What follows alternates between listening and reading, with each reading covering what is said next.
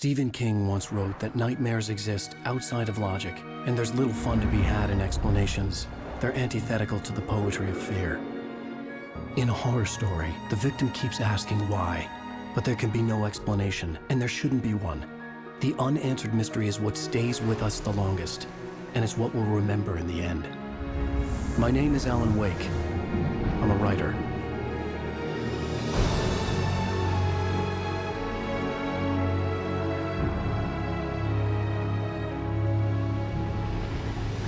I've always had a vivid imagination, but this dream unsettled me. It was wild and dark and weird, even by my standards. So yes, it began with a dream. Following a typical nightmare pattern, I was late, desperately trying to reach my destination, a lighthouse. For some urgent reason, I couldn't remember. I'd been driving too fast down a coastal road to get there.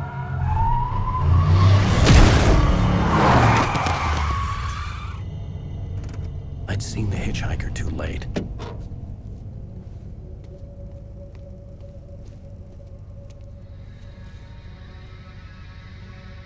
He was dead. I was convinced they'd put me in jail and I would never see Alice again.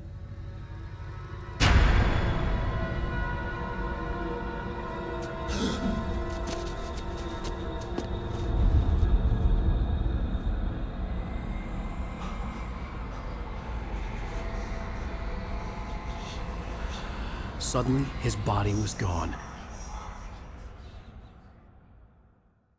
I was in shock from the crash. I could hardly stay on my feet.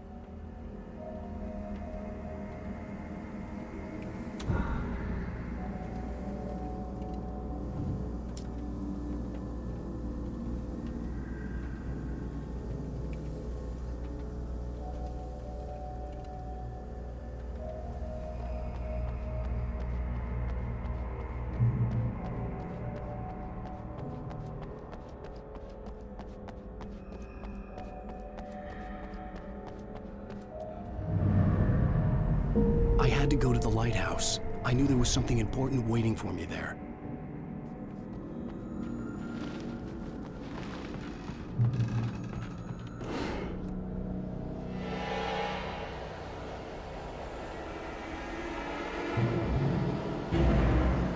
You don't even recognize me, do you, Ryder? You think you're God? You think you can just make up stuff? Play with people's lives and kill them when you think it adds to the drama? You're in this story now.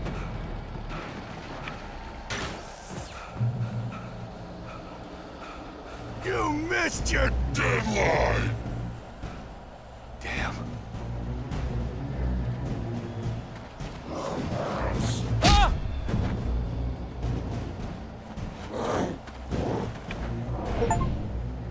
You can't stop me!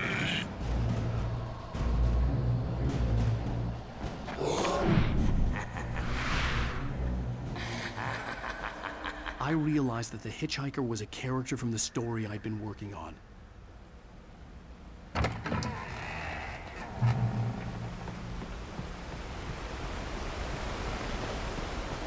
How does it feel to die by the hands of your own creation?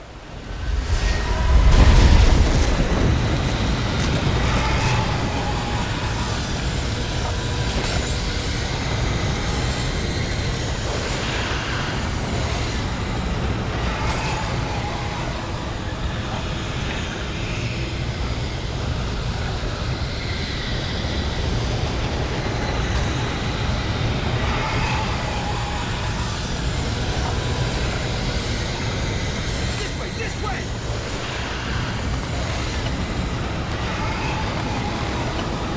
Hurry!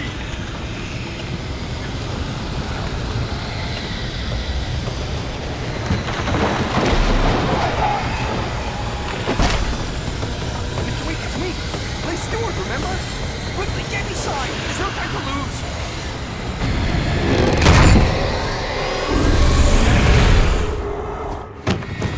Oh no! Stop! No! Damn it!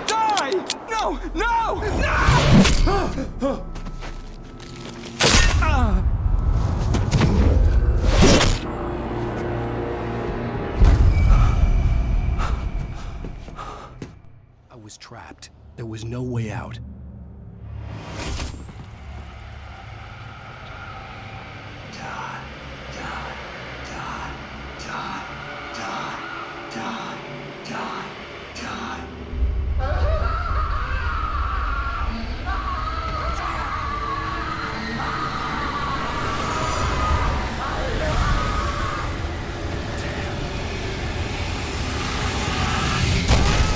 The cabin was a death trap.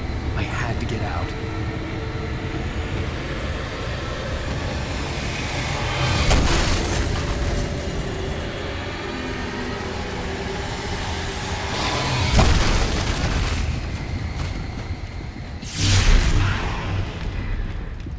Follow the light.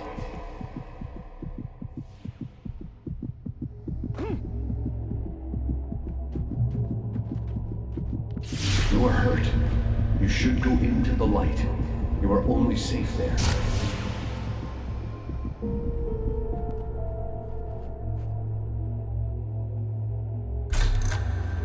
Well done. I have something important to tell you. It goes like this. For he did not know that beyond the lake he called home lies a deeper, darker ocean green, where waves are both wilder and more serene. To its ports I've been. To its ports I've been. Do you understand? No. Follow my light.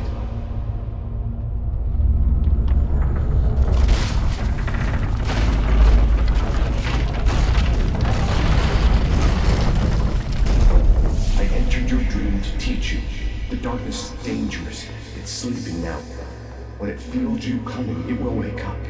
There's no time. I can only show you the most important thing. The hitchhiker has been taken over by the dark presence. You can't hurt him now. The darkness protects him from all harm.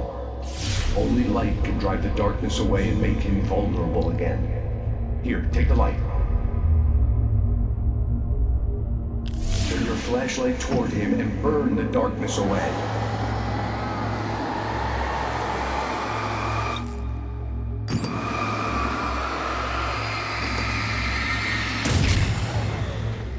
You did it. Now the darkness no longer protects him, but it's still inside, controlling him. He can't be saved. He's still a threat. He is still your enemy. Here, take the gun. Now you'll die.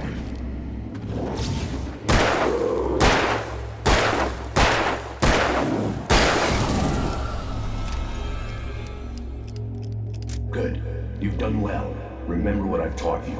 That is all. I will give you back your dream now. In the nightmare, a terrible darkness was taking over the world. The lighthouse was the last safe place on Earth.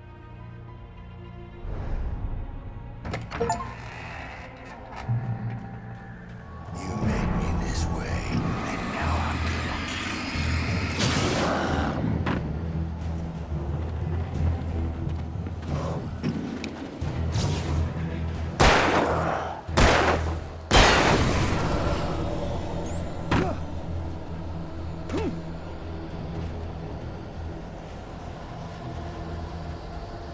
This is it!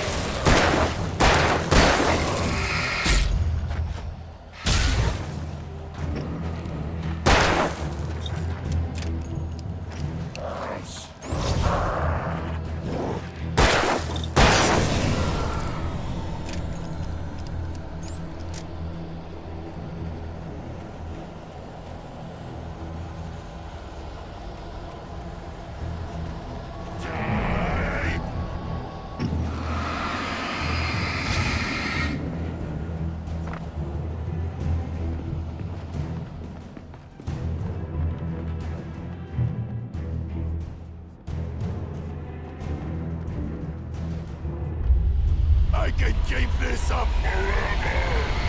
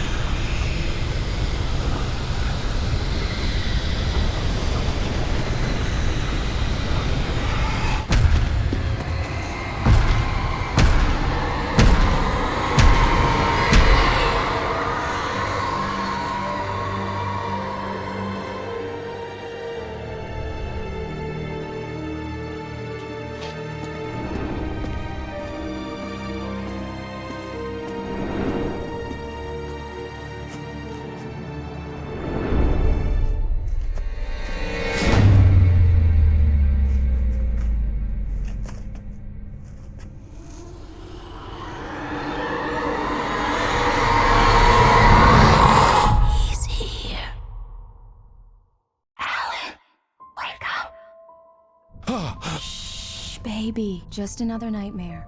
Everything's fine. You dozed off. Right. Anything more than dozed off would be news for everyone. Cheer up, handsome. We're here.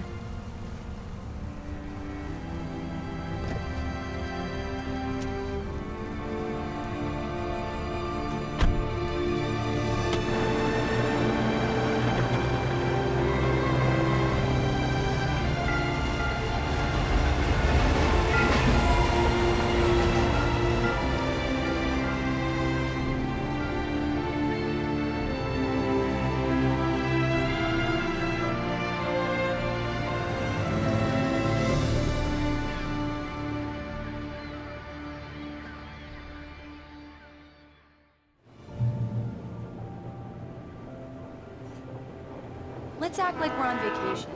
Go stand next to that old gentleman there. I want a shot of you with the town in the background. Sure. I'll even give you a title for the shot. A city boy, moments before he got eaten by a bear.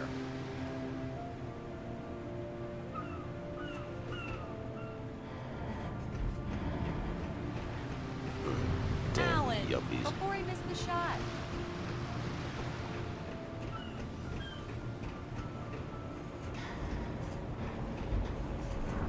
Hi.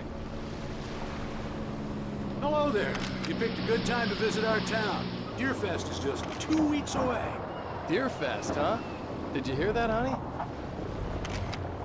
You have a lovely wife. If you don't mind me saying. I'm Pat Maine, by the way. Nice to meet you. Yeah, I'm Alan Wake. I won't pretend I don't recognize a famous writer such as yourself, Mr. Wake.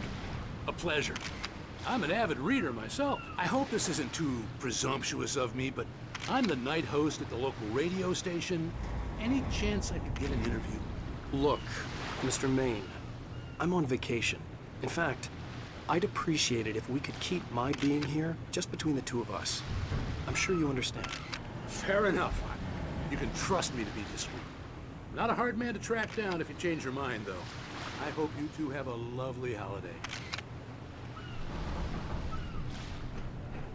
Very nice. I got a couple of really good ones. And I see you made a friend. That's cute. Right. Yeah? Hey, bestseller! How's my favorite writer?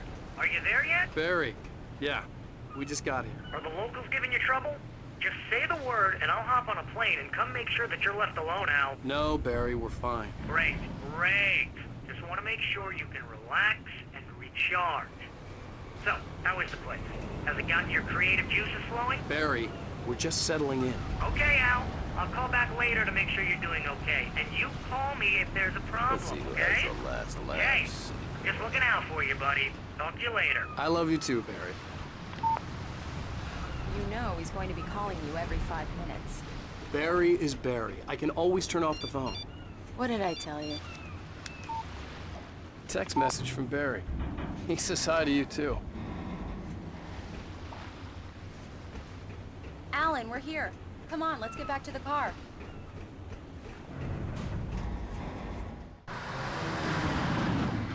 We need to stop at the local diner to get the cabin key from the landlord, a Mr. Carl Stuckey. He's waiting for us. I'll go fill her up while you get the key. I'll pick you up here in, say, 15 minutes? Sure. Alan, thank you for coming here with me. I love you too. Go on. I'll promise to behave.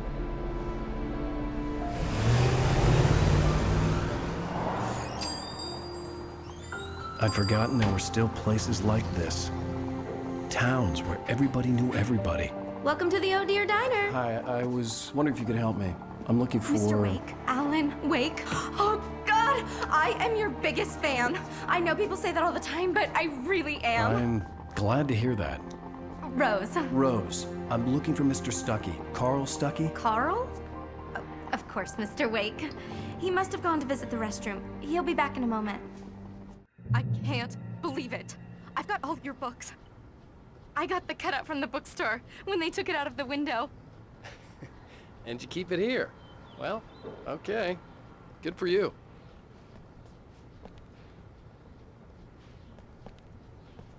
Try the coffee. Just don't blame me when you fall in love, 'cause it'll break your heart when you have to leave. Rusty here is no longer human. Nothing but Do black me a coffee. favor, Sonny. I could really use a tune right now. Coconut, number 6 in the jukebox. I'd do it myself, but both of my legs have gone to sleep. Bad circulation. Yeah. Are you serious? Don't go in there, young man. You can hurt yourself in the dark. I think I can handle it, ma'am. I didn't want to wait. I wanted to find Stuckey, to get the key and get out as soon as possible. The waitress was giving me a headache.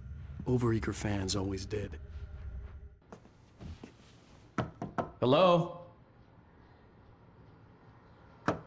Mr. Stuckey? Carl couldn't make it. Unfortunately, he was taken ill. But I have the key for you and instructions on how to get to the lake. Okay. I wish you a good stay in my cabin. I'll come by later to check how you've settled in. And to meet your wife. I insist. Thanks.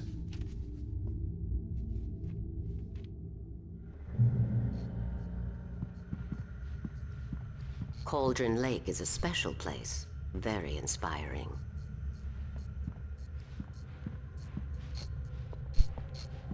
You got lucky this time, young man. You can hurt yourself in the dark. This would... Even that sounds better than your singing. Are you all right? Splendid, splendid. Damn hernia. It swells up like a balloon if I lift anything heavier than a spoon. Yeah, splendid, splendid. It's been a long time, Tom. Good to see you. Hey, you wouldn't have... The Andersons, they're, local musicians. We're waiting for Dr. Hartman to come pick them up. They wandered off from his clinic at the Cauldron Lake Lodge. Bye, Mr. Wake. Mission accomplished. The key and the directions. My hero. I got some flashlights, just in case. Hey, wait! Mrs. Wake! Your keys!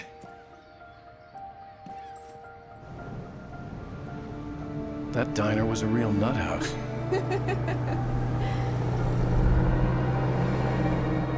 Can you believe this place?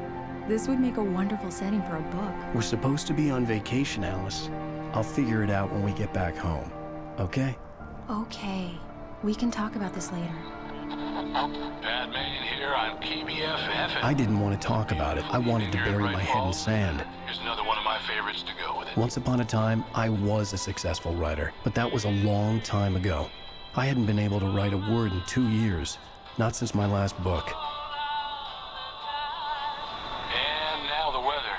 It's gonna be a clear night, so you folks in the big city might want to look up every once in a while, see those stars winking down at you. gets pretty dark out here, but they'll light your way.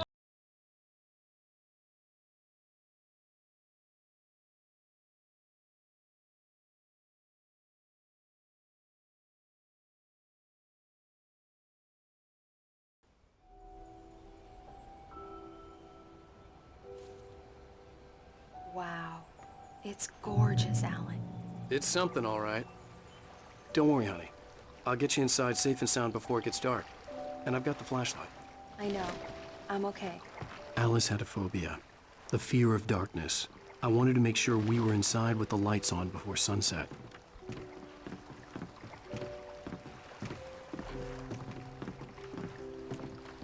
Are you sure you read the directions right? It's nothing like in the brochure. It said near the lake, not on it.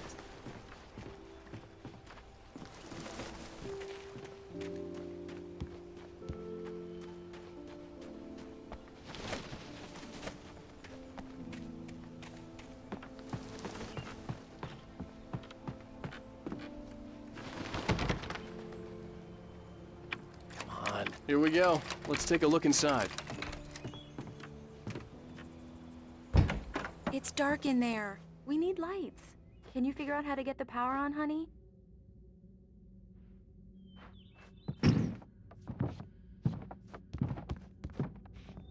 Hello? Anyone here?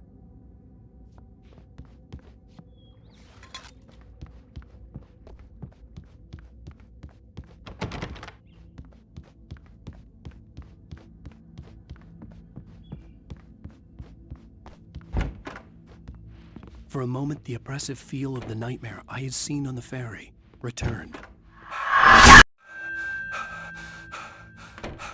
Damn.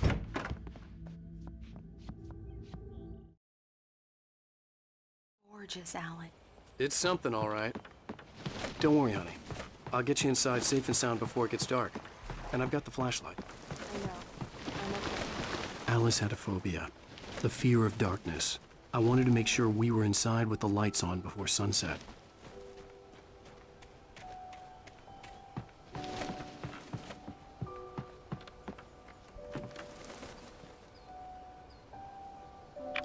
Come on. Here we go. Let's take a look inside. It's dark in there. We need lights. Can you figure out how to get the power on, honey? Hello? Anyone here?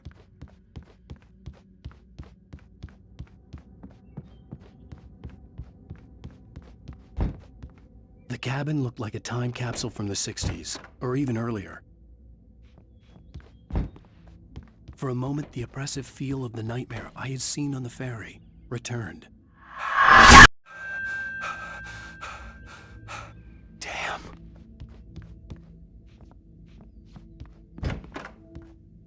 I needed to get the power running in the cabin. There had to be a fuse box or a generator somewhere on the island. The power cable goes to that shed over there.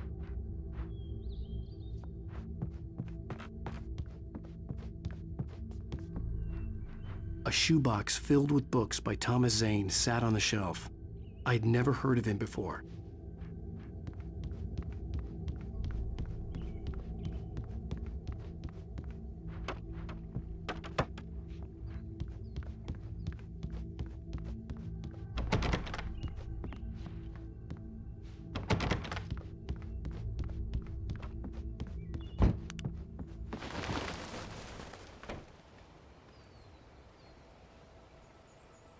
The Deerfest guests have already started to arrive. Just ran into one on the ferry. A famous artist, no less. But we'll see if we can rope him into an interview later on. Now, let's go to the phones. Caller, you're on KBF-FM. Hi, Pat. It's Rose. Why, hello, Rose. What's on your mind? I know who that famous artist was.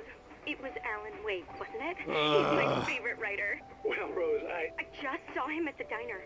Oh, I am so excited he's here. I'm sure he's glad to be here, too. Well, folks, I guess the secret's out. This is Pat Maine on KBF-FM. Now, some music. Great. So much for keeping a low profile.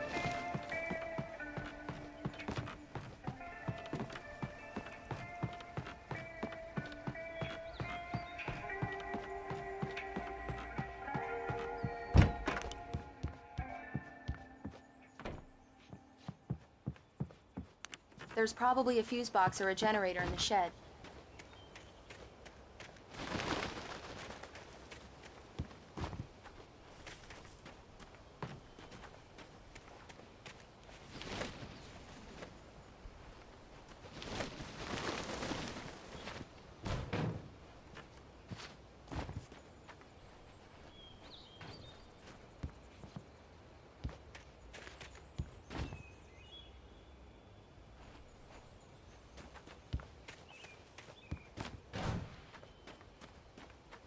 An old generator had been connected to the power cable. The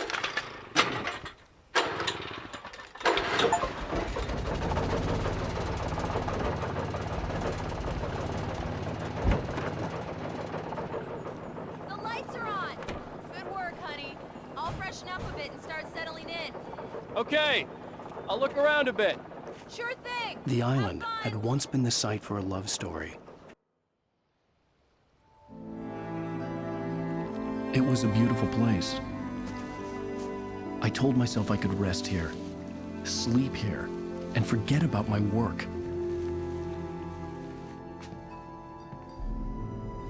I thought we could be happy here. That again.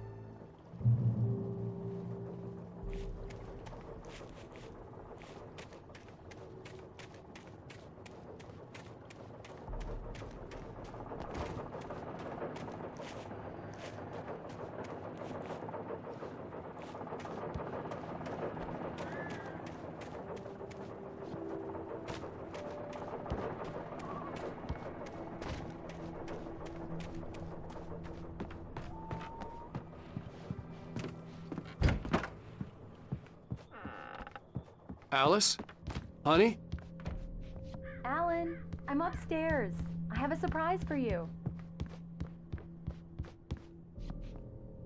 Well, hello there. I'm not the surprise. It's in the study. Go take a look. Okay.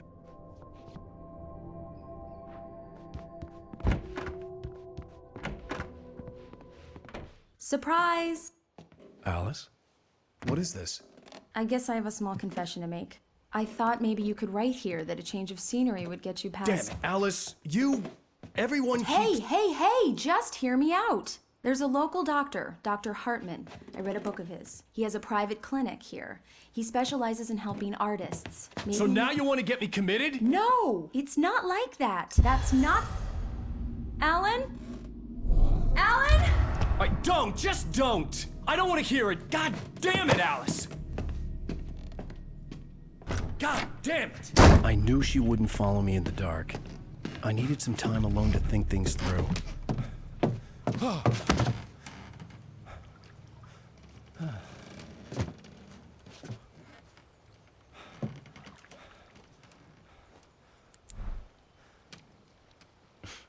Damn it.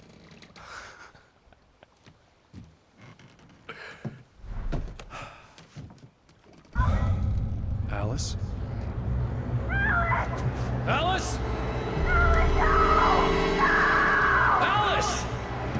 The cabin had gone dark. All the lights were out.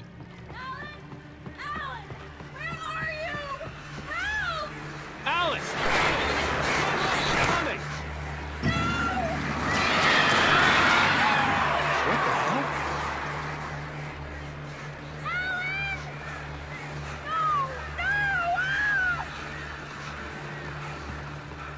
Stay away from me! Alice? Alice?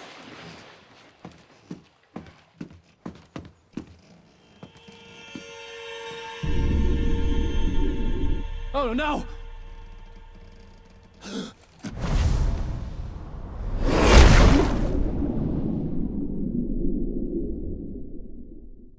Keep going. Wake up. Alice?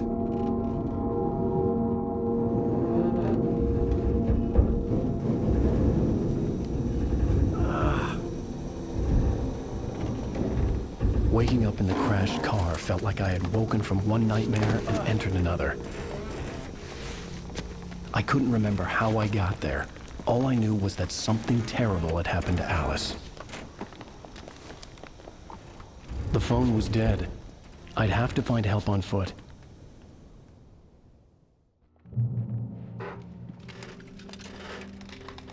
Among Alice's things was a book, The Creator's Dilemma, by a Dr. Emil Hartman. Seeing the book brought back my fight with Alice. I didn't like it, and I didn't like the guy's smug face on the cover either.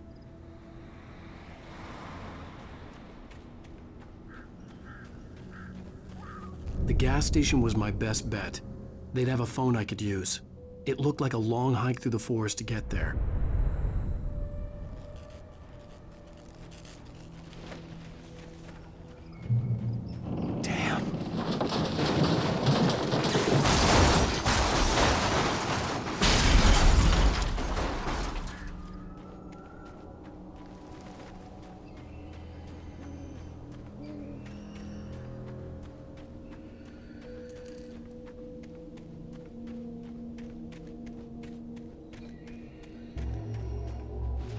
Hello?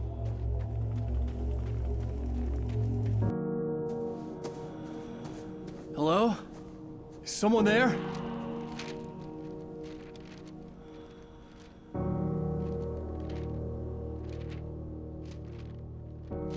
The loose sheets of paper were pages from a manuscript entitled Departure. That was the name I planned to use for the next novel I had never gotten started. I was named the author. I hadn't written it. I couldn't remember writing it.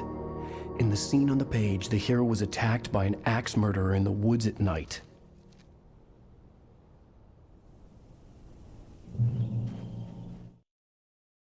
Departure by Alan Wake. The man turned to face me. His face was covered in shadows. It was hard to make him out in the darkness of the forest that surrounded us, but the axe he lifted was plain to see. It glistened with the blood of his victim. He grinned madly. The shadows were alive, distorting his features. It was a scene from a nightmare, but I was awake.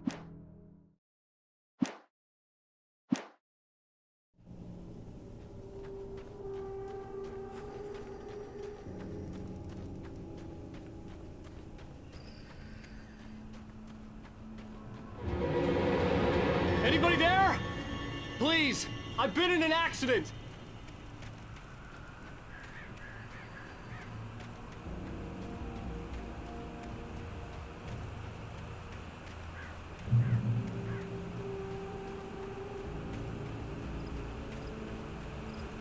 The lights up ahead were a good sign. Maybe I wouldn't have to hike all the way down to the gas station to find a phone.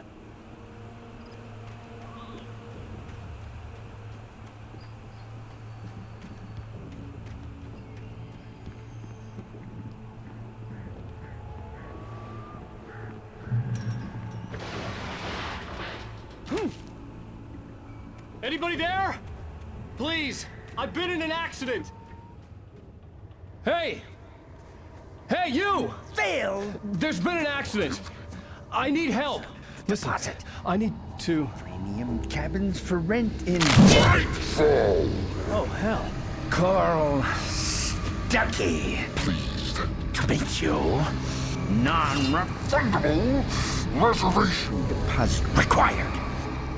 Fair and square.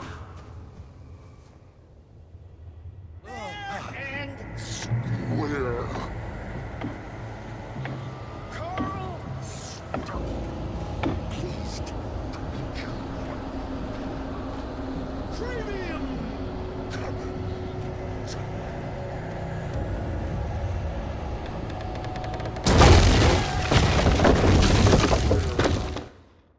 The Taken stood before me. It was impossible to focus on it, as if it stood in a blind spot caused by a brain tumor and eye disease. It was bleeding shadows like ink underwater, like a cloud of blood from a shark bite. I was terrified. I squeezed the flashlight like my life depended on it, willing it to stop coming any closer. Suddenly something gave, and the light seemed to shine brighter.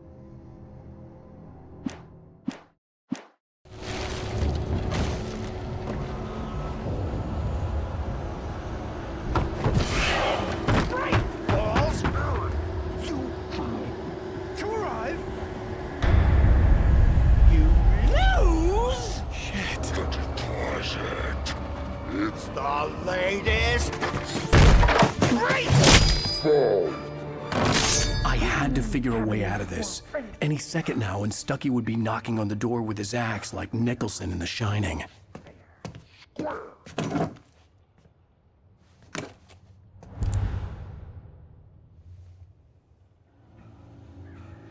During your trying, it's the latest thing. Incontestably proven. I wasn't about to open the door, as long as I was liable to catch an axe with my forehead. One stone. You can see the sights. Yes. And keep those cholesterol Great Falls Sheriff Station. Hello? Hello? Tor.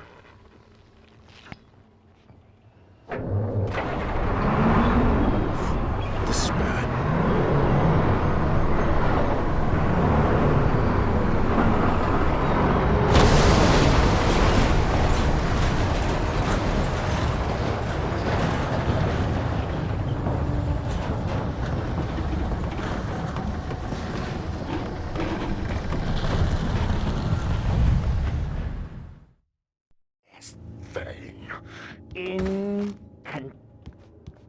I wasn't about to open the door, as long as I was liable to catch an axe with my forehead. Two. With one stone. You can see the sights. Yes. And keep those cholesterol Great Falls Sheriff Station. Hello? Hello? Tor.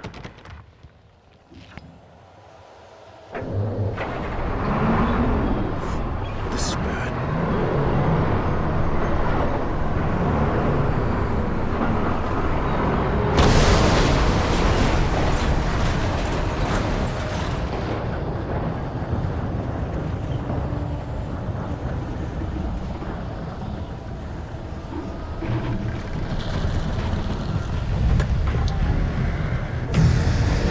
There were more of them.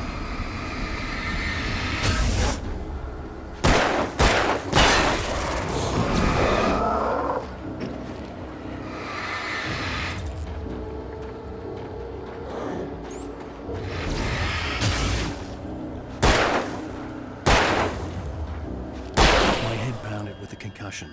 I'd never fired a gun outside a shooting range, and now I just killed someone. Or something. There were no bodies. They just disappeared. If I was dreaming, it felt real enough to make me sick.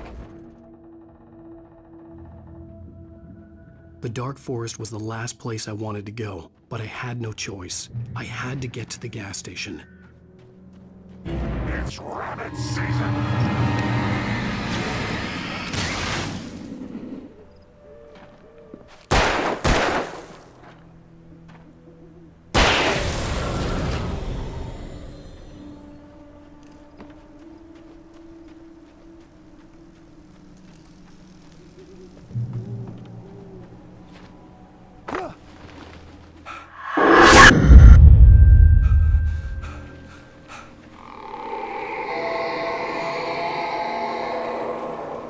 What the hell was that?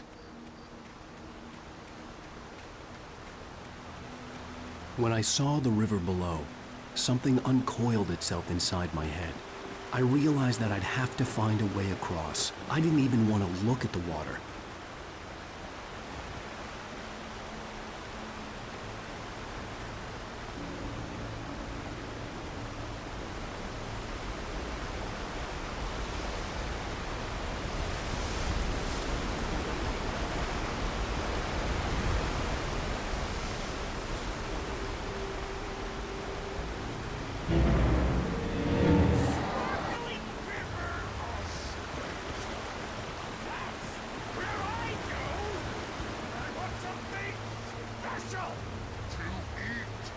Stucky was still out there, in the dark, stalking me.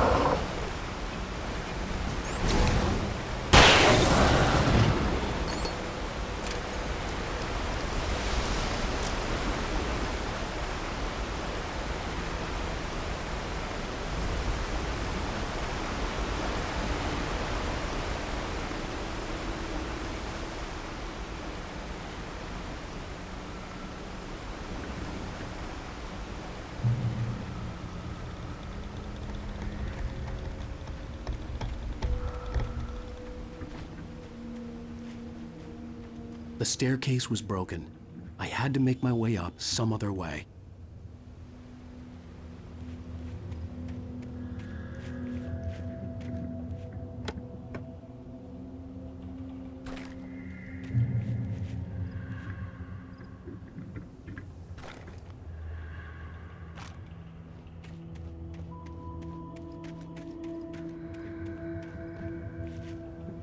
There was no power.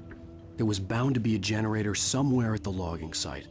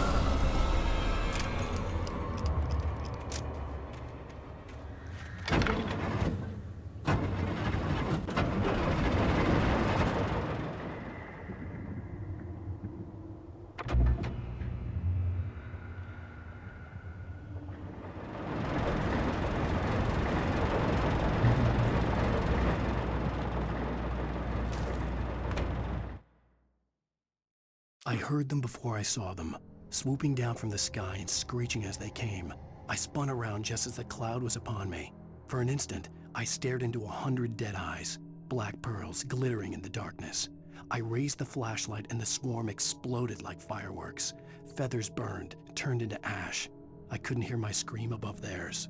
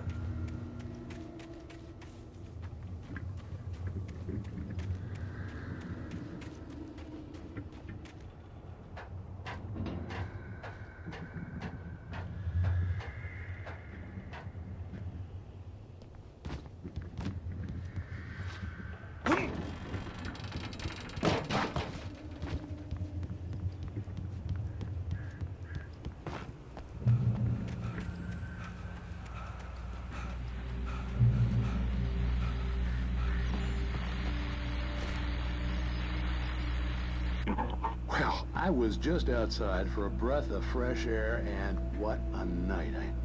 I know most of you are probably in your beds by now, but if you're still up and around, take a moment. Step outside for a spell and breathe in deep. The weather is absolutely still. The sky is crystal clear. It's like the forest is quietly breathing along with you. As you listeners know, I'm a night owl, and it's on nights like this I wish I wasn't cooped up in the studio. Makes an old man like me wish I could just roam wild. But here I am, and it would keep you company all night long if I weren't. It looks like I'm not the only one staying up late. Caller, you're on the air. Hey, Pat, it's Maurice Horton. Hello, Maurice. What are you up to? Well, I was just taking Toby on his walkies. Oh, isn't it beautiful out there? Sure, but Pat, the reason I called is that Toby heard something rustling in the undergrowth and took off after it, and I couldn't find it. Probably a rabbit. Sure. Toby loves rabbits. Well, sure. Anyway, I figured that, if anyone runs into Toby, they could grab him. My number's on his collar. And Toby's a friendly dog?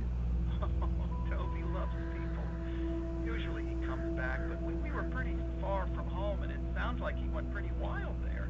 Great dog, but he's just too dumb for his own good. Well, Maurice, it's out there now. Hope Toby comes home soon. Yeah, thanks, Pat. You have a good night now.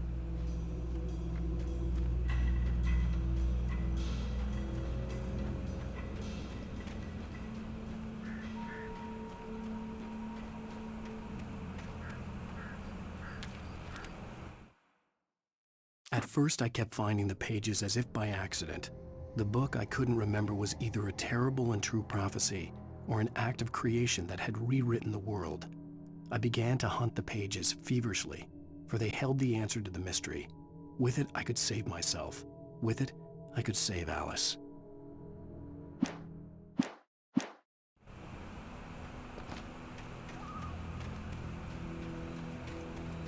The gas station was closer now, its light welcoming in the darkness. Paul makes the best dogs in the state.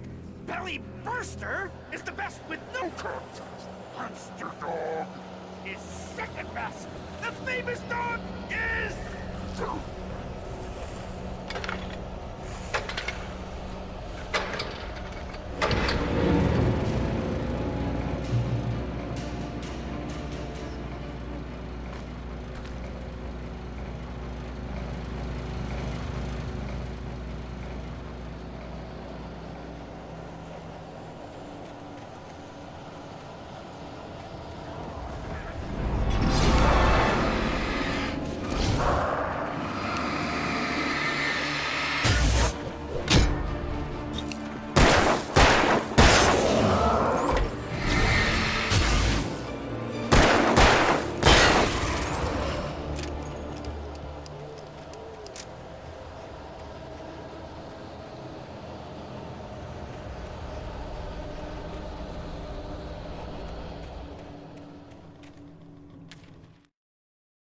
I stepped into the gas station's garage. It was dark and quiet.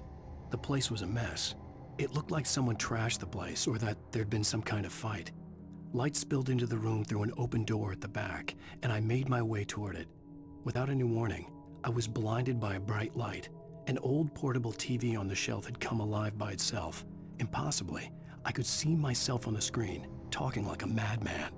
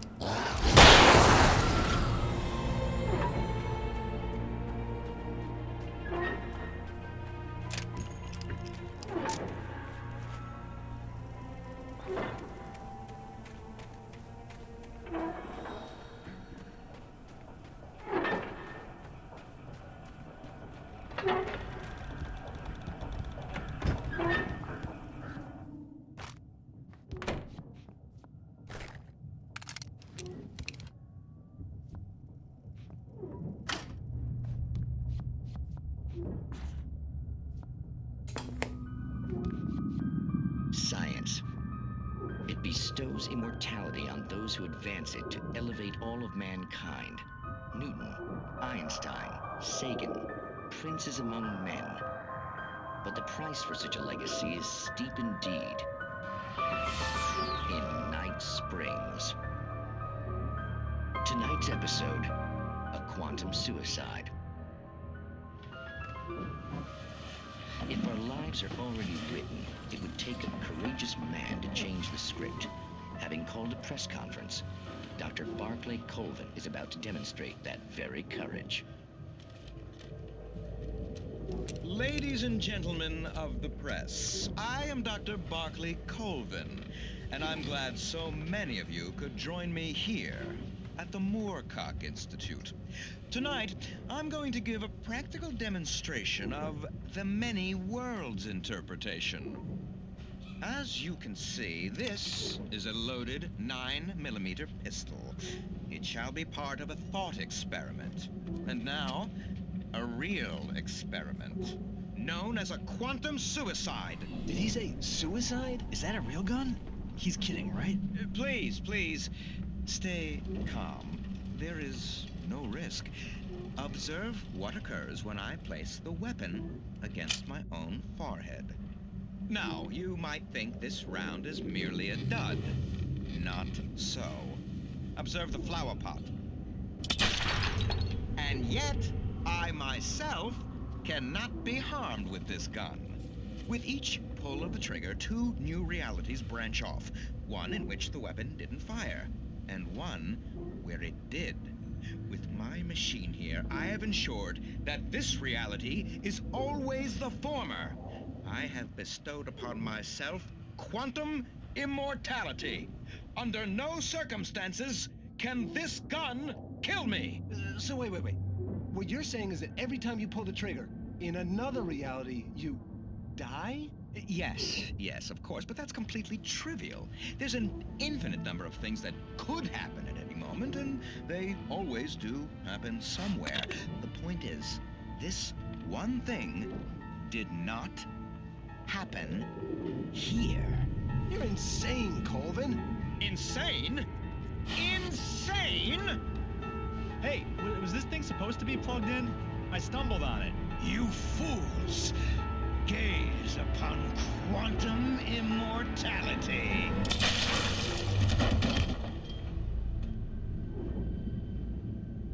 Poor Dr. Colvin, felled by his own hubris or the ignorance of the masses. Perhaps he should have left the crate unopened, the decaying atom unobserved. Curiosity often kills the cat. In Night Springs.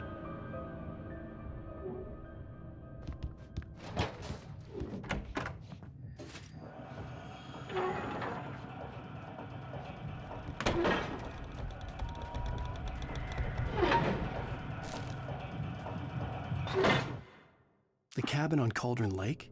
She asked. The sheriff looked at me suspiciously. The early morning light flooded through the office windows. I would probably never have gotten out of the woods alive without her help, but I couldn't tell her the truth of what I'd faced the previous night. She'd think I was lying or crazy. She'd lock me up, and she wouldn't help me find Alice.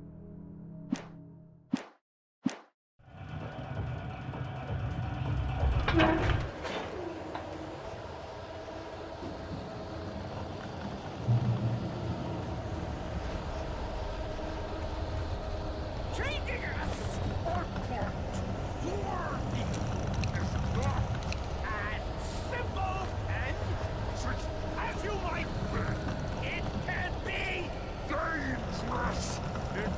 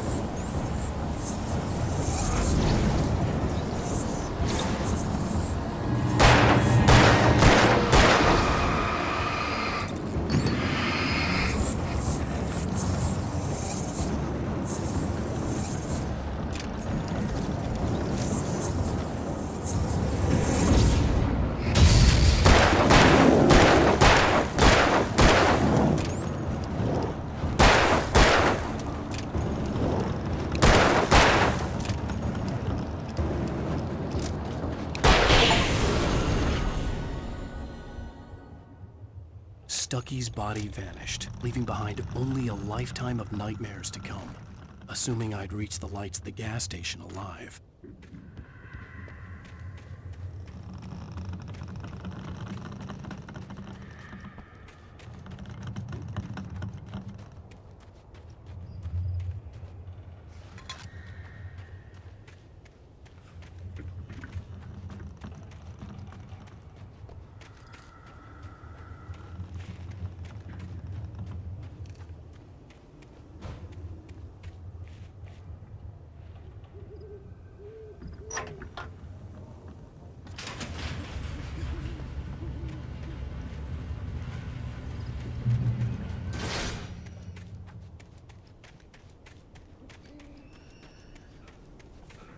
I recognized the parade float I had seen in Bright Falls when I first arrived with Alice.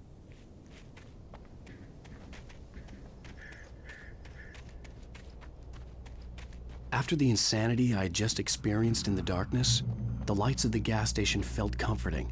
At least for a moment, the sane world reasserted itself. Stucky spat on the garage floor and tried to shake the cobwebs from his head.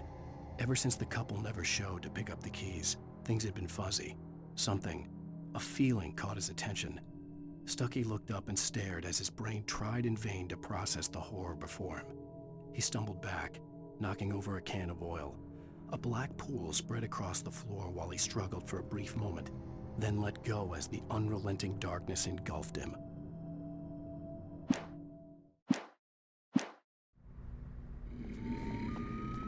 The Deer Fest had been 2 weeks away when we arrived. If the day count on the banner was right, I was missing a whole week between the night we got here and now.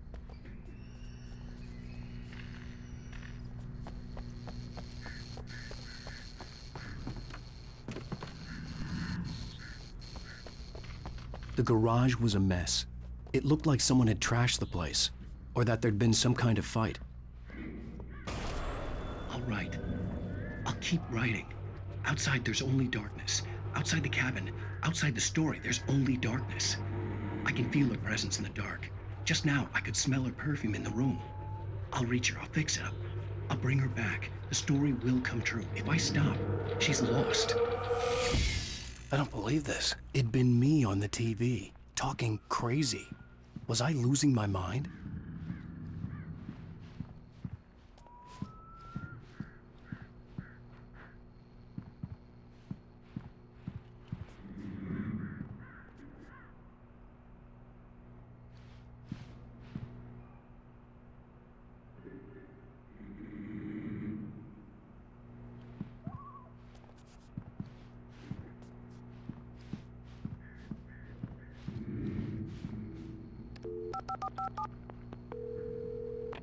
Bright Falls Sheriff Station.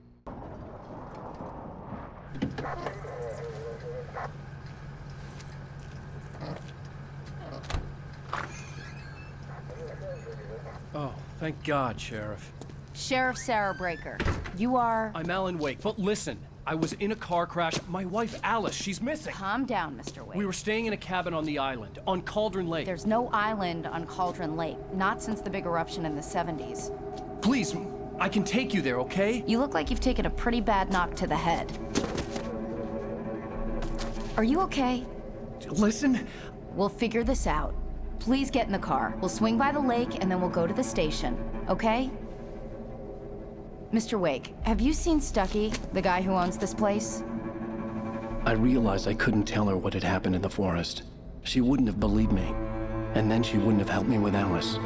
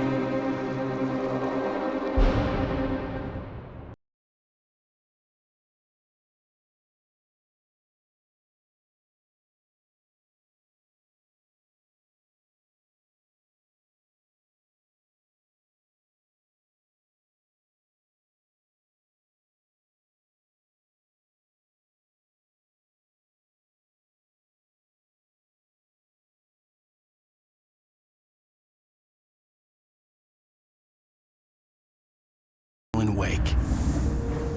I came to Bright Falls with my wife, Alice. Thank you for coming here with me. I thought maybe you could write here. I don't want to hear it! God damn it, Alice! Now, she's missing. Alice? Alice? I woke up behind the wheel of a crashed car. I'm missing a week. I was attacked by shadowy men straight from a nightmare. The sheriff took me to the lake Alice and I had stayed at, but the cabin had disappeared.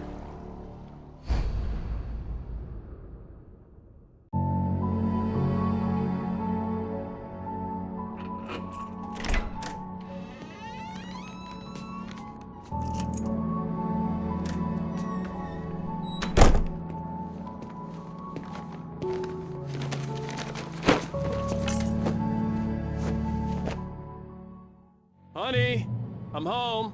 Back here, sweetie. How was it? Worst weather I've ever seen. You should put some coffee on. It'll warm you up. Hey, handsome. This is gonna be a long night, but these shots are turning out great. I guess you're gonna need that coffee then. I'll go put it on.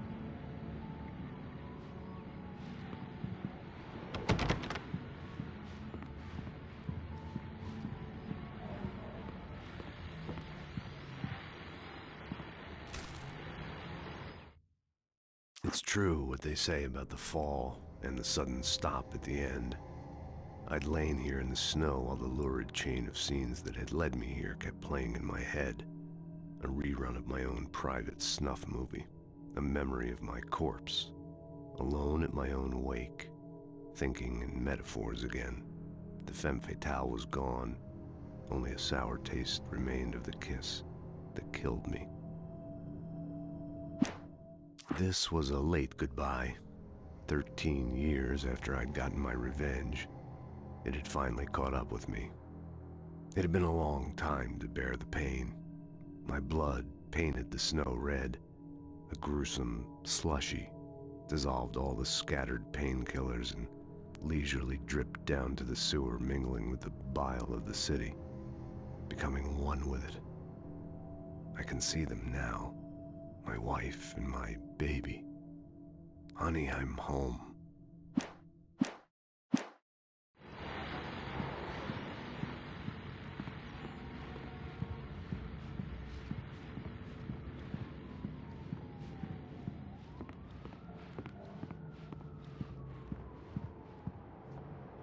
Coffee's on.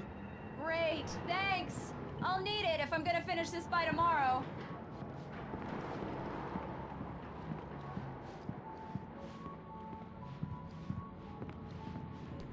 Oh, hey, I just finished those cover mock-ups. They're on your desk. Tell me what you think. No kidding. I didn't think you'd get them done this quickly. On occasion, I can perform all sorts of miracles, my dear. Oh, really? Well, you seemed to think so last night.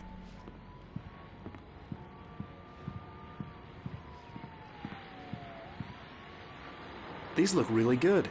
Oh, sure, until Barry gets his hands on them. Which, by the way, will happen over my dead body. The last time was the last time. Oh, and speaking of Barry, he called. Alan? Alan, please check the fuse box. I'm right here. I'm on it, honey. Please hurry. I'm right here, baby. I'm fine, I'm fine. Just get the lights back on. Now, please. Honey, it's a power outage. I've got the flashlight. Okay, hi. You okay? I'm sorry. It just really spooked me. Don't worry. We'll just break out the candles. I know it's stupid, but it's just... especially when I'm not prepared for it, you know? It gets to me. I love you. Tell me a story, writer. Okay. I used to have these nightmares when I was a kid. The dark really spooked me, too. When it got really bad, my mom gave me this old light switch. She called it the clicker. The clicker, huh? Yeah. If I ever got scared of the dark, I could just flip the switch and a magic light would scare the monsters away. Oh, sure. Here it is. Alan. Maybe it'll help you, too. Yeah, nice story, writer boy. You made that up right now, didn't you? No. Seriously. I love you, even if you are a liar. Thanks for this.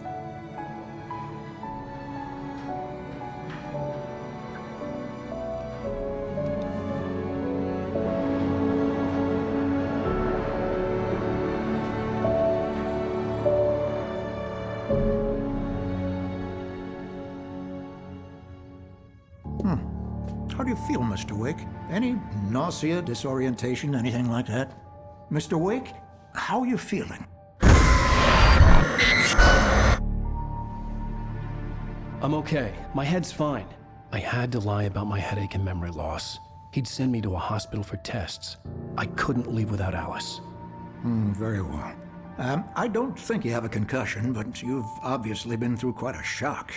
You should take it easy for a couple of days. Thanks. Well then, Mr. Wake, we're done here. If the pain gets any worse or you experience any other symptoms, you should come see me. I'll let you get on with it then. Sarah, Sheriff Breaker, is waiting for you. She's very good at her job. I'm sure she can locate your wife in no time.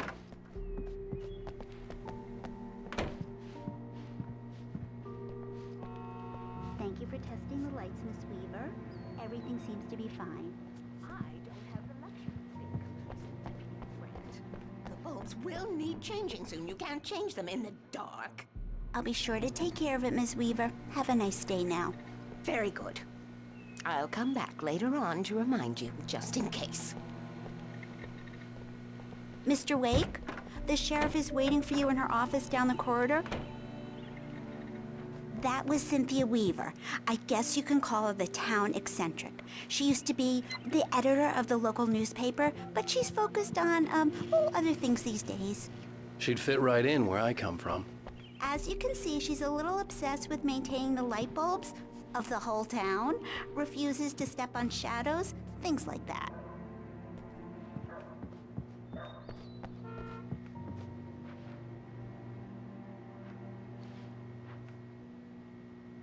Come in, Mr. Wake. Your phone's on the desk. The battery was dead. It's charged now. Have you started looking for my wife yet? My men are already on it. Now, can you tell me what happened? I'm not sure. I can't remember. We were arguing. I walked out of the cabin. The cabin on Cauldron Lake? How did you end up at Stucky's gas station? I wanted to tell her what had happened last night, but I couldn't. She'd locked me up. Excuse me. I need to take this. Hello? Alan, please help me. Alice? Stop talking to the law. You'll do exactly what I say if you ever want to see your wife again. Who is this? Go to the back lot. There's a hole in the fence on the left. Look inside the junker. I left a little something there to convince you we're all on the same page here. After you ditch the cops, you're gonna meet me in Elderwood National Park. There's a Mr. spot Wake, called can I help Lover's you with Peak. anything? Midnight. Don't do nothing stupid, pal.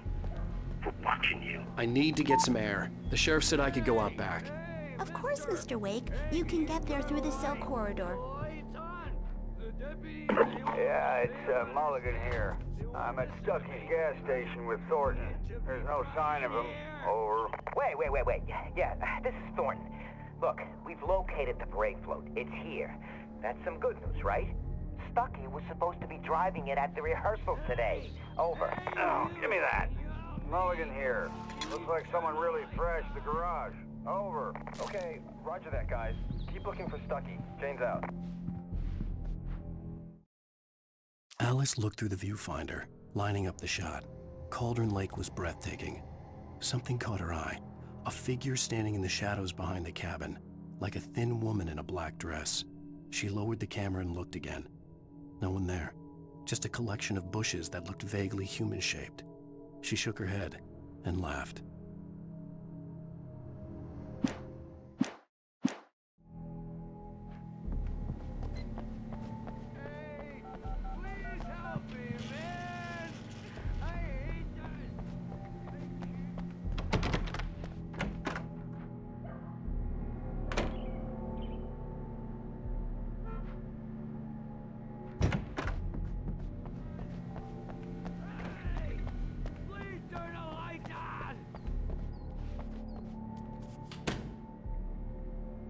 Thank you, man, thank you. Hey, you're all right. You're a good guy. Don't let anybody tell you different. You know, I shouldn't even be in here. The cops, they got it all wrong. See, Sure, I beat him up, but I wasn't drunk. I mean, I wasn't drunk at the time. I only got drunk afterward. Okay, listen. You gotta listen carefully now. Here's the kicker. That wasn't Danny. No, sir. It only looked like him. You wanna know who it really was? I'll tell you who it really was. It was a goddamn space alien! I know it sounds like something a drunk would say, but believe me, In spite of its human mask, to describe the dark presence as intelligent would have implied human qualities on something decidedly inhuman. Nonetheless, it found the one spot in the diner that was dark enough. Some light spilled into the corridor, ravaging it. But it took the pain. Horrible as it was, the writer would soon fix that. He would be coming to the one place where it still had power. wasn't drunk then. The early morning light hurt my eyes and made my head ache. The man on the phone had said, "Go through the fence on the left." Well, folks, it's been another long night, and it's about time for me to sign off for a while. God knows I need my beauty sleep. Just one more item before I go. It's been a busy night for the Sheriff's Department. We've had a few broken windows, even a report of shots fired on Main Street. Deputies Mulligan and Thornton had to deal with two intoxicated young men who were celebrating the completion of their Deerfest float. Now, folks, we get this every year. I know it's exciting, the big day's almost here, but let's save it for the party and leave the gunplay for the shooting competition, huh? There's no point in getting all worked up yet.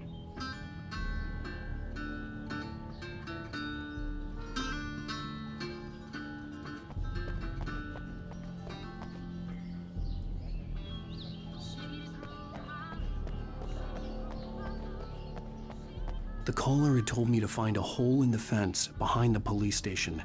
There was something for me in an abandoned car.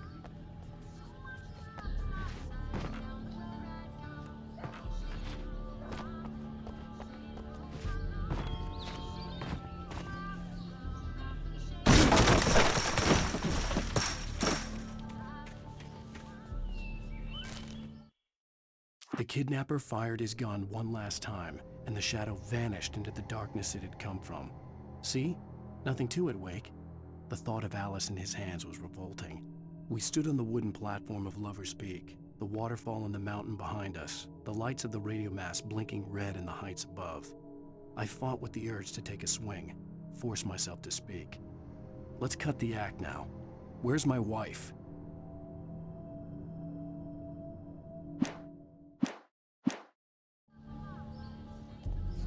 Alice's driver's license had been placed on the front seat. The caller meant business.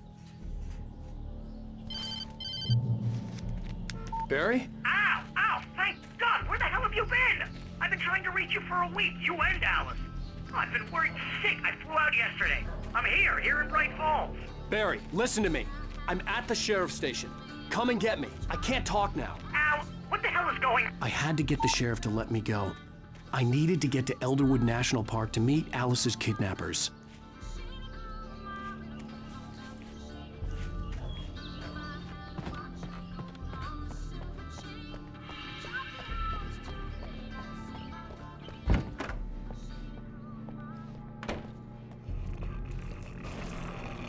A writer is a light that reveals the world of his story from darkness, shapes it from nothingness. The way a sculptor carves a statue from a block of granite. If I stop, the world I'm making dies. Darkness will reclaim it. It's a long, hard journey into the dark. Alice's life is at stake, but I can't think about that, or I'll lose it. The dread lingers at the edge of perception. I'll push on. Anything is possible here. I'll write the story. I'll save her. Marvelous, Sarah. I just wanted to settle all the damage the Anderson brothers might have inadvertently caused. Are you feeling any better, Mr. Wake? I'd like to leave. Am I free to go? Well, we still need to talk about... Am I under arrest? No, of course not. but I need to know where you'll be staying so I can get in touch with you. I'd avoid the motel. The Majestic is known for its roaches. The cabins at Elderwood are pretty nice, though. That sounds perfect. I'm Dr. Emil Hartman. I'd like to invite you to stay at Cauldron Lake Lodge. Did you talk to my wife? I had the pleasure of discussing your situation with her on several occasions. Did you set something up with her? I invited her here. My clinic is a place where... Oh! Hey! Oh, my! Take it easy. Hey, nobody move! Get your hands off of my client! Who are you? I'm Barry Wheeler, his agent.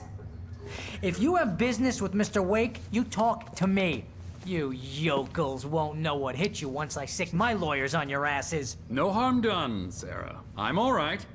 I don't want to press charges. Mr. Wake, my offer still stands. Get me out of here. What the hell was that about, Al? We don't need a replay of that thing with the paparazzi. I thought they were gonna lock you up. I had to talk to someone. I told Barry everything. He thought I was certifiable, but when he heard about the manuscript, I had him. The fact that I'd written something, even if I couldn't remember it, was enough for him. He smelled money. And he believed that Alice had been kidnapped. Anything beyond that was another story. I had a midnight appointment with the kidnapper in a place called Lover's Peak, somewhere in Elderwood National Park. The plan was to rent a cabin. I don't like it, Al. I don't like any of it. It's not good. In fact, it's the absolute opposite of good. Mr. Wake! Barry, you found him. Hi, Rose. Oh, wow. I was just thinking about you, too. Great. I was just bringing Rusty some coffee. He's on the balcony, looking after Max. Poor thing. I really need to go. Great to see you again, Mr. Wake. Later! Who's Max? What an airhead. Jeez, Mr. Takes a swing at everybody. This is not her fault. She's a very nice girl and, more importantly, a fan. She even has a fan site dedicated to you. And she was very helpful when I was looking for you. Seriously, Al, what you were saying in the car, just listen to yourself. What, you shot a guy and his body just disappeared? When was the last time you slept? What, are you high? Have you been drinking? No! Look, Barry, I'm missing a week, and someone's got Alice. Do and you everything's understand what it sounds like when you say stuff like that? Wait here. Easy there, boy. I'm almost done. Hey, Rusty, right? You rent cabins. Oh, Mr. Wake. I'd shake your hand, but mine are kind of full here. Actually, I'm sorry about this.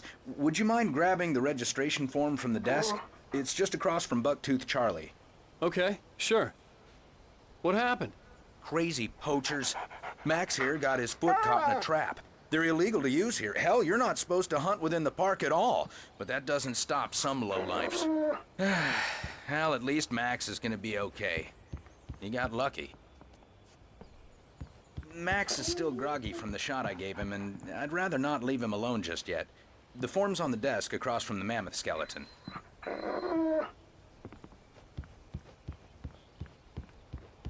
Okay, boy. We're almost done here. Seriously, Al, you can't just go and meet a kidnapper. Those situations always end up in disaster. You gotta talk to the cops. She's my wife, and it's my call. Can we talk about this later? No. This whole thing... Listen, you hit your head. I mean, geez, Al, come on. You gotta understand how crazy all this sounds. If you're trying to pull a joke on me, freak me out, it's working. Ha ha! Let's have a laugh on Barry. Well, you had me going there real funny, Al. You can quit it now.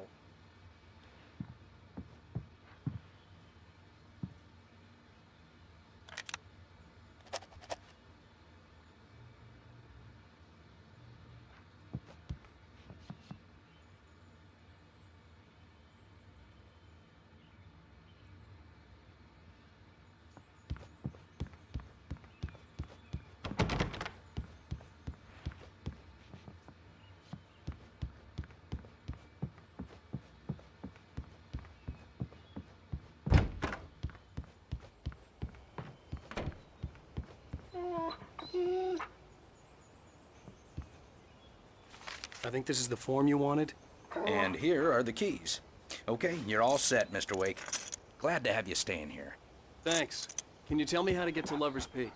Oh, sure. It's at the end of the nature trail. Just follow the paths, you'll get to it eventually. It's an easy walk. Nice spot, too. Look, Al, you're asking me to believe that you shot a dude who went poof into thin air, a guy who was bulletproof until you pointed a flashlight at him. You hear that from people who end up spending time in padded rooms, strapped to their beds.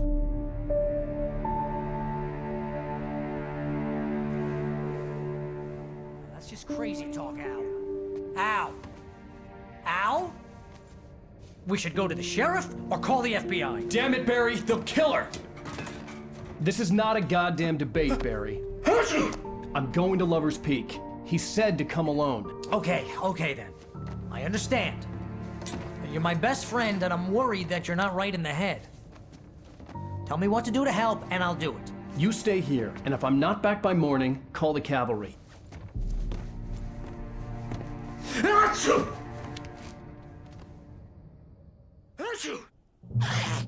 Just be careful with the natives, Al.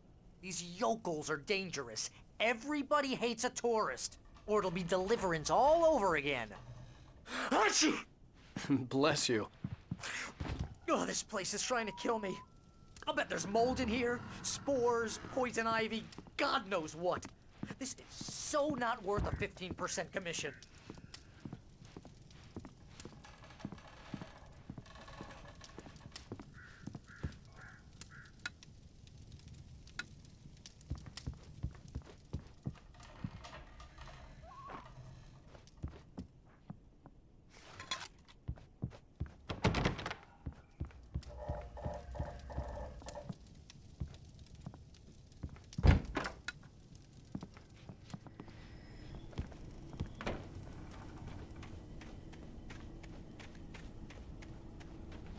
I'll wait here, Al. I'll hold down the fort.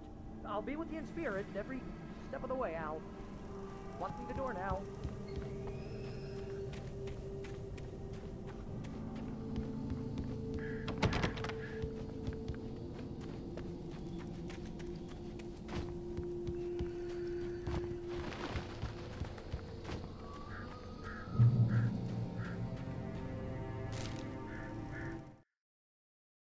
Barry had never gotten along with Alice, but he knew Alan loved her with an almost frightening intensity.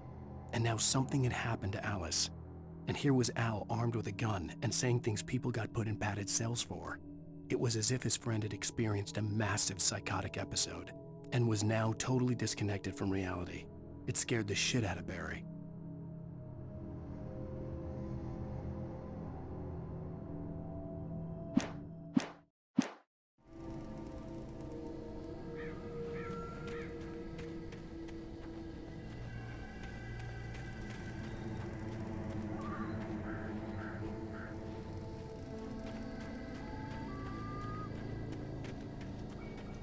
I knew I should have gone to the cops. This wasn't the smartest thing I'd ever done, but I was still angry with Barry for trying to talk me out of it. These people had called me right in the sheriff's station. The cops wouldn't scare them, and they had Alice.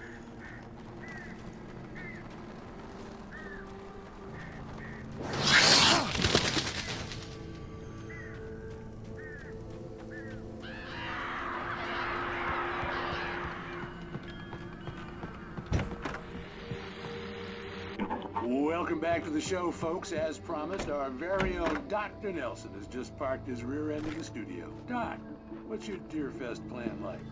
My plan? You make it sound a lot more organized than I ever seem to manage.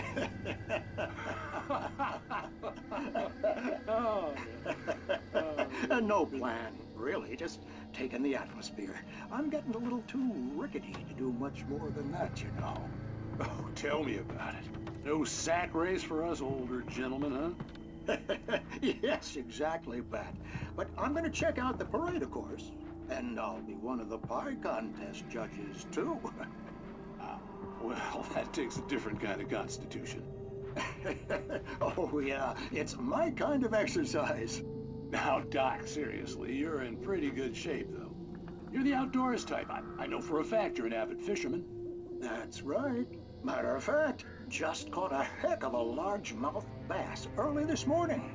But you're not taking part in the fishing contest? No, not this year. See, Pat, I'm just not that competitive anymore. Now I just like to take my time and enjoy the peace of it. It's no fun if I need to worry about what I'm catching, you know? Well, considering your track record, the participants are probably pretty happy you feel that way. Well, Pat, that's kind of you to say.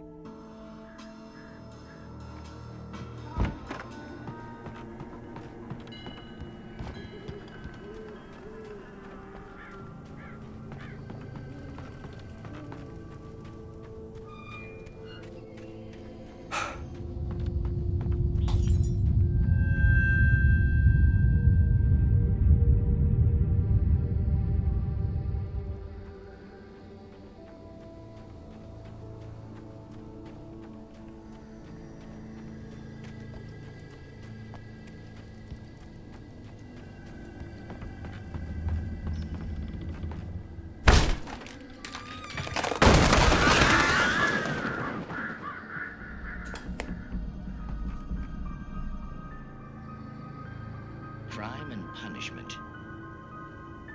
The cancer and cure of civilization. But some crimes are impossible to punish, especially in Night Springs. Tonight's episode, The Man in the Mirror.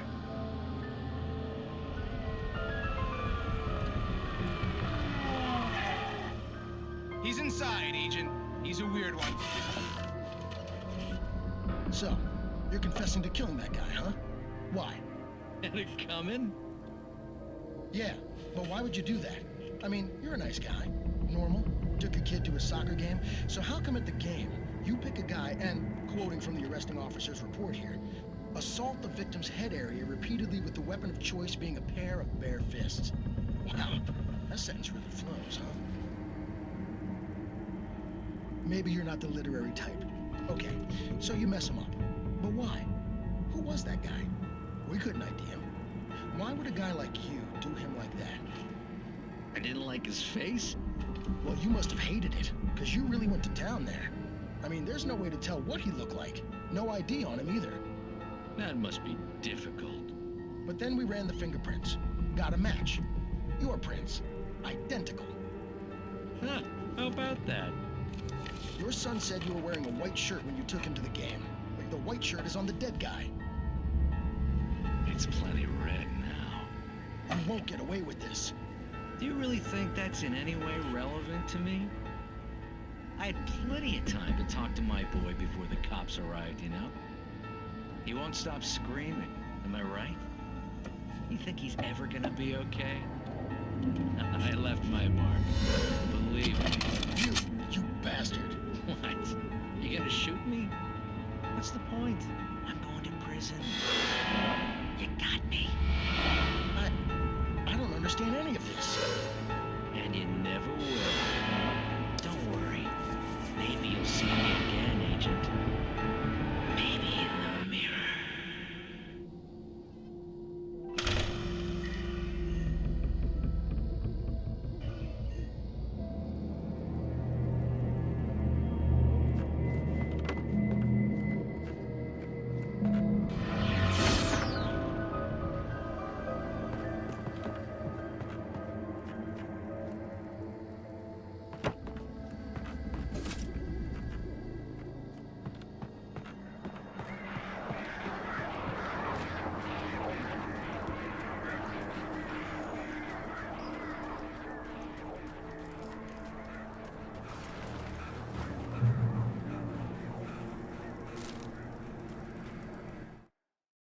The air in the visitor center was heavy with an awful smell, as if some rotten drowned thing had crawled up from its grave. Rusty kept coughing blood. My eyes were drawn to the twisted shape of his broken leg. The attack had been vicious. Max whined in his cage. Rusty's eyes were wild with fear and terror. He gasped. "Mr. Wake, it happened just the way it was on that page."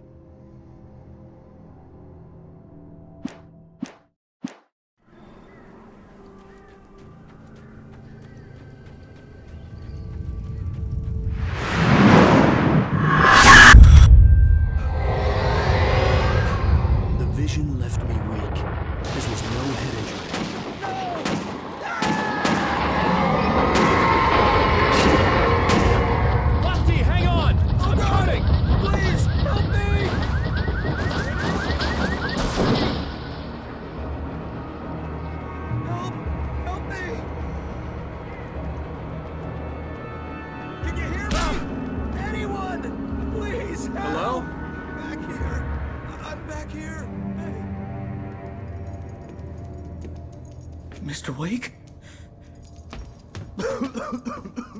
Oh, hell. It happened just the way it was on that page. I found. Came true. It knew. So dark. It'll come back for me. You must... The lights. In the office. I have the key. Okay, Rusty. Hang on. I'll be right back. Whatever did this couldn't be far. Rusty had found a page from the manuscript. It would help me understand what had happened.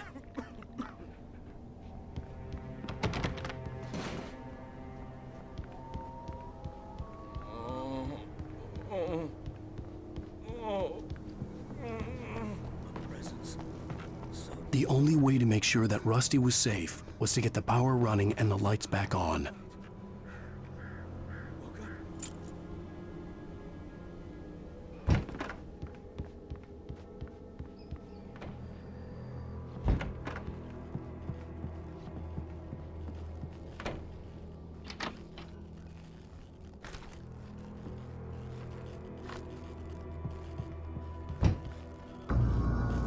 I was too late. Someone had destroyed the circuit breaker. There was no way to get the lights back on. Rusty!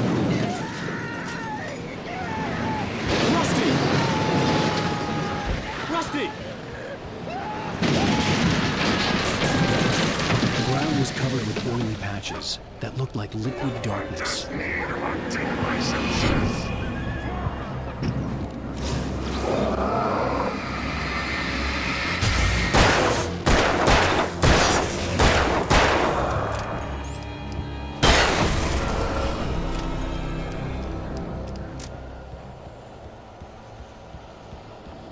Something had torn a mammoth-sized hole in the wall. Please don't feed the animals. Fishing is only permitted for those visitors who purchase a park license. Obey the park ranger's instructions at all times. Rusty! Rusty, no! Never. Never go to the 100 yards. Two bears and wolves never approach any other wildlife closer than 25 yards. Pets must be leashed. Times. Never leave your pet unattended.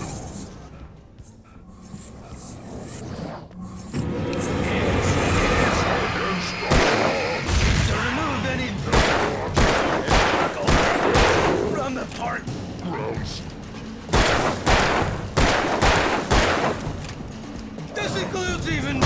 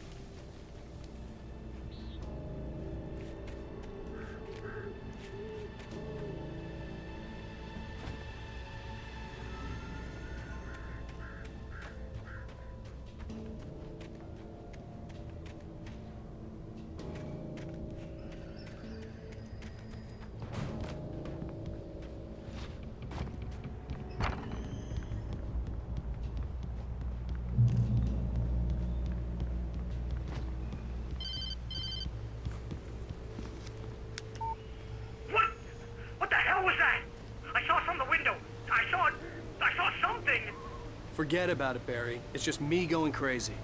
Oh, jeez. Oh, jeez. You're not crazy.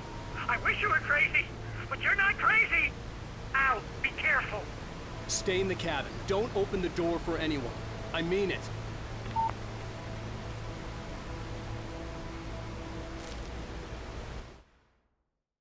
In that last instant of consciousness, Rusty thought about Rose. He was older than she was. Rose was barely out of her teens, but she made him feel young and forget what a train wreck his long-dead marriage had been. He still wore the ring. He'd been waiting for her to tell him to take it off. Now she never would.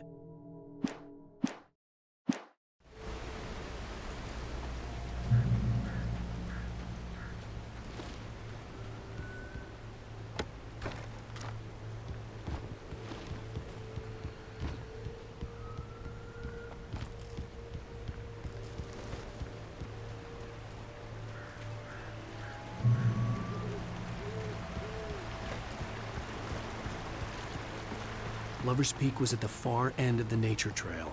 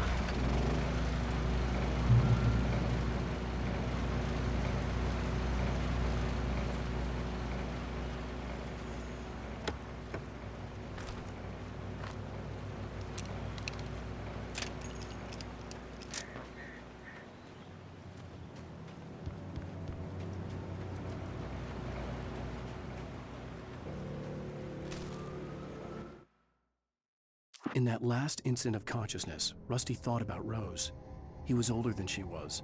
Rose was barely out of her teens, but she made him feel young and forget what a train wreck his long-dead marriage had been. He still wore the ring. He'd been waiting for her to tell him to take it off. Now she never would.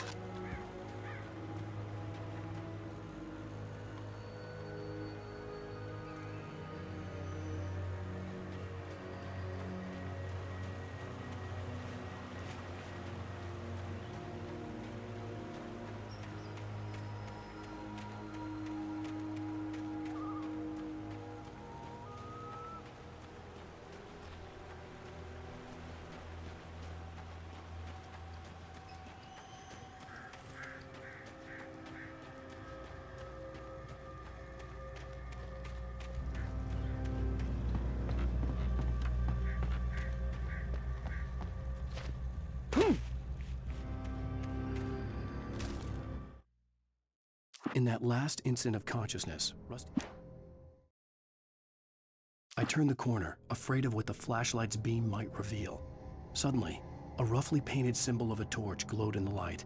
Behind it, hidden by a rock, sat a battered metal trunk. It was here for a reason, packed with supplies, batteries, flares, ammo, things you need to make it through the darkness of the night. Something left behind by someone who knew what I knew, and more. Agent Nightingale didn't want to be in Bright Falls. These little communities revolted him, and he didn't like the trees or the coffee. He now knew that impossible horrors lurked behind the storefronts and smiles. He desperately wanted to turn the car around and just drive until he passed out or ran out of road and booze. But he had a job to do. He had a rider to catch, at any cost.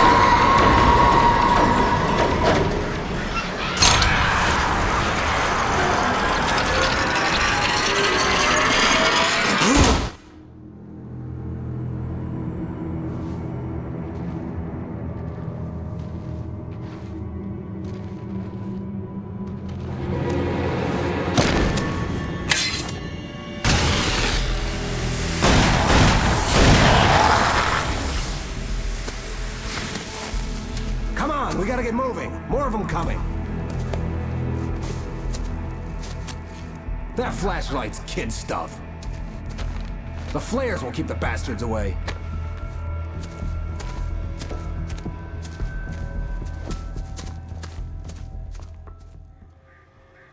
You can see them too? Hell, of course I see them. Come on, we gotta move. Why? Because that's the way the story goes. Yeah, but... Let's move! I lost my gun back there. Oh, I've got a gun. Just keep that light steady on her. It took a moment, but then I recognized him. He'd been on the ferry when I first arrived here with Alice. He knew my name. We were headed in the direction of Lover's Peak. There was no way this was a coincidence. He was the kidnapper. Come on, Wake! You better keep up.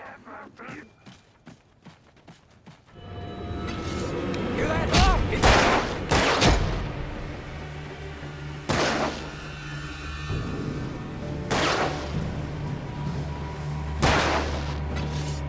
What I got for you?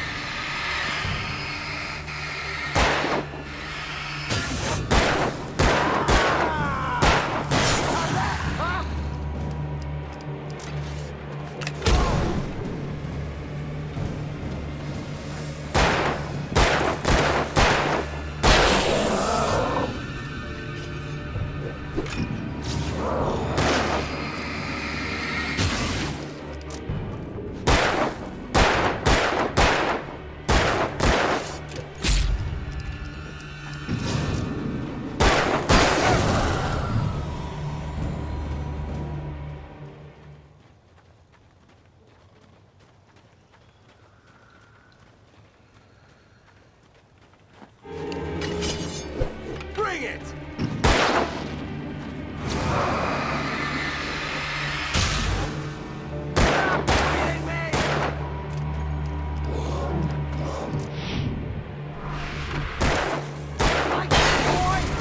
Lover's Peak.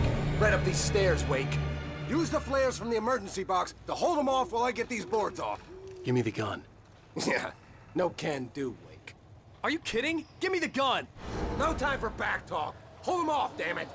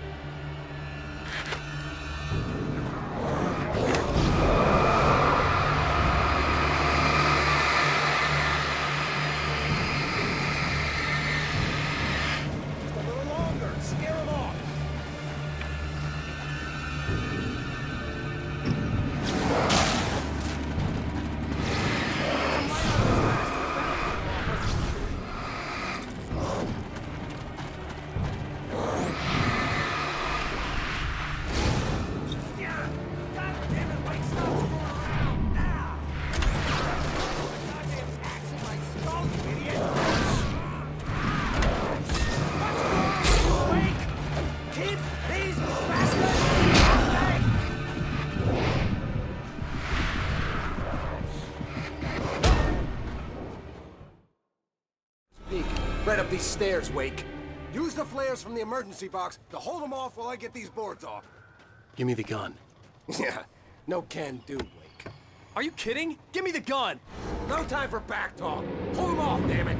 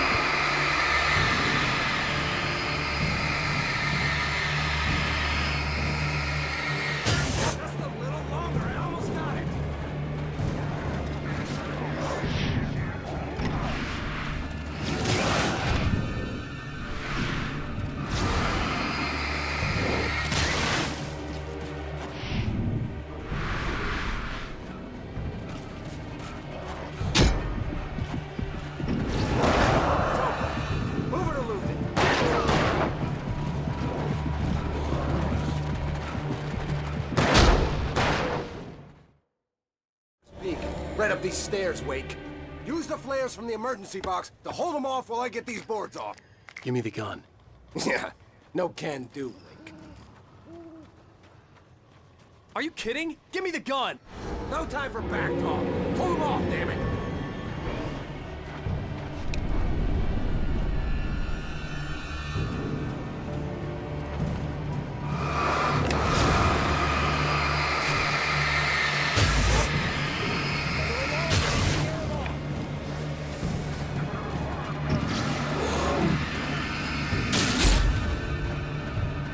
Get some light on those bastards. That'll keep them off us.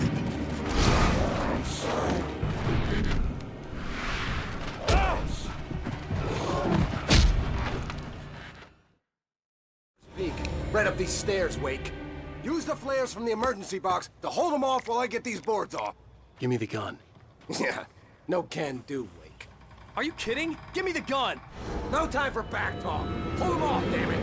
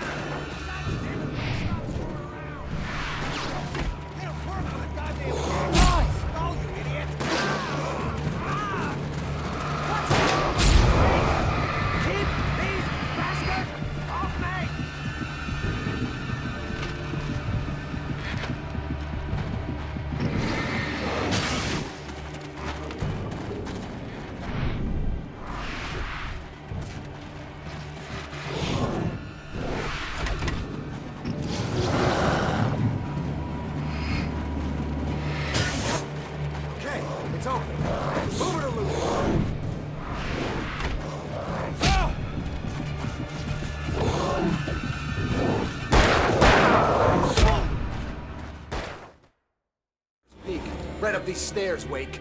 Use the flares from the emergency box to hold them off while I get these boards off. Give me the gun. Yeah, no can do, Wake. Are you kidding? Give me the gun! No time for back talk. Hold them off, damn it!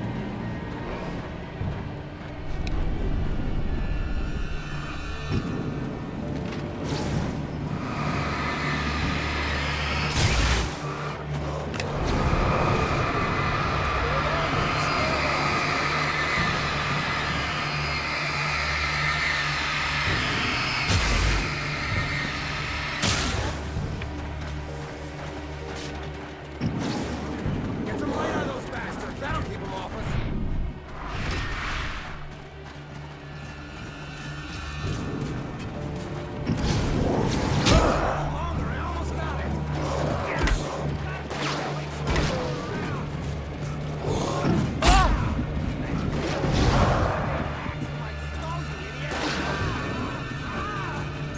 What's wrong with you, Wake?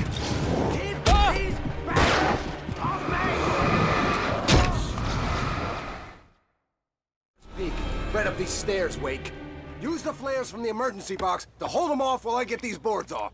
Give me the gun. Yeah, no can do, Wake. Are you kidding? Give me the gun! No time for back talk. Hold them off, damn it!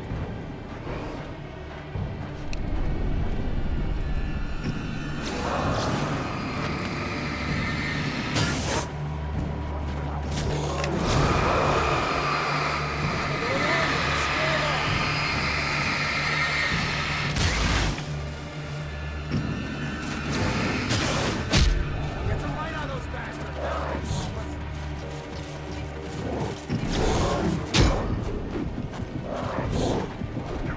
Just a little longer. I almost got it. Yeah.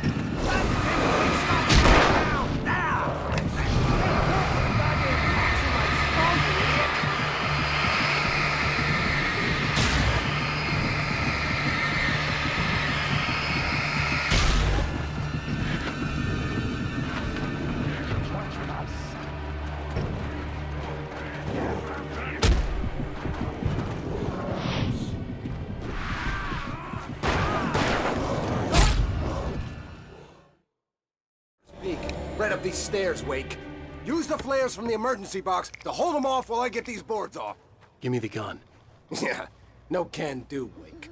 Are you kidding? Give me the gun! No time for back talk. Hold them off, damn it!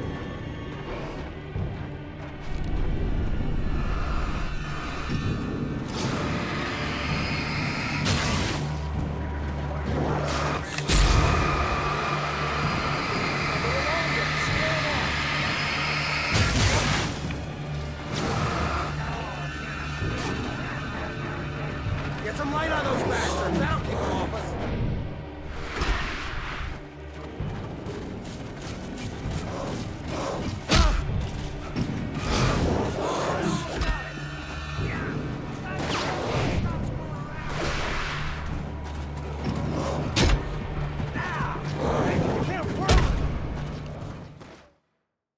Speak. Right up these stairs, Wake. Use the flares from the emergency box to hold them off while I get these boards off. Give me the gun. Yeah, no can do, Wake. Are you kidding? Give me the gun! No time for back talk. Hold them off, damn it!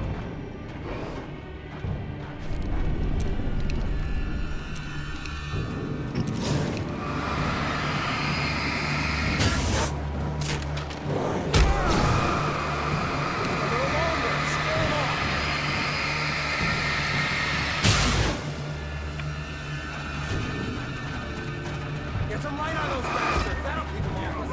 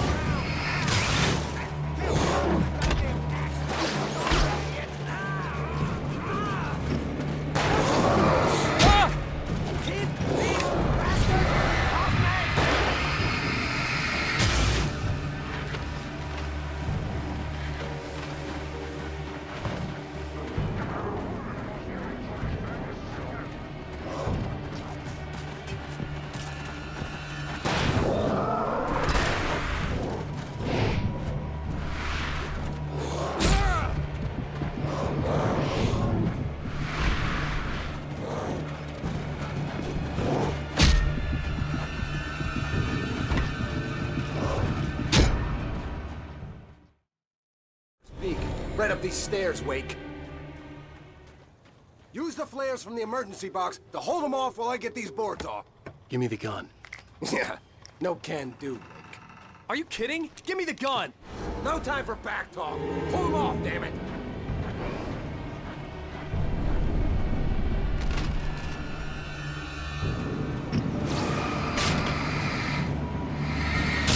A little longer. Scare them off.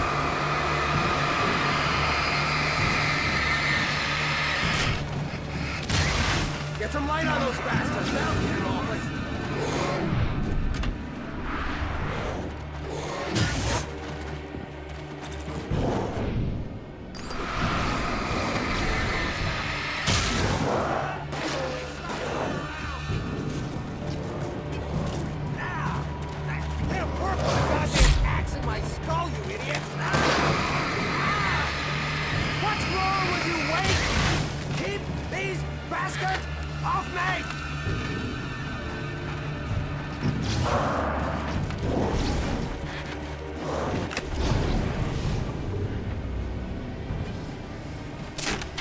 Okay, it's open.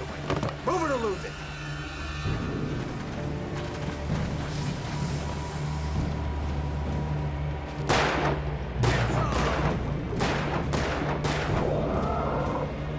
Wait, where'd that one go? Better get ready. They'll be on us soon. Come on! Only sissies are afraid of the dark.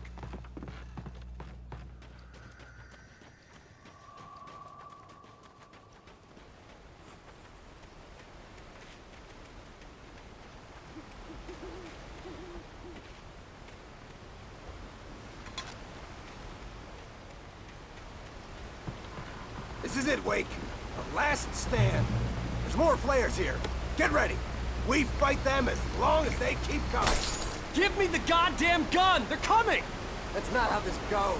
Get with the program, Wake.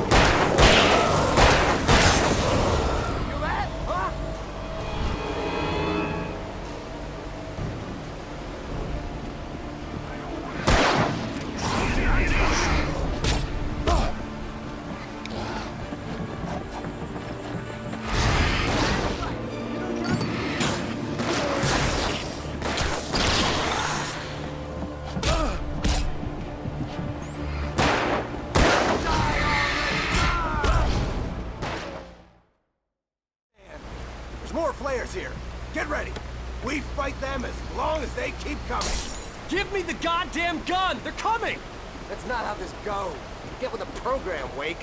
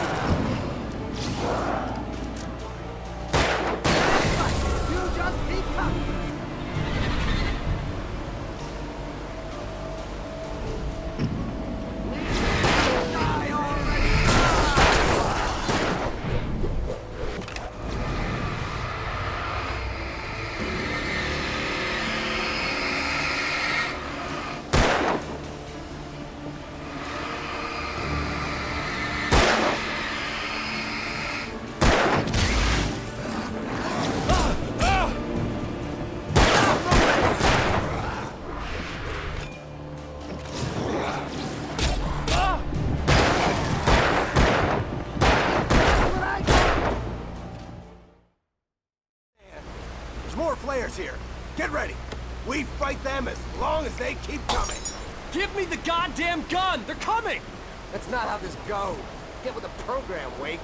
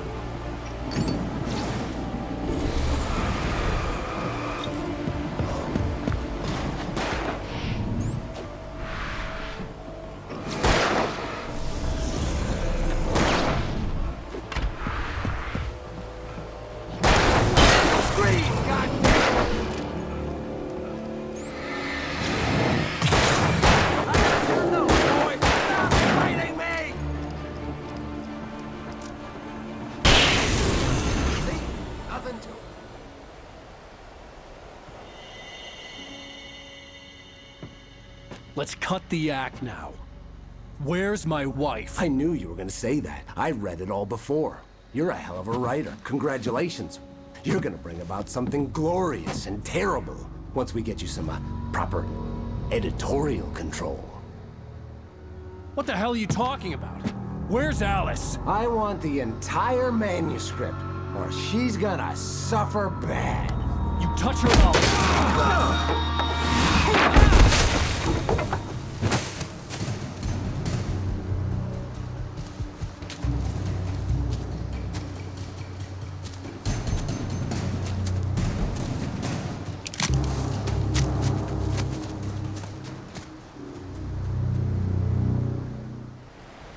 You're gonna give me the manuscript or you'll be sorry!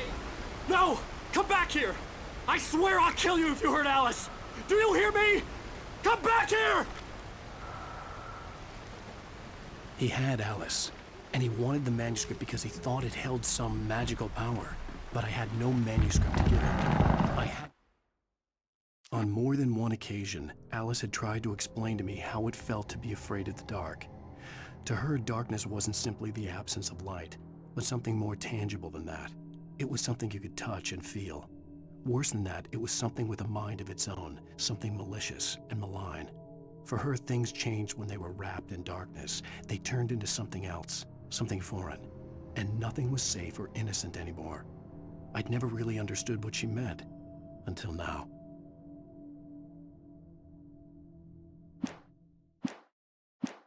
Get back to Barry and figure out my next move.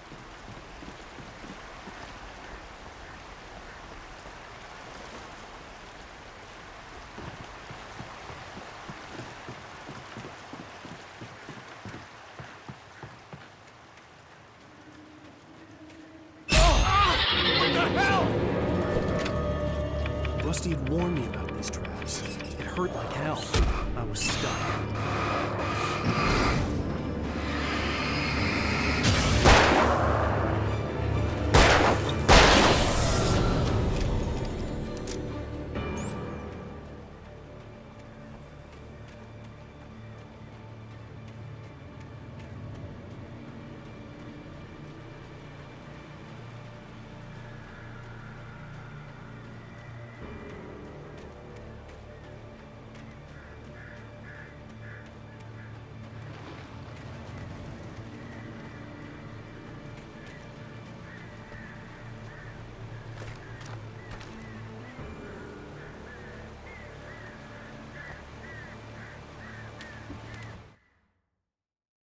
Sarah didn't care about the legal threats Wake's agent had made.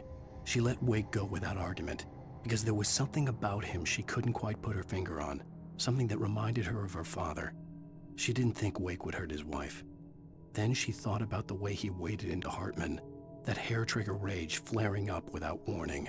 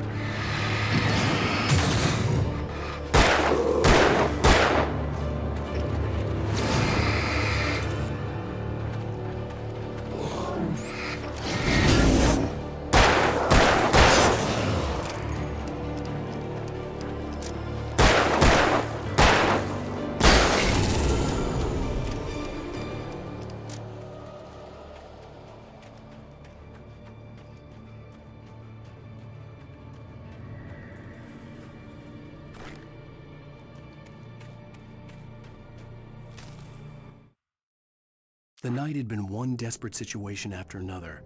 I was exhausted, and my body felt as though it had been chewed up and spat out. The flashlight was heavy in my hand, and each pull of the trigger sent a painful shock up my arm. But I was finally out of the woods, and things were looking up. That's when I heard the chainsaw.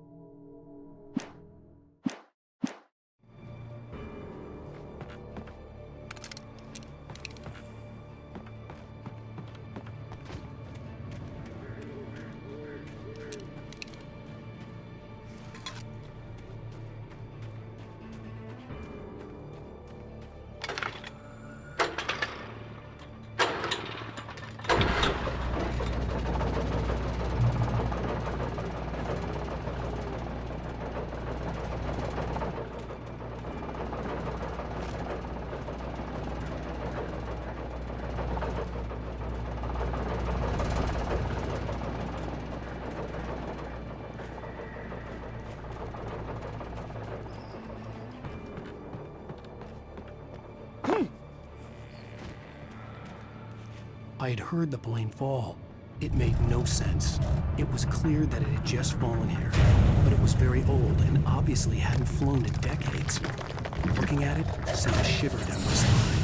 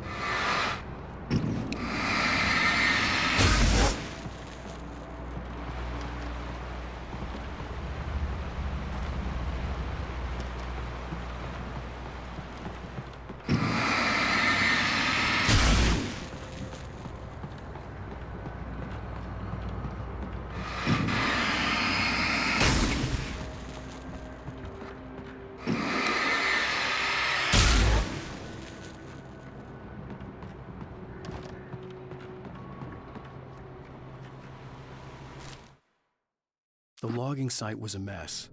The modular office had been pushed off the cliff.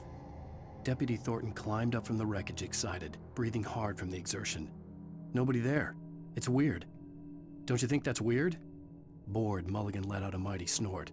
Hell, it's always weird, Thornton. Just a question of sorting out what kind of weird it is this time around.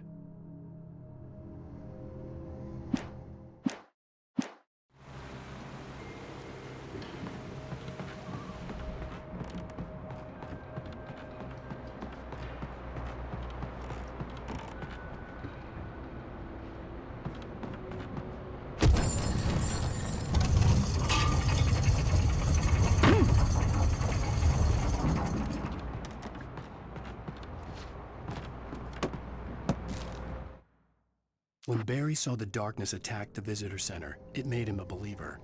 The men Al said he'd shot, they hadn't been just locals on crank. Somehow the world had changed, like the channel had been switched without warning.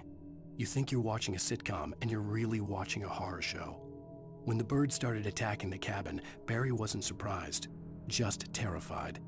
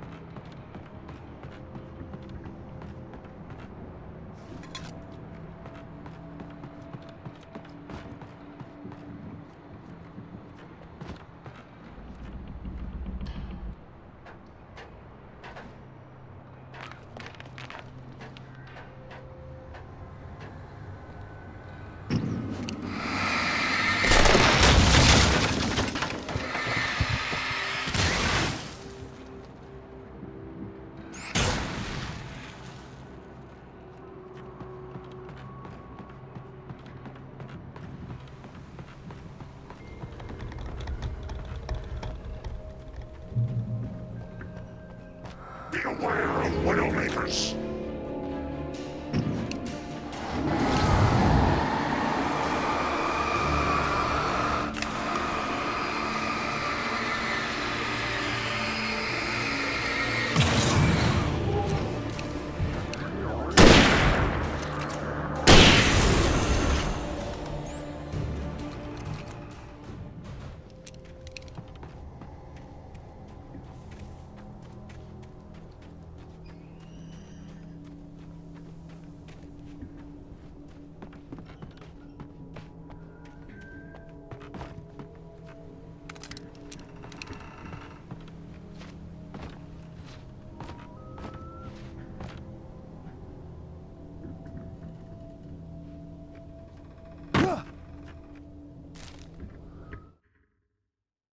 Shadows stirred and the wind picked up as I ran through the forest. I felt the dark presence turning its gaze toward me. Then the moonlight was blotted out by dark shadows that raced violently across the ground, moving too swiftly to be natural. Darkness gathered between the trees and melted again to reveal the Taken. No natural path had brought them here.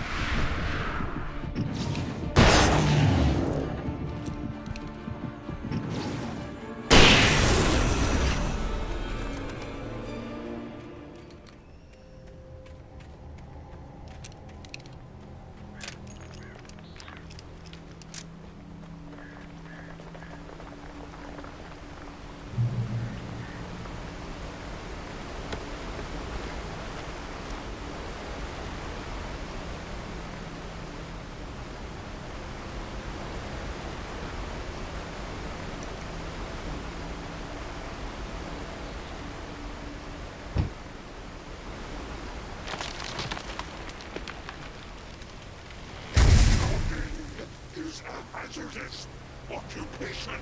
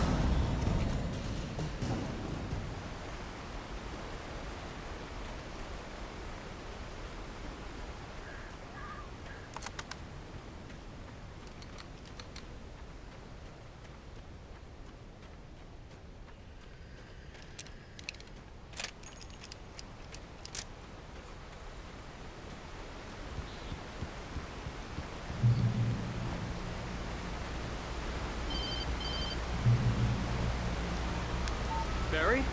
Ow! The porch is covered with birds. They've got all Hitchcock on me. Stay out of sight. I'm on my way. Don't open the door. What, am I crazy? Stay hidden. I'll be there soon. Just make sure you keep the lights on.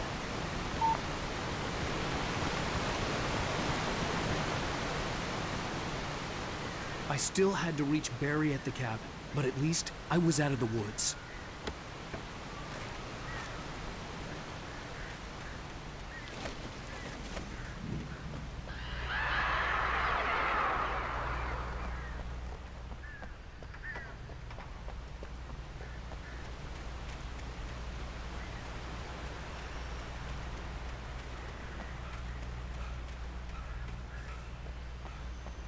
I'd have to get the car from the locked garage.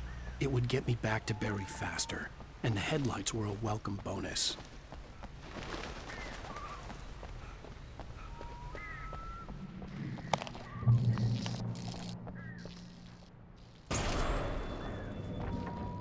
A story is not a machine that does what you tell it. A story is a beast with a life of its own. You can create it, shape it, but as the story grows, it starts wanting things of its own. Change one thing and you set off a chain reaction of events that spreads through the whole thing. The characters have to be true to themselves. The events need to follow a logic that fits the story. A single flaw and the magic is gone. The story dies. Alice dies. You can learn about nature and yourself. You can't be a good high.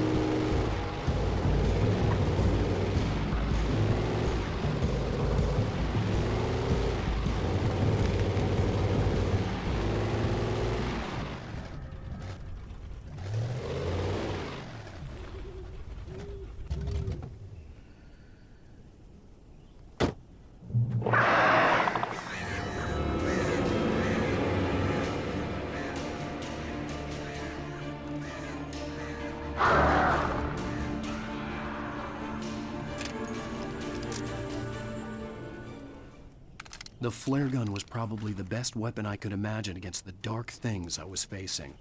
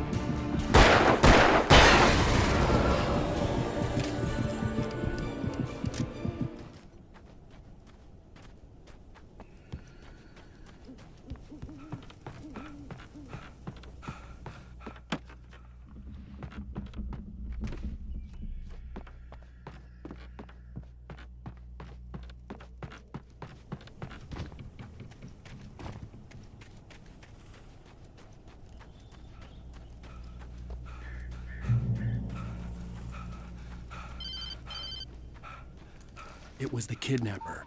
You son of a bitch! Where's my wife? Enough horseplay, Wake. You deliver the manuscript, and you can have your woman back. Simple as that. I don't... Listen. I'm gonna need time to finish it. I still need to write the ending. I need a week. It's not done? I need a week. 2 days. The old Bright Falls coal mine is nearby. You can find it easy, city boy. The main building, there at noon. You bring the manuscript, you'll get your wife. If not, well, get me? Yes, I get you.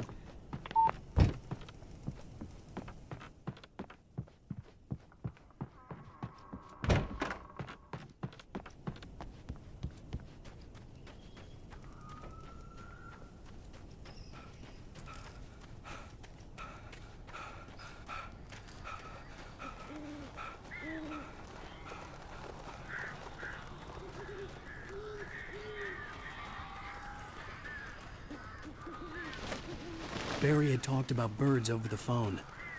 I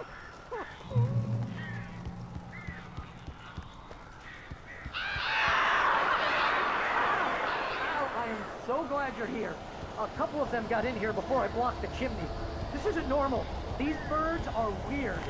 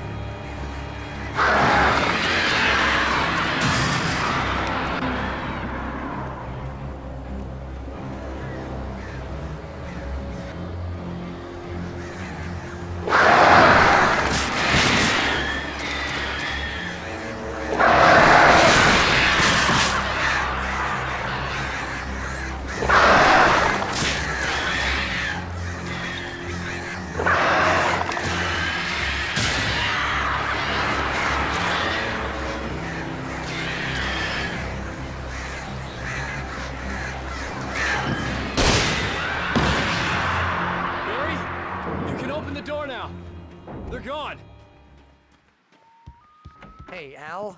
I'm sorry for thinking you were having a psychotic episode, man. I sent Barry to the town to ask around about a man fitting the kidnapper's description. He'd go through the archives of the local paper. Perhaps he could learn something. Anything about the island and the cabin that had disappeared. The man wanted a manuscript. I had to try to write him one to get Alice back.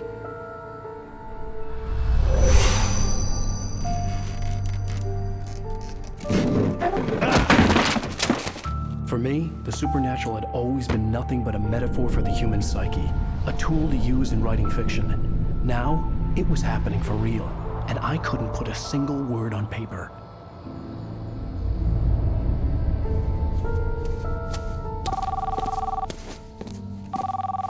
Barry Wheeler speaking. This is Rose. Rose? I found Mr. Wake's pages. Oh, you sweet, brilliant girl. Could you and Mr. Wake come get them? I live in the trailer park outside the town. We'll be there in less than an hour. Bye now. See you soon.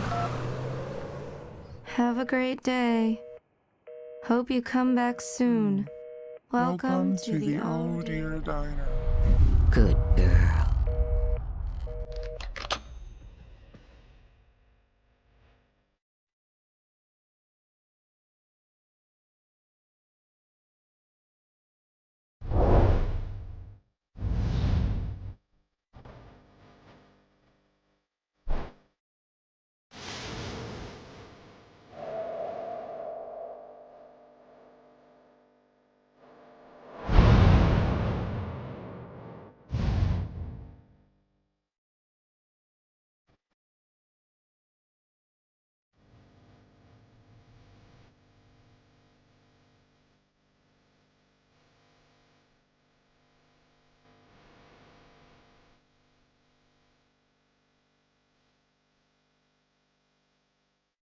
Previously on Alan Wake, Alice has been kidnapped. Alan, please help me. Alice? You'll do exactly what I say if you ever want to see your wife again. I can't tell anyone except my agent Barry. Damn it, Barry, they'll kill her! You're my best friend, and I'm worried that you're not right in the head. The ransom is a manuscript I supposedly wrote that's coming true before my eyes. It happened just the way it was on that page. So dark. I have found only a few scattered pages. I want the entire manuscript. The deadline is in 2 days. I found Mr. Wake's pages.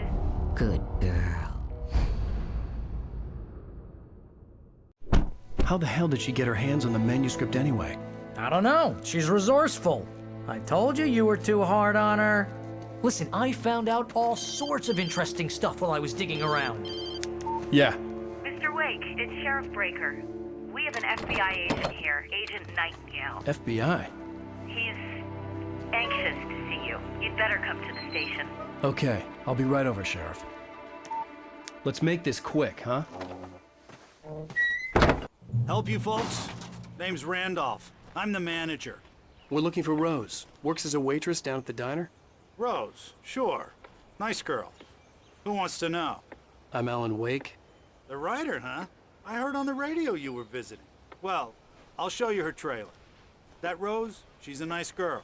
Always pays her rent on time. As I was saying, Al, I found all sorts of weird stuff from the local newspaper's archives. This place is crazy. Disappearances, mysterious deaths, urban legends come true, and get this, most of this stuff takes place around Cauldron Lake. Well, you ain't wrong, mister. The Indians thought the lake was a doorway to the underworld. I'm the God-fearing type myself. I don't hold with that sort of thing. Yeah, okay. Anyway, there was an island there owned by a guy called Thomas Zane. Now, some of the articles I found about him make him out to be a famous writer, but I ran a bunch of searches, couldn't find a single thing he wrote. Zane was heavily into diving, so much so that the place came to be called Diver's Isle.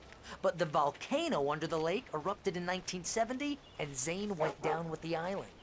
Yeah, how about that? It was there in the morning, as if it had fallen from the sky. But it would take a tornado to lift something like that. We're damn lucky it didn't crush any of the trailers.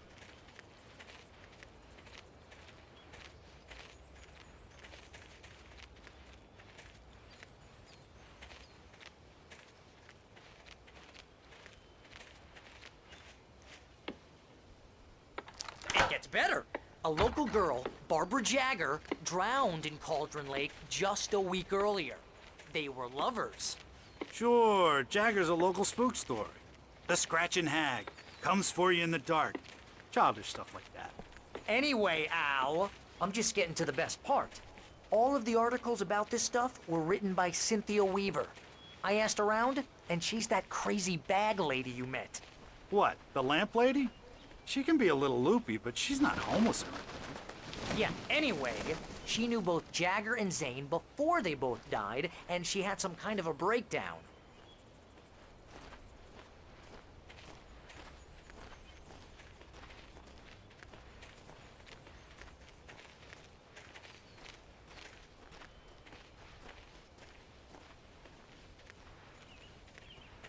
Well, mister, this here's Rose's trailer.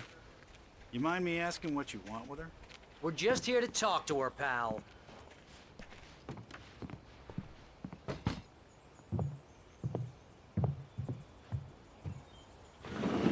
Welcome to... Oh dear, Mr. Wake. I'm so glad you're here. Rose, you have my manuscript? Oh. Oh yes. Yes. Please, come in. Hey, this is really good. Rose, Yes, my manuscript. I really need it. I understand. I know what you need. A muse to inspire you. Oh, for Barry?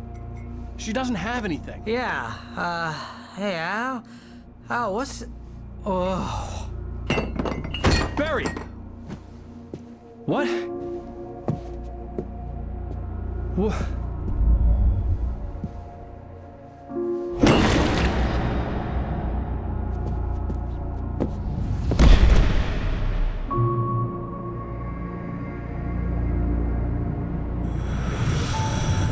It's coming for you, hiding in my barber's skin.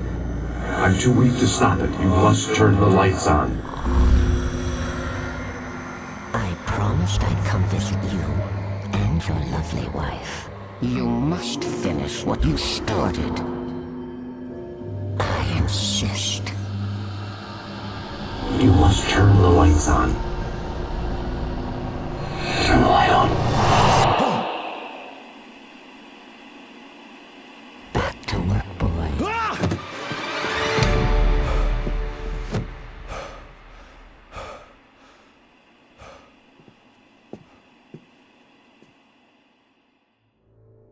I felt nauseous, hungover.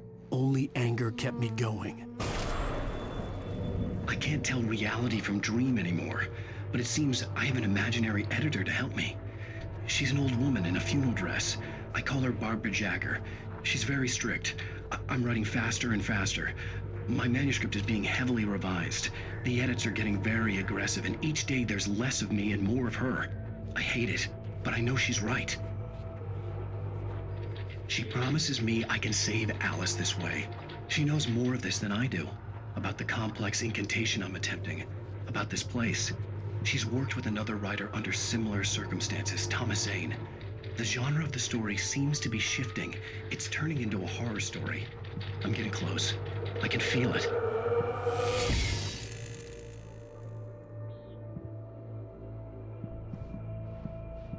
Rose took a day from me. I had less than 12 hours left to meet the kidnapper. All I could do was get Barry into the car, work something out once I got on the road. Welcome to the Oh Dear Diner. What can I get you today? Coffee? I couldn't work up much hate for Rose. Something had used her to get to me and left its mark. My gun and flashlight were gone. I'd have to find a way to get Barry into the car as quickly as possible. There was no time to waste. Mr. Randolph liked Rose. That little smile she had. How she was still sweet when life had tried so hard to make her bitter. It wasn't any of his business what she did in her trailer. But those strangers, the writer and his smart-ass sidekick, looked like trouble. And they'd been in there for hours, way past her normal bedtime. He reached for the phone and called the sheriff's station.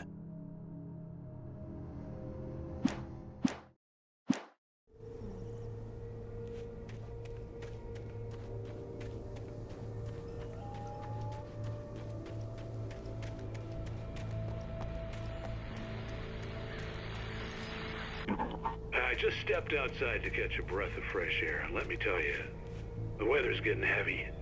Nights like this make me especially glad I'm here talking to you and not home in bed. Once the weather takes a turn like this, I can't sleep at all.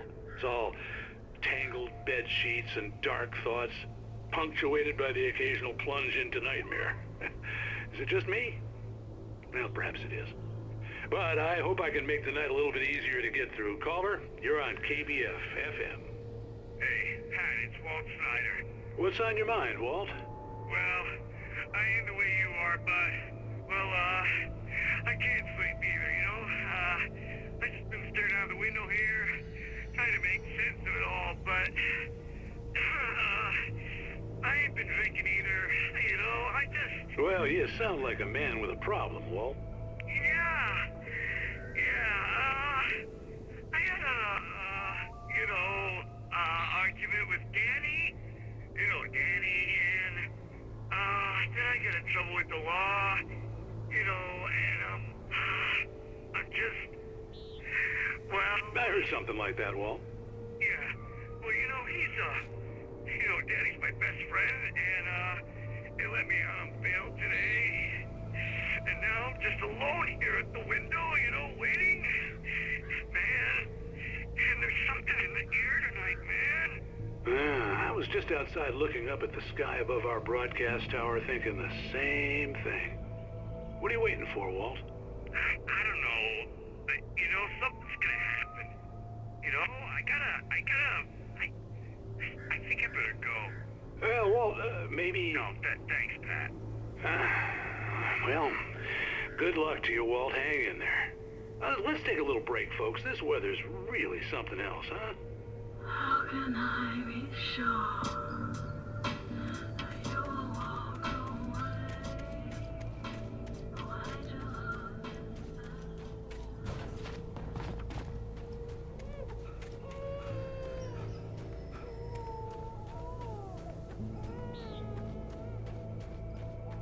Oh, you're gonna get it now. God knows what you've done to that poor girl. This is Agent Nightingale, FBI! Get him up, Hemingway! You're under arrest! You move a muscle, I'll unload right in your goddamn face! Stay right where you are, Spillane!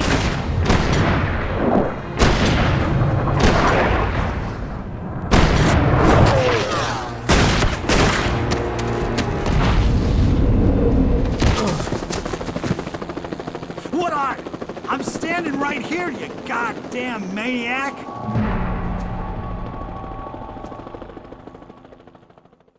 I hated to leave Barry behind, but there was no way I'd miss my appointment with the kidnapper. Give it up, Mr. Wake! Come on! Make it easy on him! Get after it! Don't let him get away! Move it! Move it! Move it! I'll have you shot if you let him get away!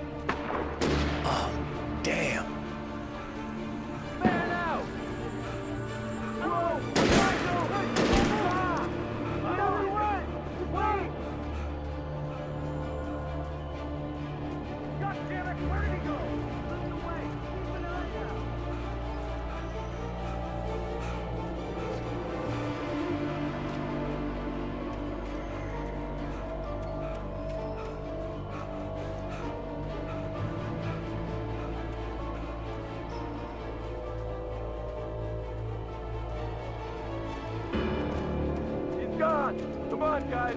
We need to head him off. For decades, the darkness that wore Barbara Jagger's skin slept fitfully in the dark place that was its home and prison. It was hungry and in pain. It dreamed of its nights of glory when the poet's writing had called it from the depths and given it a brief, terrible taste of power and freedom. The rock stars had stirred it from the deep sleep the poet had sunk it back to in the end. When it sensed the rider on the ferry, it opened its eyes.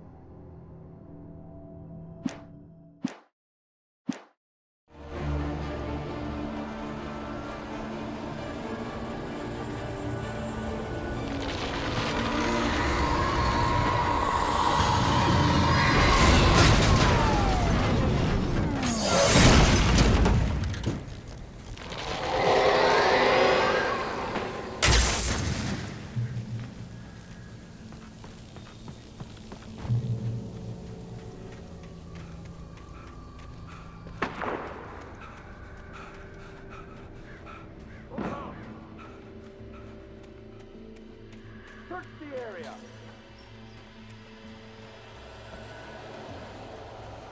Stay sharp. This way. Over here.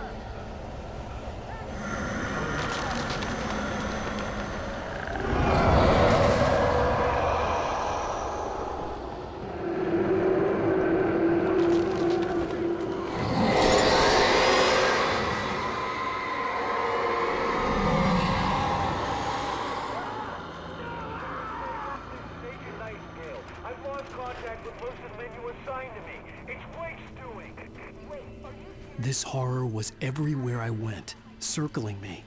The cops didn't stand a chance. They were after a writer, not a monster.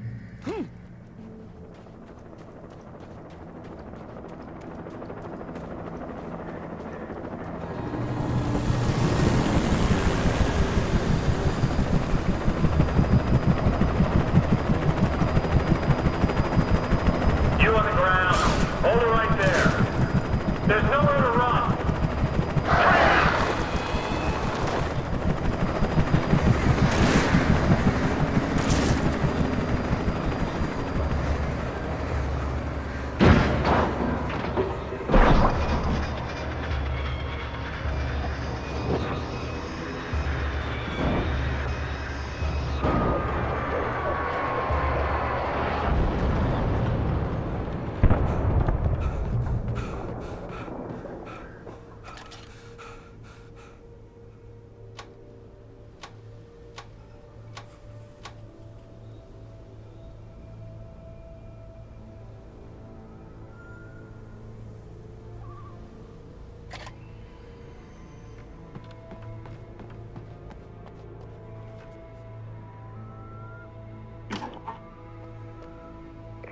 This is James. Mulligan, Thornton, come in. Over. Thornton here. James, we got both Wheeler and Rose in custody. They didn't put up a fight or anything. Why, they were... Hey, what are you doing? Come on! Sit down and give me that. James, Mulligan here. Over. Go ahead, Mulligan. Over. We got Wheeler and Rose here. Wheeler's drunk or hopped up on something. Speaking of which, that Fed had a pretty distinctive whiff of Otis Scotch about him, if you know what I mean. Over. I don't have anything on that, Deputy Mulligan. Over. Well, whatever. Anyway, Rose is just being plain weird here. You better get Doc in to take a look at both. Over. Gotcha. You better get them here quickly. The, Fed's gonna want to interview Wheeler. Over. Oh, yeah, I'll bet he does. Looks like they have a lot in common. Mulligan out.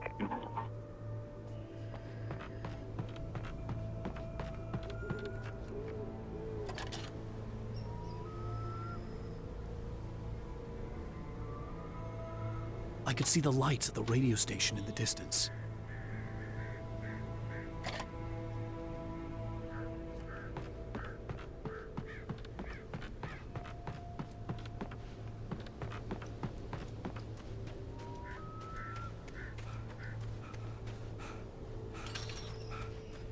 I imagined that the broadcast tower in the distance was part of the local radio station. Maine seemed like a decent guy. Perhaps he could give me directions to the coal mine.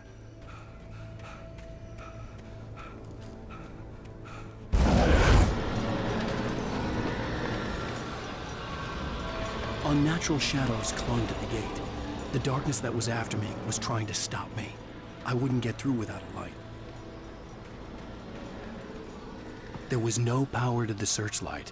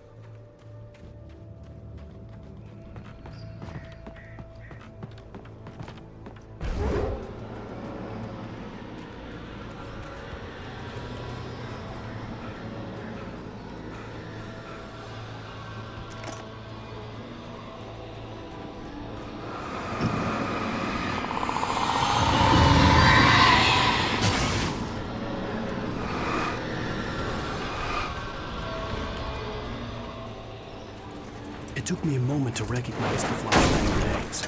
They were an ideal weapon for my situation. Team 1, come in. Over. Team 1, this is Sheriff Breaker. Report. Over. You have the right to be silent.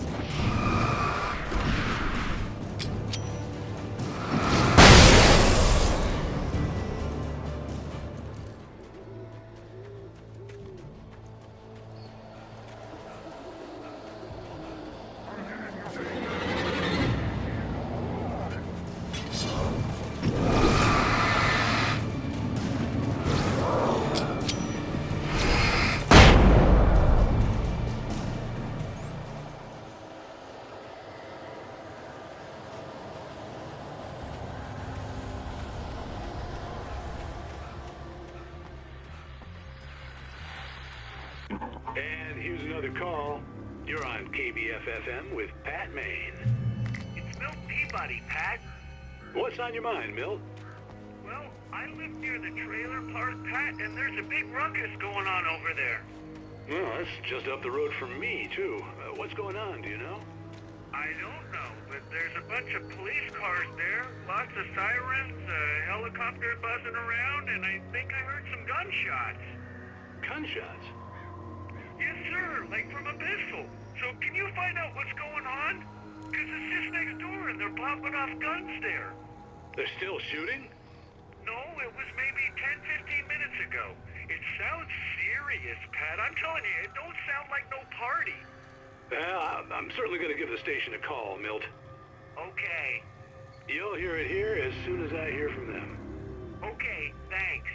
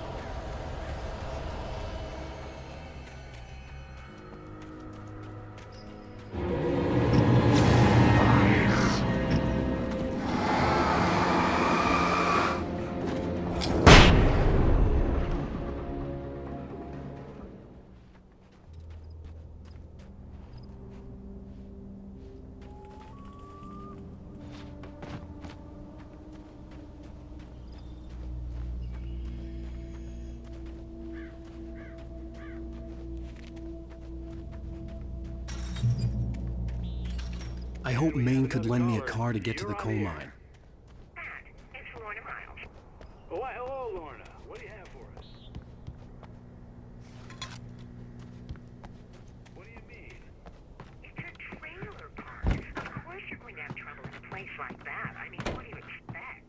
The sheriff should be helping us normal citizens instead of wasting resources on those people. Well... Let the trash sort themselves out. I'm sorry, but my granddaddy settled in Bright Falls in 1911. Well, thank you very much for that compassionate viewpoint, Lorna. Oh, here's a little surprise. The famous writer Alan Wake just walked in. Folks, I'm going to see if I can talk him into an interview. Come on in, Mr. Wake. Oh, I'm so glad you could find the time to do this, Mr. Wake. Nowhere to run now, Dan Brown. You back away from me. Don't hurt her. Whoa. Everyone calm down. Put the gun down. We're all friends here, right? Cool your jets, Nightingale. We got him. Judas Priest! What the hell's the matter with you? There's a civilian in there.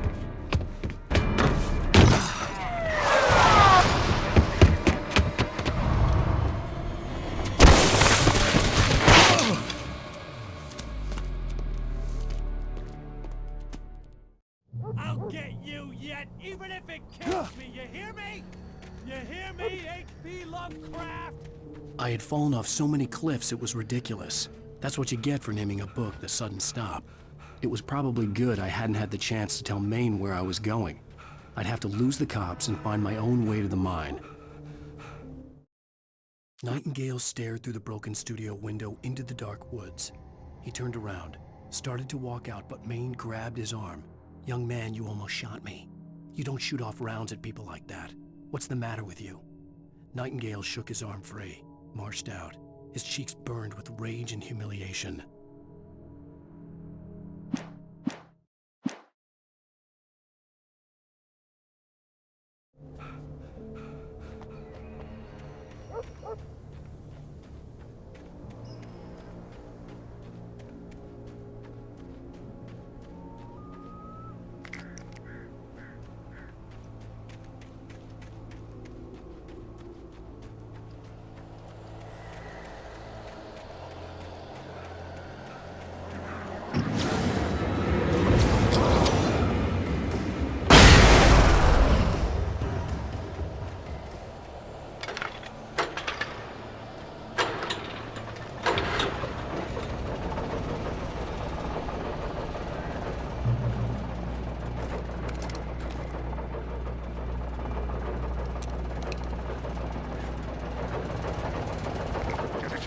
Mouse.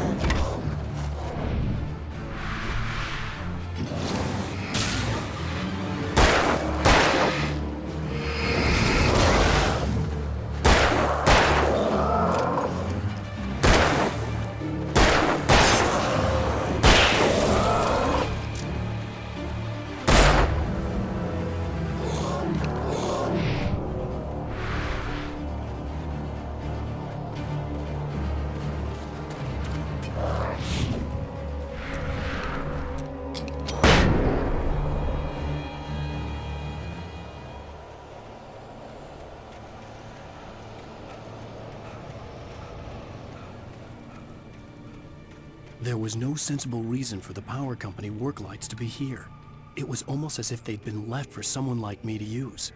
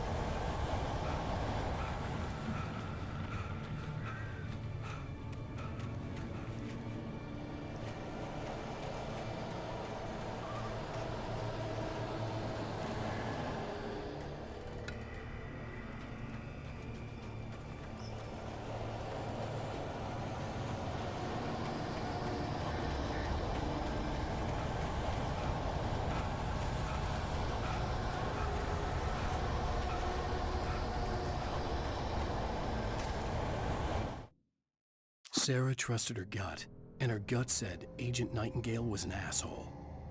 He felt wrong, and it wasn't just the smell of stale booze. It was in the way he flashed his badge, pulled rank, the look in his eyes when he wanted answers. Where was Alan Wake? What was this about an accident? Where was his wife?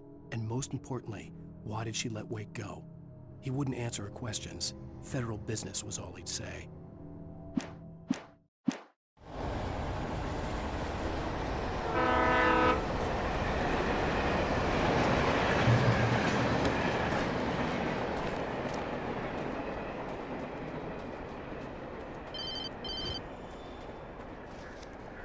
Hello? The most stubborn man I've ever met. Alice? Alice? Alan. I'm so afraid. Keeps me in the dark. Please help me. I look at you, Alan, and it's not you. Something else. Looking out from behind your eyes. Alice, I'm here. I'm so alone here. It's all gonna go to hell. You need to be careful. Cooperate. The connection had been terrible, but that wasn't the only thing that hadn't been right with the call. She sounded wrong somehow, but she had called me. The pipe wrenched itself loose from the bridge's steel framework. Wrapped in darkness, it floated in midair, twitching. For a moment, I didn't understand what I was looking at. The heavy object lurched at me with impossible force. I threw myself out of the way, but just barely. When I turned my flashlight on it, it shook in a dark rage before it flew at me again.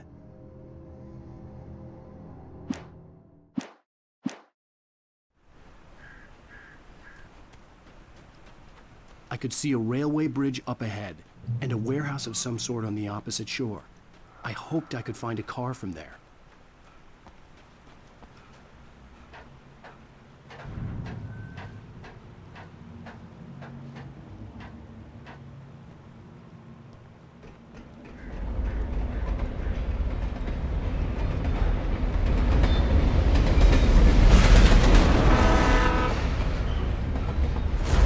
That was pursuing me was growing stronger, and it was taking over everything in its path.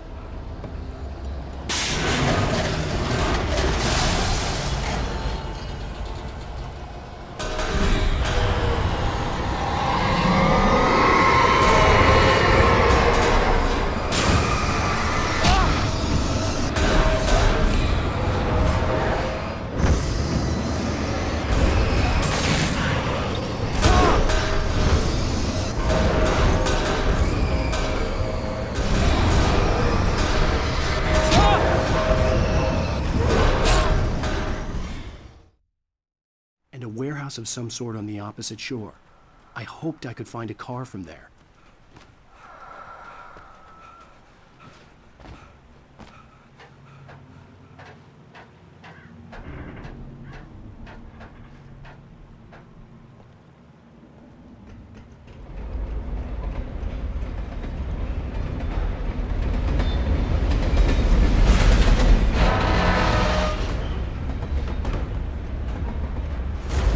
That was pursuing me was growing stronger, and it was taking over everything in its path.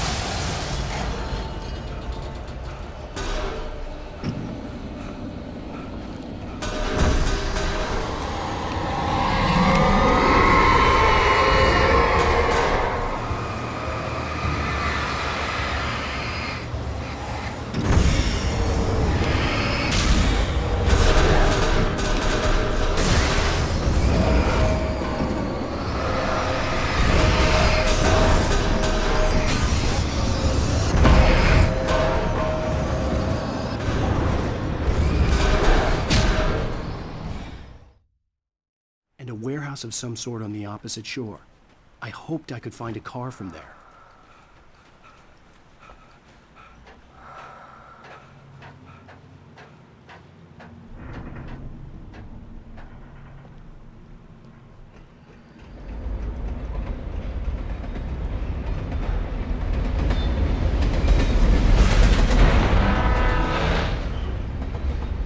The darkness that was pursuing me was growing stronger, and it was taking over everything in its path.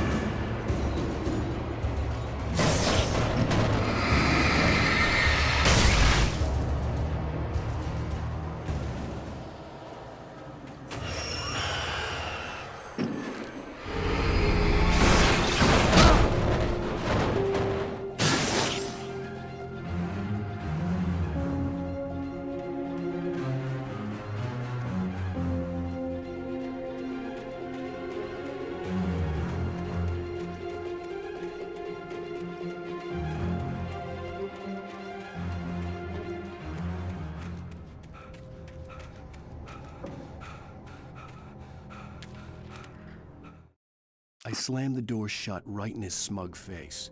He pleaded for me to open the door. True to form, the asshole actually thought I would obey. I had no sympathy left, no guilt either, not for him. I took a moment to savor the scream. I bet I had a smile on my face. It was all that I had time for. The dark presence was inside the lodge with me.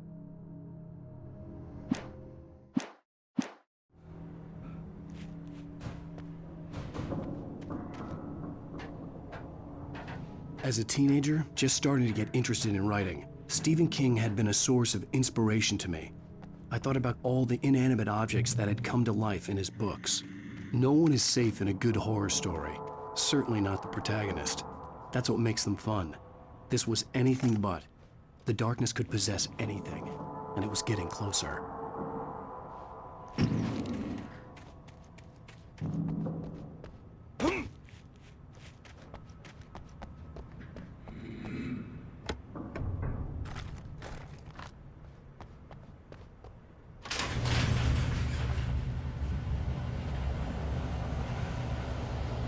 Did you call 911?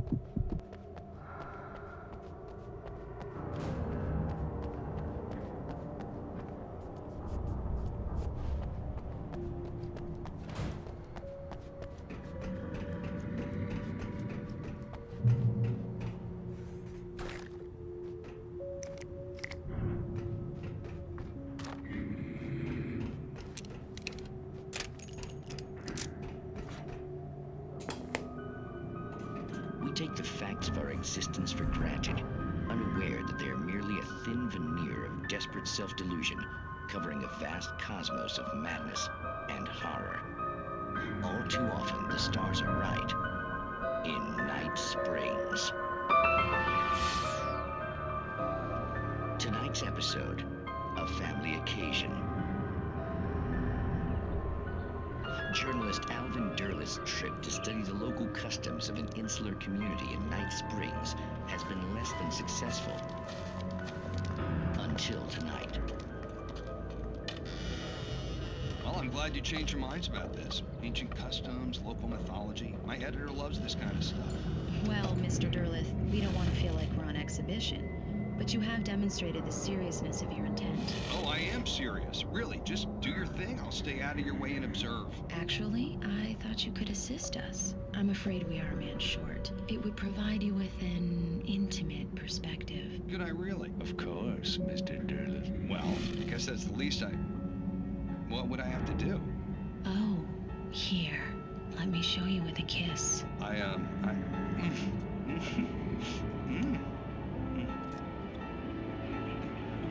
What did you add?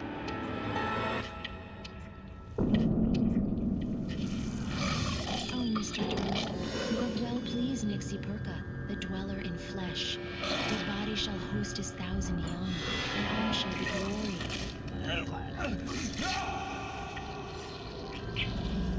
Shh, darling, be calm.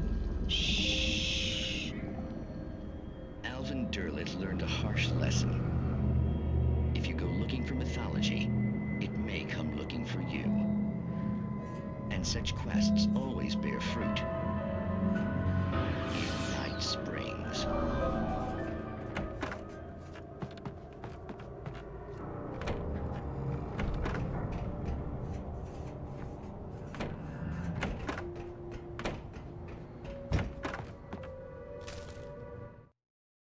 The darkness surged towards me, sucking everything loose from the ground into its depths, tugging at my clothes.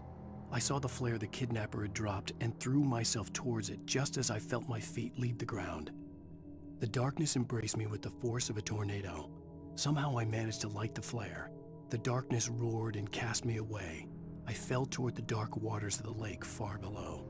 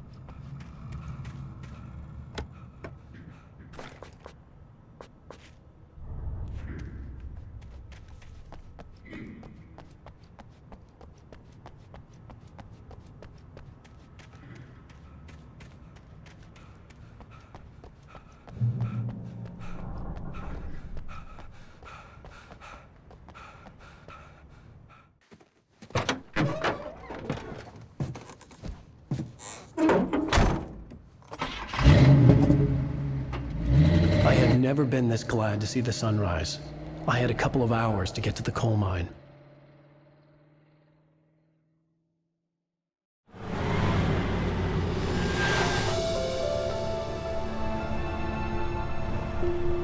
The coal mine wasn't far now.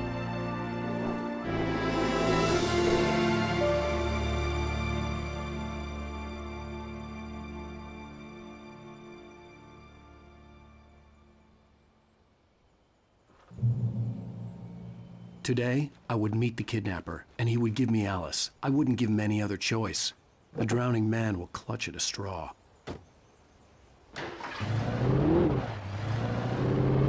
Little by little, without realizing it, I'd come to believe that the story in the manuscript was coming true. The current of its narrative had taken me deeper and deeper into dark waters. Alice had been taken from me. Barry was probably in jail. I was a fugitive from the FBI. The whole world taken over by the Dark Presence was trying to destroy me. It all felt real, but it matched a textbook case of insanity.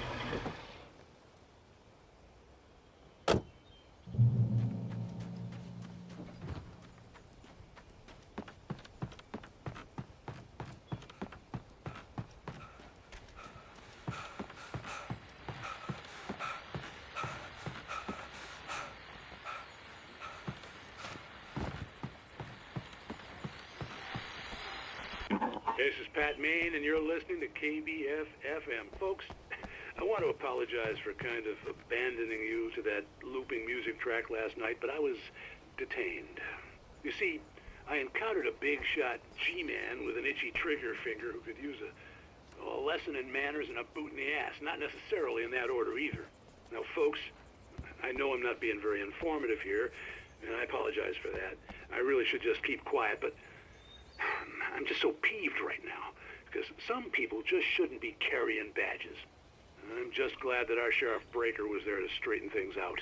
And if someone I met last night is listening, let me just say, I'm sorry if my mouth got you in trouble. I'm pretty sure you're not the bad guy here. Godspeed, son. I hope you know what you're doing. Now, on a lighter note, I'll be talking to Dr. Nelson all morning. But first, a little music.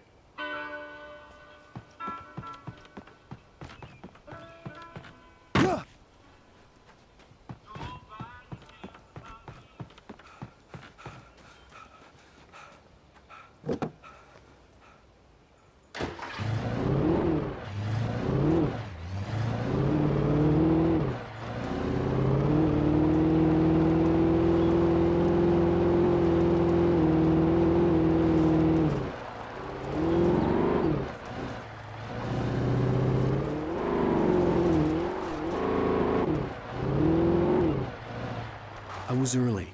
I was supposed to meet the kidnapper at noon in the main building. The coal mine was quiet. It was a museum now.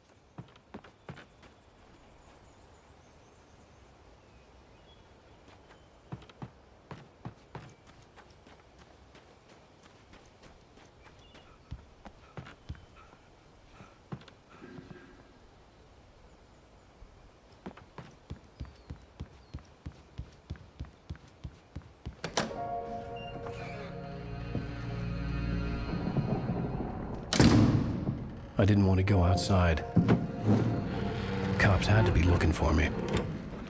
The noon sun turned the place into a sauna. The day dragged on.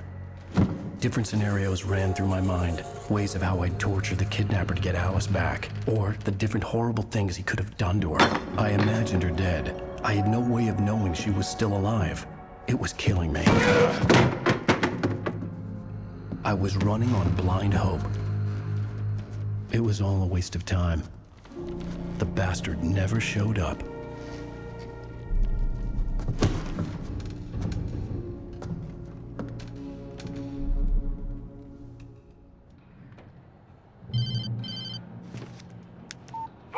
Where the hell are you? Change of plans. You know where Mirror Peak is? It's a big mountain north of where you are. You follow the path from the mine, you can't miss it. There's a lookout point there. I'll be waiting. I'm through being jerked around by you. You want to see your wife alive? Because if you do, you better watch what you say to me. Do we understand each other? I want to talk to Alice. Yeah, and I want the manuscript. Don't keep me waiting, Wake. Hello? Hello! Ah! I'm gonna kill him! I had to get to Mirror Peak.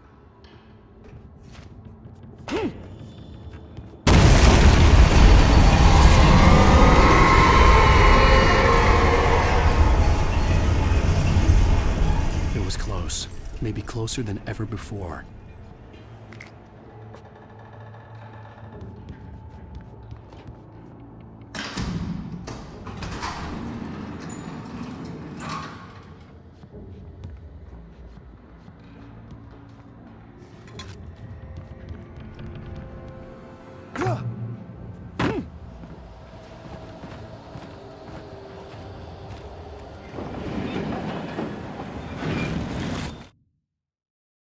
When Thomas Zane fell for Barbara Jagger, it happened fast. She was young, vibrant, and beautiful, full of life. He had never been a very happy man, and without any seeming effort, she had changed all that. Zane felt good for the first time in his life. Everything she did was another piece of a jigsaw puzzle he hadn't even known he'd been missing. And best of all, she made the words flow, strong and sharp. She was his muse. When Thomas Zane fell for Barbara Jagger, it happened fast. She was young, vibrant, and beautiful, full of life. He had never been a very happy man, and without any seeming effort, she had changed all that. Zane felt good for the first time in his life. Everything she did was another piece of a jigsaw puzzle he hadn't even known he'd been missing. And best of all, she made the words flow, strong and sharp. She was his muse.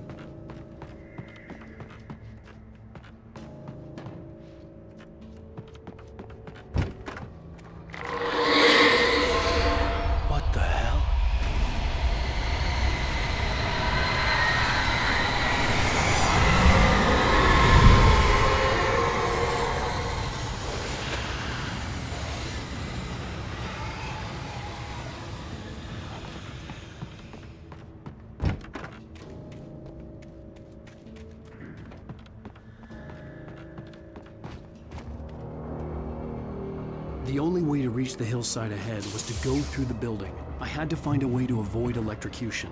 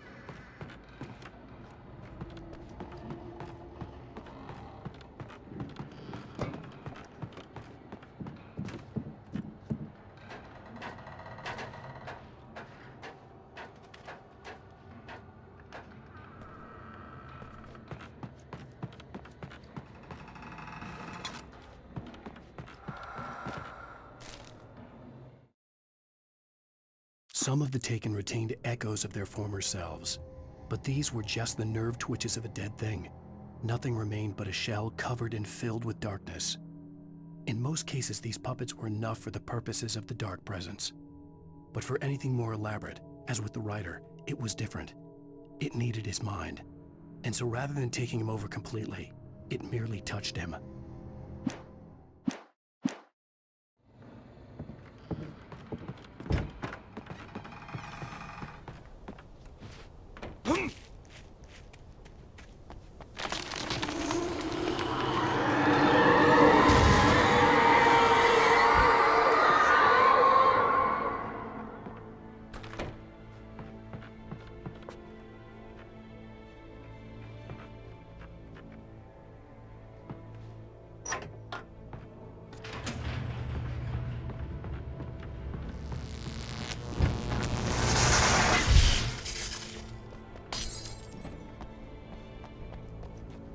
There was no way the flashbang grenades were Standard Power Company equipment.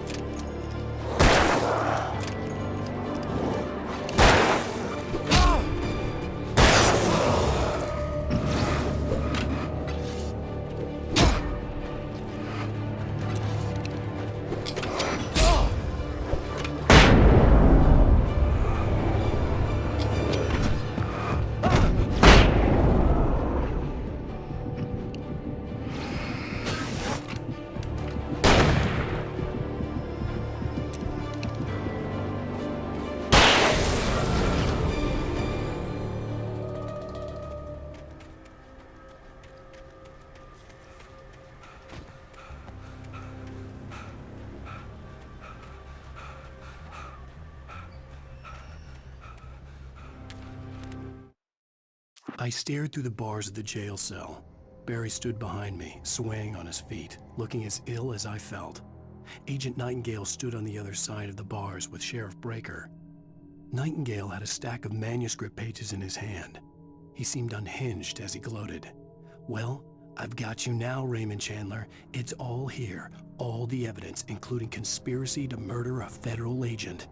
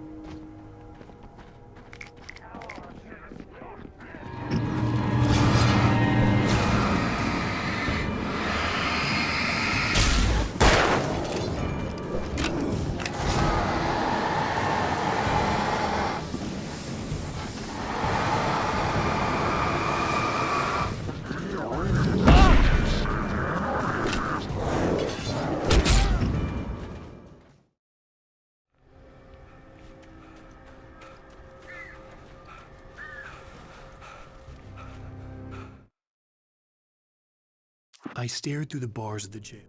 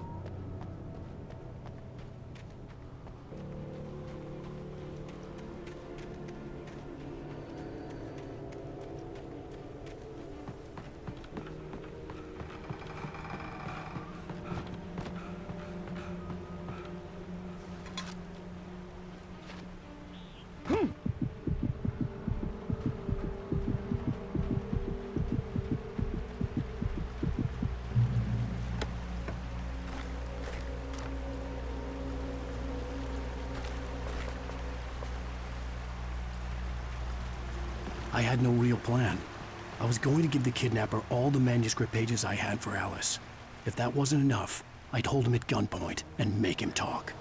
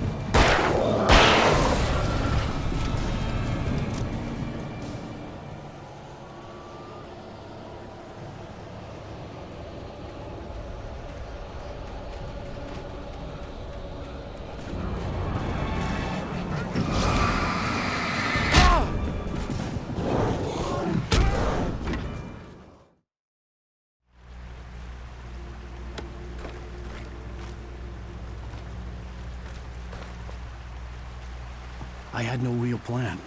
I was going to give the kidnapper all the manuscript pages I had for Alice. If that wasn't enough, I'd hold him at gunpoint and make him talk.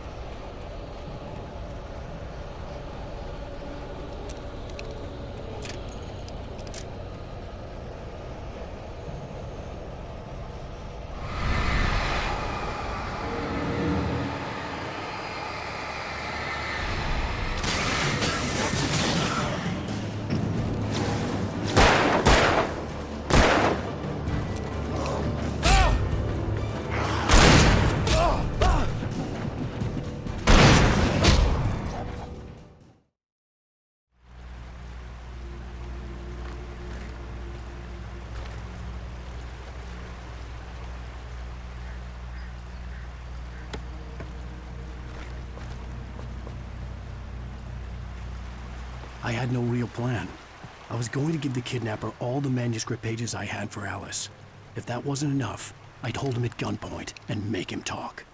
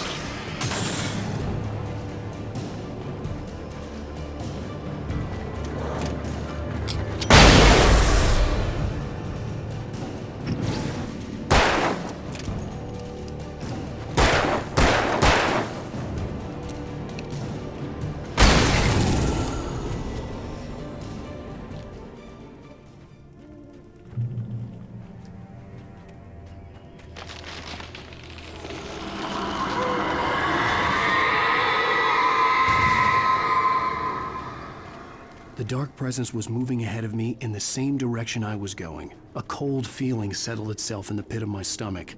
Was it going for Alice?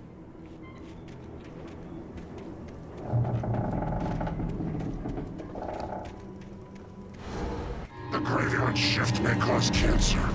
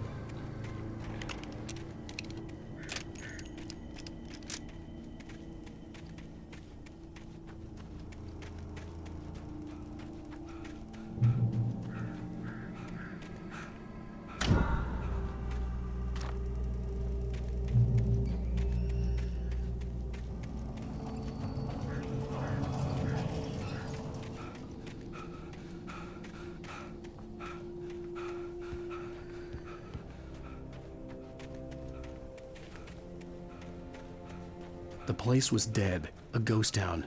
Had been for decades, maybe a century.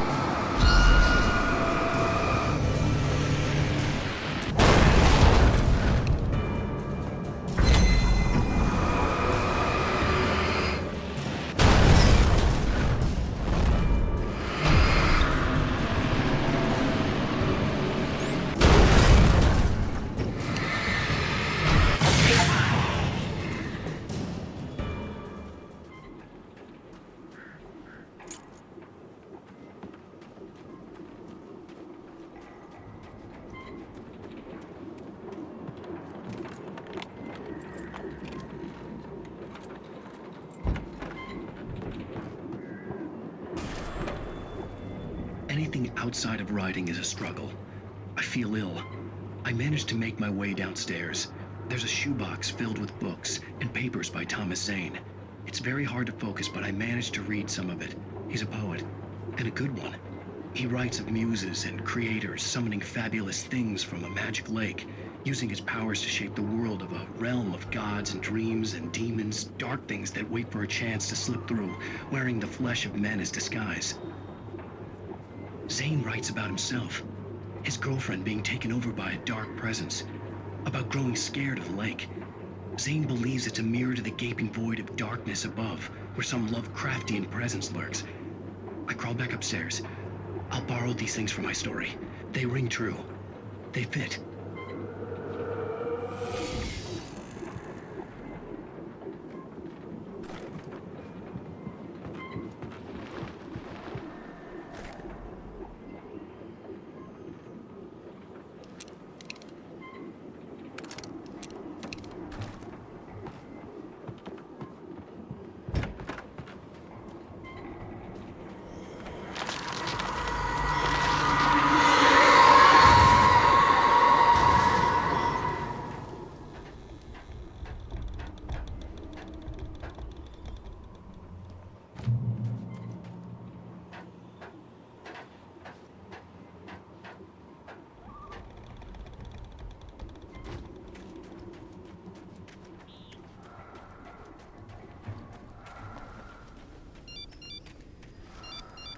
The kidnapper had sent me a text.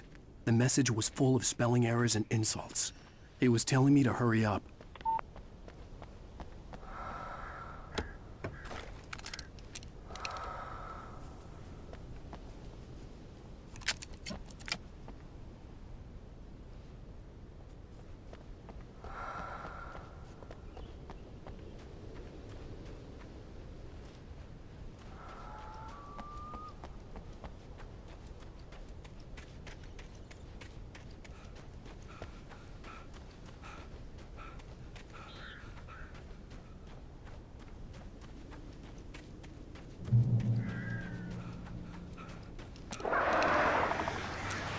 Birds.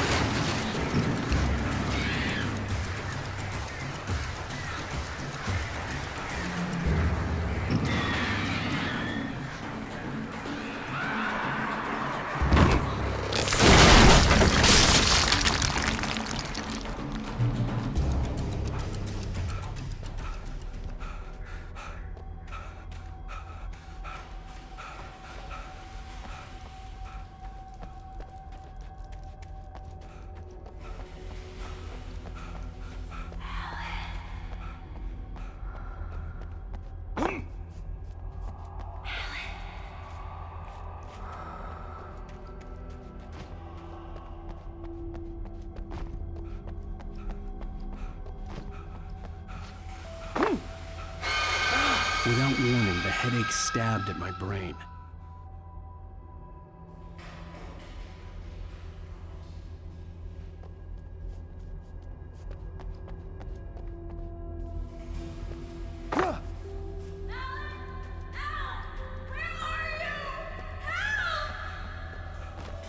Alice?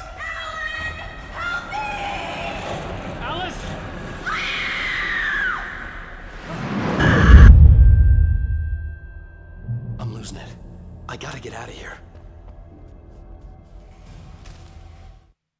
The hunters were big, thick-set men, confident and at home in the woods.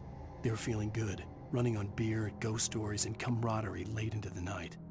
It did them no good, as they were taken by the dark presence, sucked deep into a darkness far worse than any ghost story they ever told or heard.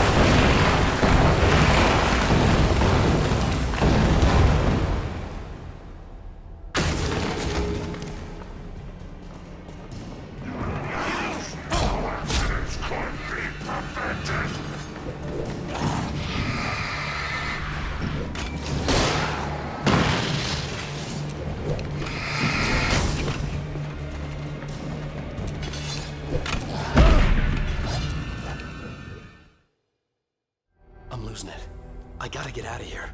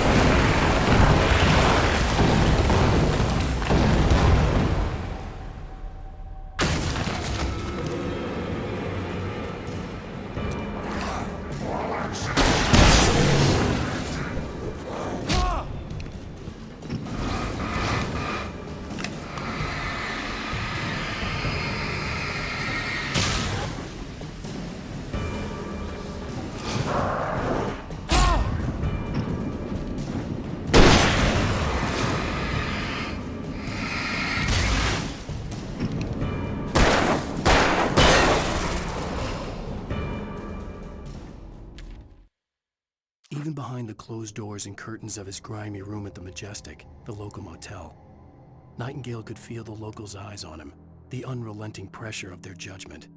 He forced it out of his mind. For all he knew, they could all be under Wake's spell already. You do what you have to do to get the job done. He took comfort from the bottle in his hand. Please, he thought, just let me get through this.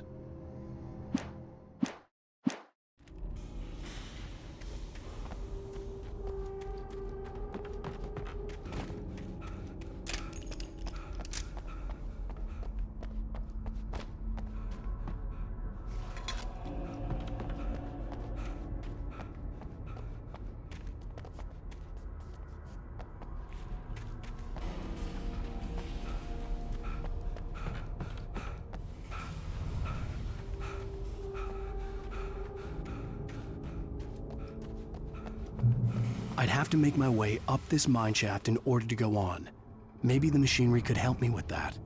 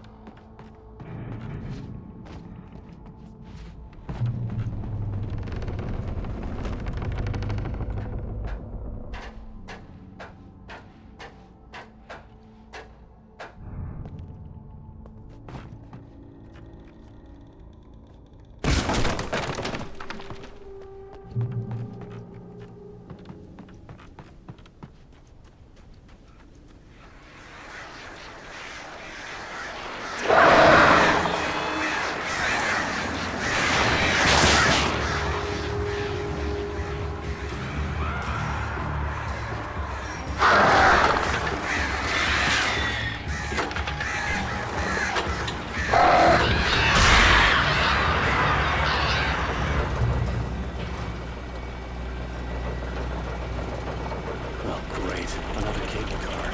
Just great.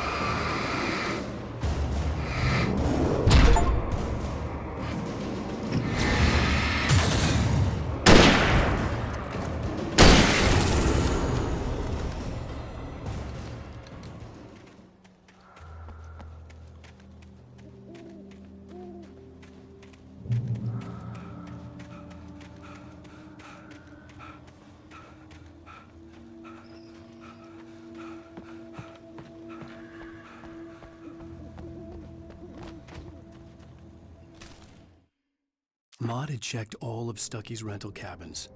There had been no sign of the Wakes. It was dark when he'd found their car parked at the end of the road by Cauldron Lake.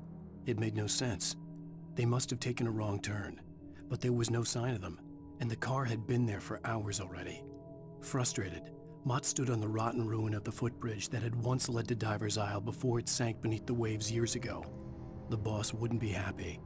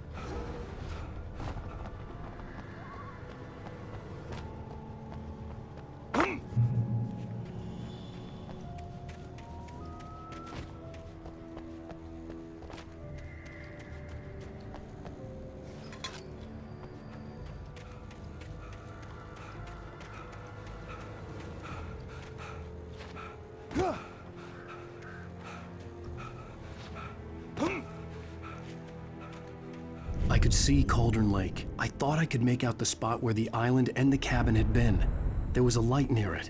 It had to be a boat.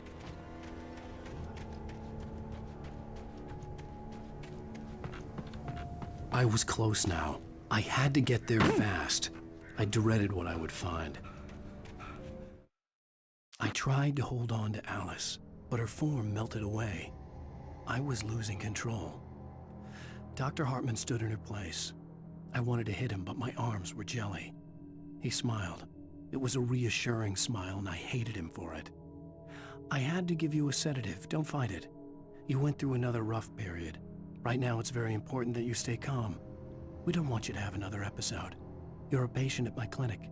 Have been for a while now. Wait! Are you? Wait! Hey, I'm here! I'm coming! No! Get away! Sorry. Please, lady. The boss didn't know who he was messing with. I didn't know. I swear I didn't know. We don't have his wife. We don't know where she is. She's probably drowned. We just said we had her to make him play ball. You see? To get him writing for us. Please. Please. Oh. I'm sorry. Please don't hurt me. Ah! Ah!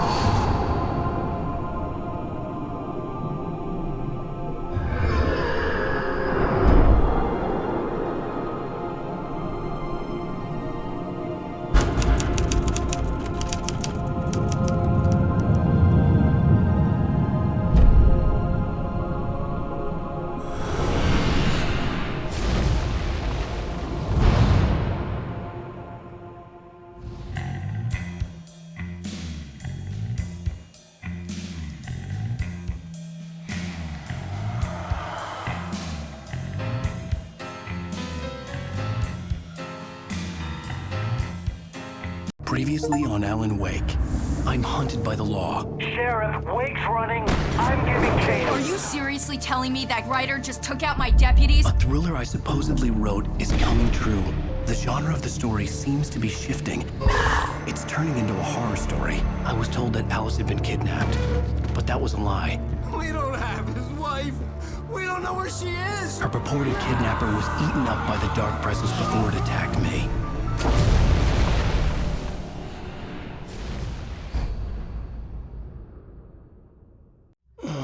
Alan, shh, baby. It was just a nightmare. Alice. There you go, Alan. Hartman, I fell. I had to give you a sedative. Don't fight it. You went through another rough period. What? Right now, it's very important that you stay calm. We don't want you to have another episode. You're a patient at my clinic. Have been for a while now. The shock of your wife's death triggered a mental illness. No, you lie. You're suffering from various symptoms of undifferentiated schizophrenia. Bastard. It's okay, Alan. Just let go.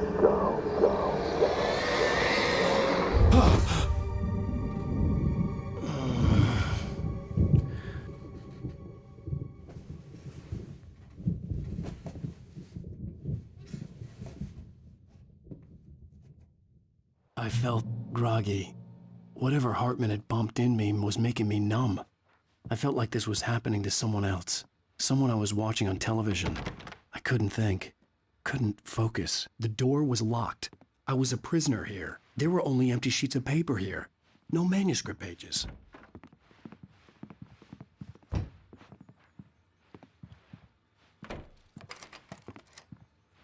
Good evening, Alan. Are we feeling better now? Feeling calm? Yeah. I see you brought your pet gorilla with you. So sure, I'm calm. I get the message. Loud and clear. Why, right. That's the spirit. You're being very brave, Alan. I understand you're confused. I would be more concerned if you weren't suspicious of me. I don't blame you for it. Big of you. Now, why don't you come with me? We'll reacquaint you with my clinic and go over everything you might have forgotten. Little walk and some fresh air? Yes, it will do you good. This corridor is for patients. Most of them aren't here right now. Jack took them out for a fishing trip, except for the ones who are particularly vulnerable, of course. I encourage creativity as a part of the recovery process here at Cauldron Lake Lodge. I specialize in treating artists. I bet you do. Splendid, Alan. I honestly believe we can get this thing under control if we work together. This way, Alan.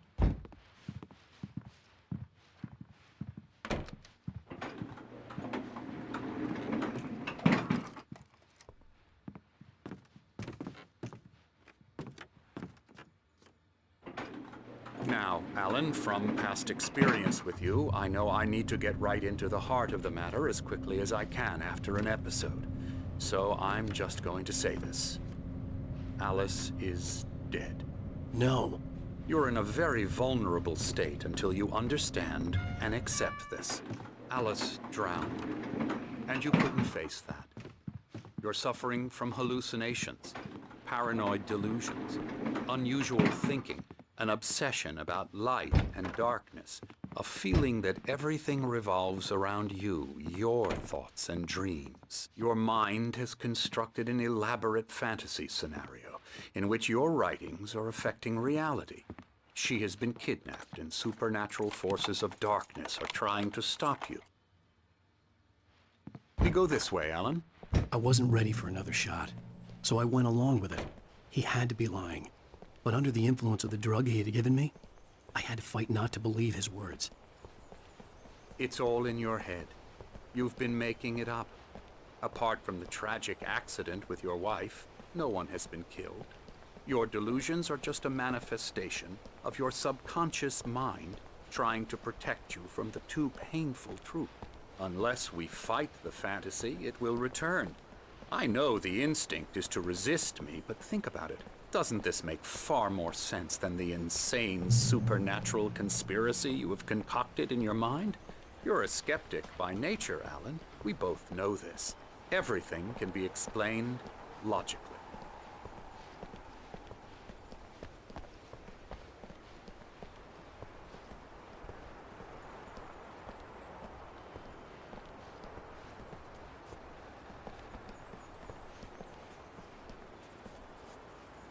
I never get tired of this view.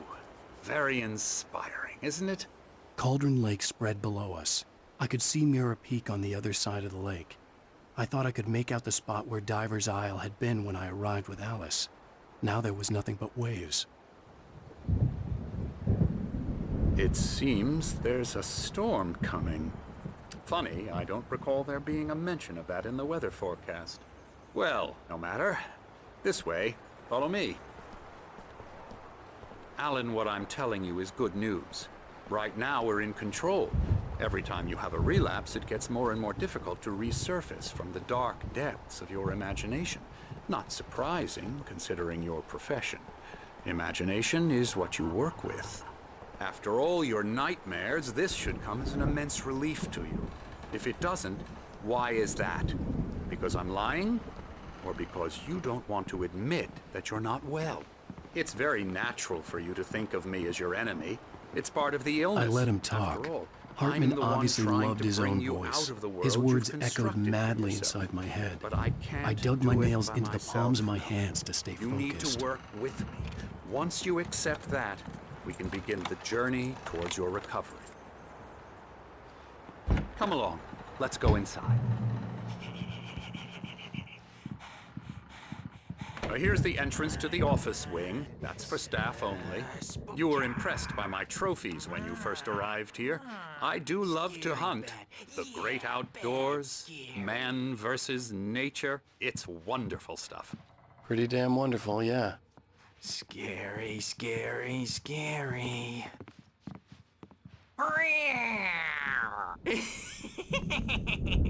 Emerson.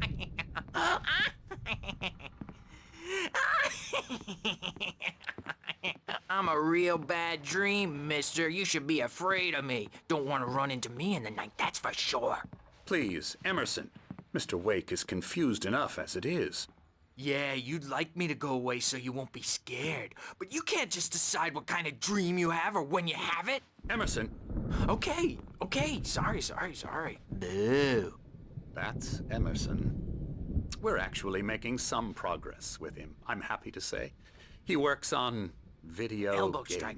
Ooh, It's trash, of course, but it does involve some small creative effort, which makes him receptive to my therapeutic methods. No kidding.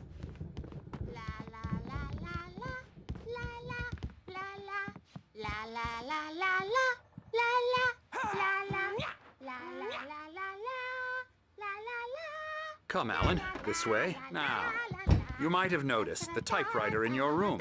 You've been writing as a part of the therapy. As soon as you feel up to it, you should continue.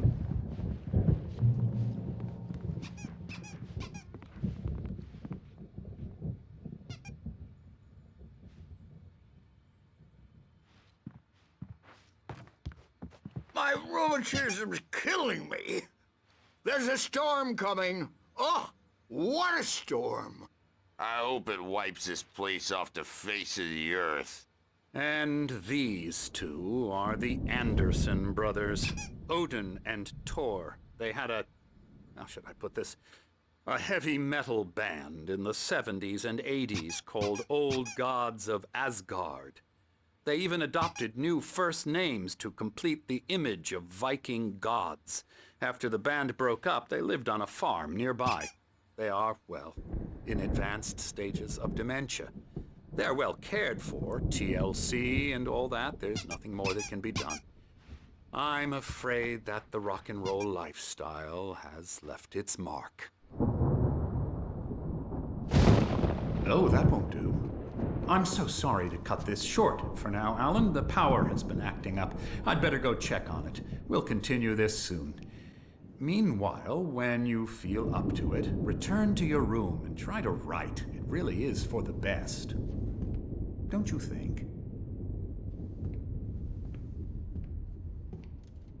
I'd like to bash his head in with a hammer. Oh, he'd love to fish out our secrets, but he has no clue. He's not crazy enough. Not crazy like us, Sonny. Yeah! Being crazy's a requirement, Sonny. Who else could understand the world when it's like this? It takes crazy to know crazy. That's the sanest thing I've heard in a while. Zane! You're all right, Tom. Hey, we like him, don't we, bro? He's got to go to the farm. The Anderson farm. Valhalla! We wrote it all down, lest we'd forget. A crash course. All you need to know to get your head right. You need to find the message. Here, Sonny, here's something for you. Gave me a rash, but I kept it safe from these bastards. My head was clearing up, or according to Hartman, I was sinking back into the fantasy. I was convinced he was lying to me about... Zane could feel the poems, taking form, shaping things. As he experimented, he imagined he could almost feel the power surging through the keys of the typewriter. It exhilarated him. But there was fear, too. If not for his young assistant Emil, he would have given it up. But Emil convinced him otherwise. He too had a way with words. Everything. Crazy or not, the Andersons made more sense. He's checking on it now. Yeah, good thing he's not overreacting or anything. Well, he's the boss. I may need a hand here later on, Birch. The storm's bound to make you-know-who jumpy. You know how they get. Something's wrong. Gotcha. I'm not myself. It's hard to think that there's a shadow inside my head. I can only focus on writing. Everything else is a blur. I'm trapped in this cabin. Have been for days, but it's always dark outside. My editor is real. I saw her again. She's not human. It's not human. A dark presence is wearing the old woman's face. She was covered in clinging shadows. There's a hole in her chest where her heart should be. I think I've made a horrible mistake. I don't think I'm any closer to saving Alice. It's been lying to me, using me to get the story it wants, and the story will come true.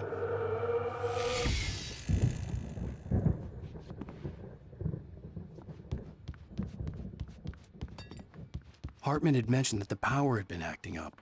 Maybe that was the reason for the generator and the work light on the balcony. The generator hadn't been activated, and there was no key.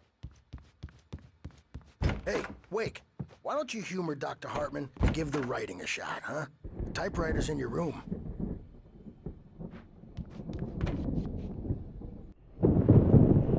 The white glare of the blank page in front of me hurt my eyes. My hands began to shake uncontrollably. Everybody, calm down. Put that down. Bert, I need help. Hey, Wake, you stay here. I'm gonna go see what's up. You just keep doing what you're doing. Be cool, okay?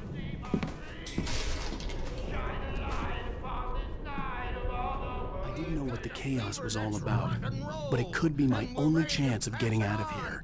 Where the hell did he get a damn hammer? I don't know. Here's a friendly poke from Mjolnir, wench. Oh, afraid of the crazy brothers, are ya? Not so weak now. Hartman kept talking, giving Barry the grand tour, clearly proud of the place. He went on and on about his hunting trophies, and Barry was impressed. But he was here on business.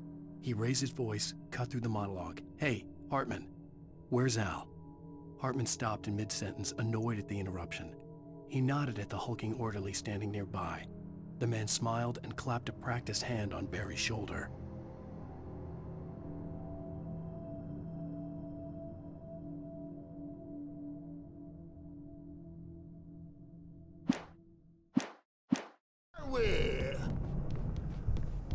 Sinclair looked bad. That wasn't a love tap. The crazy old fart hit her hard. If she was one of Hartman's goons, she had it coming. I had to get to Hartman's office. He had taken all my manuscript pages. That's where he'd been keeping them. I'm taking it. We're on a comeback tour, baby! Come on and face the music, Birch. The markings on the tape said they were recordings Hartman had made of the sessions with his patients. I saw Alice's name on one of them. For a moment, I couldn't breathe right. Hartman wasn't happy. Maude could see it in his eyes. He quickly lowered his own. He had made a mess of it, and he knew it. The shame of failure was hard to bear. He hadn't expected Wake to say he needed more time, and he blurted out 2 days, less than Wake had asked for to show him who was in charge. But that wasn't part of Hartman's plan. The photo on the wall caught my attention. In it, the clinic staff was standing outside the lodge. I knew the man next to Hartman. He was the kidnapper. Hartman had been playing me all along. Barry? Ow! About time! Barry! Man, am I glad to see you. We need to get to Hartman's office. It's right next door. You okay? Yeah. I mean, no! The cops found me at Rose's trailer, but they didn't hassle me too much. I'm obviously a victim in this, and I demanded to be treated as such. Or else I'd sue their asses. Speaking of asses, that vet gave me a real hard time, but I had no clue where you were. That guy's crazy, Al. But he let me go, and then I get a call from Hartman, that son of a bitch, who tells me you're here, and I should come pick you up, but when I got here, 2 goons clobbered me and stuck me in there. What's with the cutout?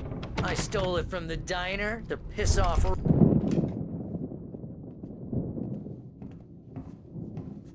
These were all the pages I had on me. And more.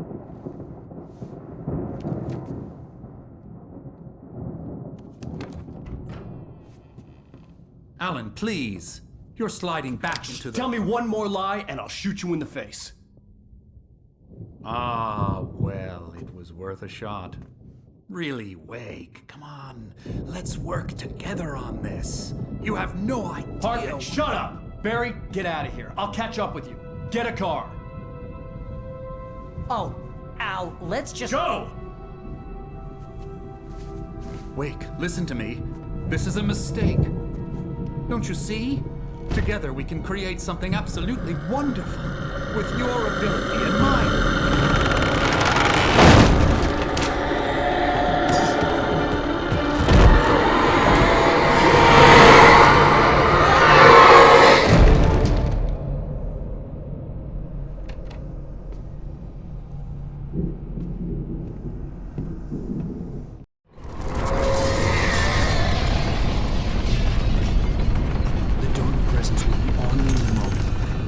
Find a way out.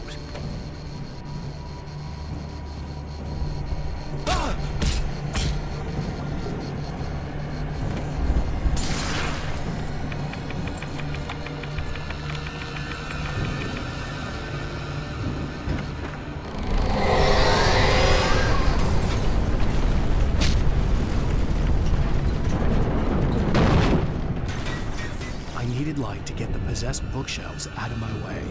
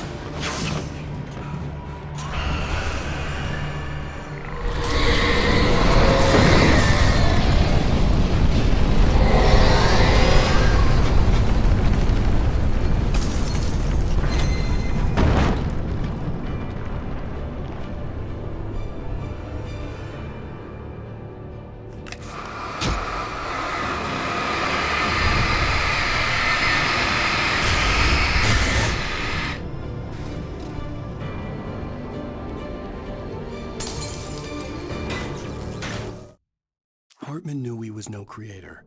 He had no ambitions on that front, and he certainly didn't want to end up like every artist he had worked with here, damaged in ways that were hard to describe, or worse. It was enough for Hartman to maintain creative control and provide direction, to be a producer. That was what most of these people were in need of anyway. Of course, suitable subjects were few and far in between. Hartman followed the fall of Alan Wake with his binoculars. When the rider hit the water, he ordered Jack to take the boat to him.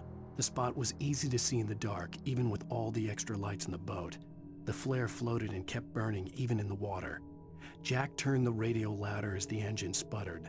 The music was rough and clanking, something the Anderson brothers would no doubt have enjoyed. But Hartman chose to ignore it. Wake was finally within his reach.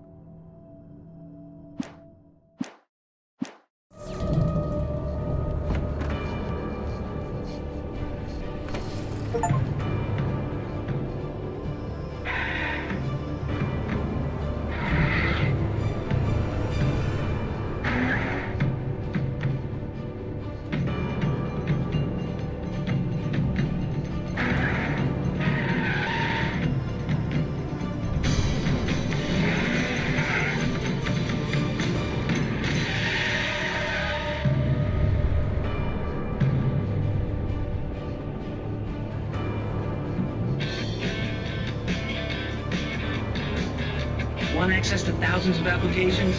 Verizon Wireless has you covered. Check out the latest games. Discover new music and old favorites. Social networking, sports scores, news. It's all at your fingertips. No matter what you're into, Verizon Wireless can satisfy your never-ending appetite for apps. Check out VCast apps and load up your phone.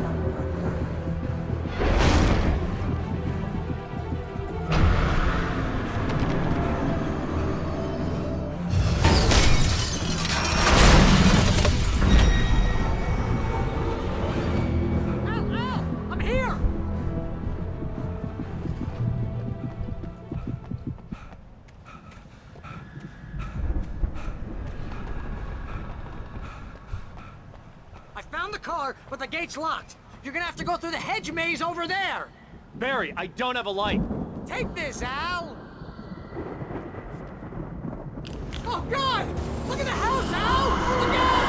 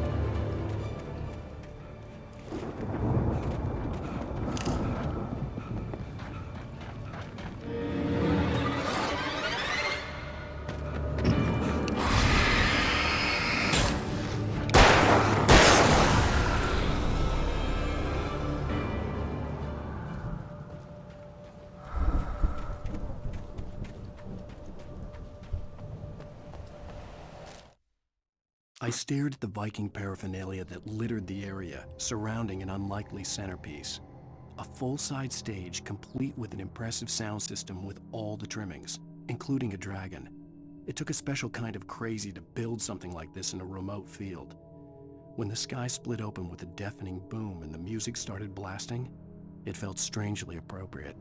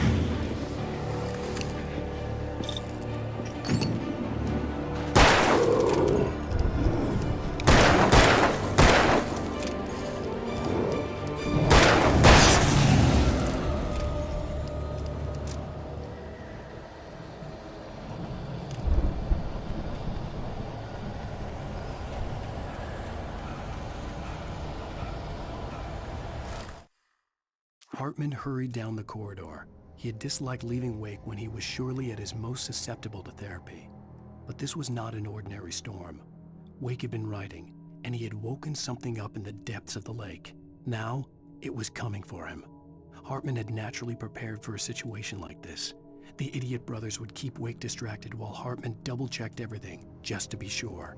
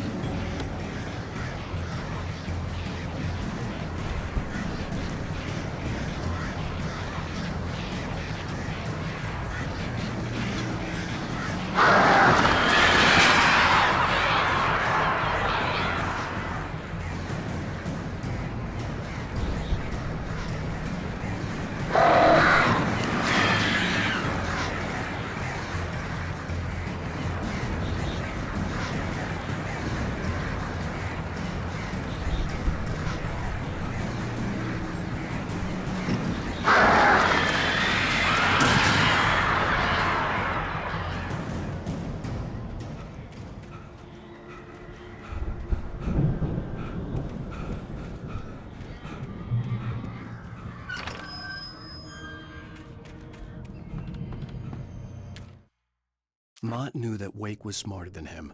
Wake had more money, a beautiful wife, everything. And Hartman said Wake was important. That made him better than Mott. But Mott was calling the shots now. He'd expected Wake to whimper and grovel, but instead, he seemed willing to fight. Mott knew he'd gotten under Wake's skin. If only Mott actually had his wife. The thought made him shiver.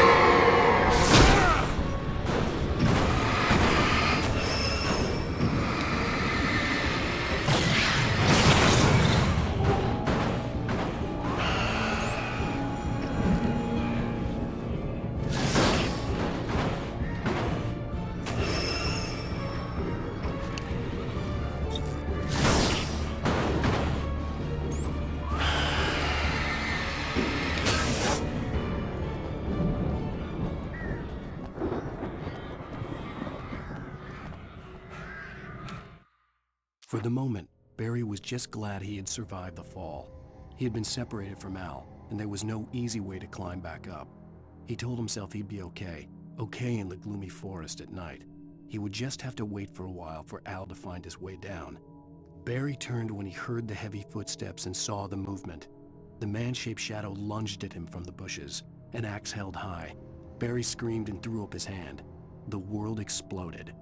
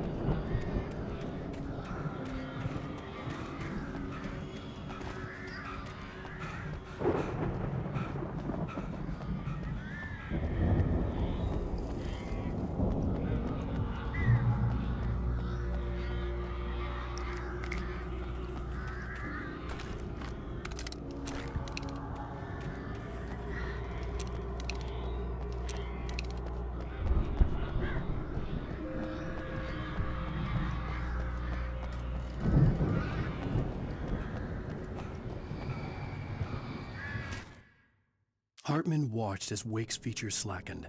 The man was bullheaded, no doubt. Even lying on the bed, he'd almost broken Hartman's nose the second time. But with a little time, he could break Wake down, give him proper direction. Wake was easily the most promising subject he'd had. Well, since Tom, really. "Sleep well, Alan," Hartman whispered with a smile. "Let me take care of you."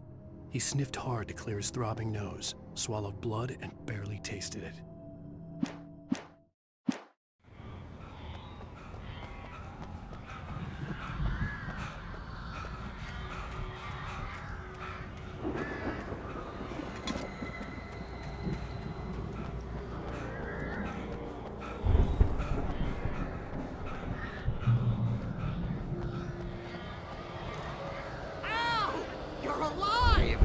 Let's get out of here. Can you open this gate? Maybe. Barry. Well, I slammed it shut when the nasty showed up, and the key fits kind of loose in the lock, so, Barry, I'll find it. Don't worry about it.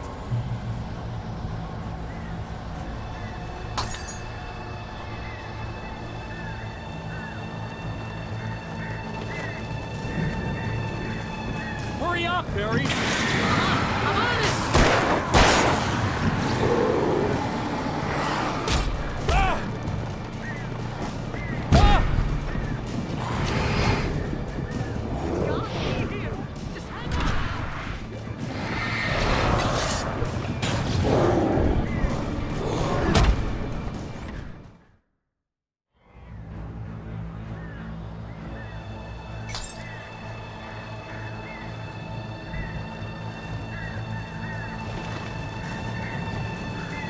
Hurry up, Barry! I'm on it!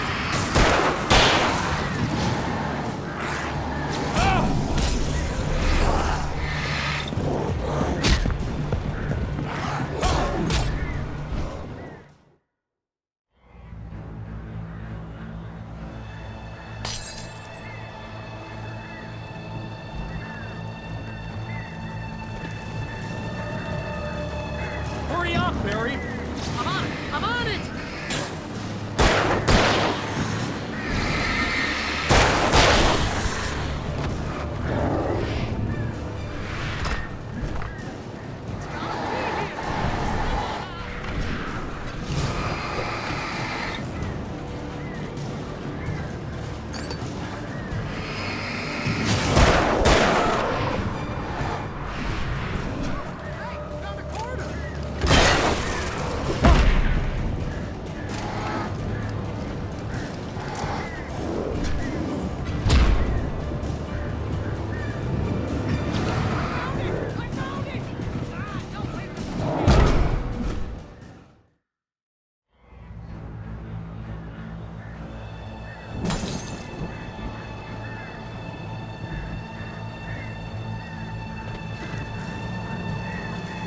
Hurry up, Barry! I'm on it! I'm on it!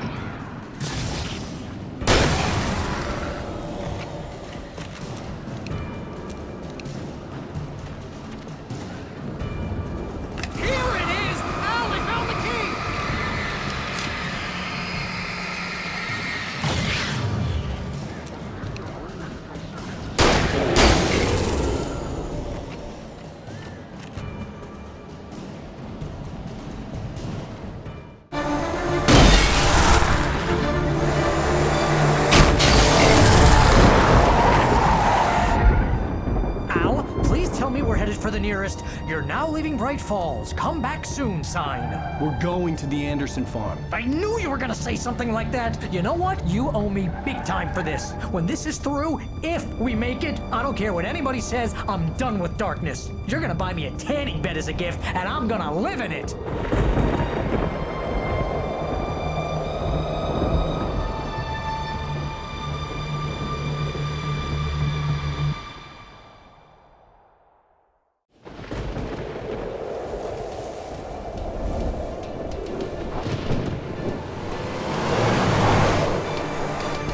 I'm crazy, but that's fine, Barry. Oh, you got that right, Al. You're barking mad. You are by far the craziest... But maybe that's inevitable when you deal with crazy stuff like this. It helps. This is happening, Barry. Alice, they never had Alice. She's trapped in the darkness at the bottom of the lake, but she's not dead. Al, how can you know that? I know, Barry. I can... Al, No, listen. I can bring her back. I can find her. There's something special about this place. The lake, it does something to the works of art created here. It makes them come true. But there's a catch. The dark presence, whatever that thing is, twists it to its own ends. That's why all of this is happening. It's using my manuscript to take over everything. Al, I believe you. It happened to Thomas Zane before, it happened to the Andersons. I believe you. Crazy or not, you're not delusional. Weird shit's going down. That's a fact. I'm on board, man. I'm with you. The Andersons knew about it, but they were too far gone to tell me with all the drugs they were on. But they wrote it down. There's a message somewhere at their farm, Barry. You just need to find it. Look out!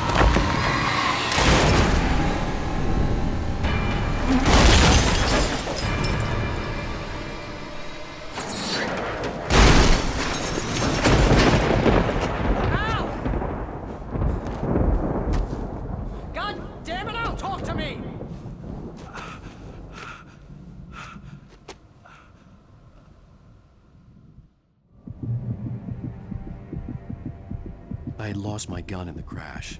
Barry was nowhere to be seen. Barry! Barry! Oh, man, you're okay! Jeez, it's good to hear your voice! I was trying to get out of the car, but the ground gave way. Man, what a drop! Don't worry, your cutout is fine. Forget that! Are you okay? I hit some bushes, didn't get a scratch. There's no way you can climb down, though. It's like a sheer wall.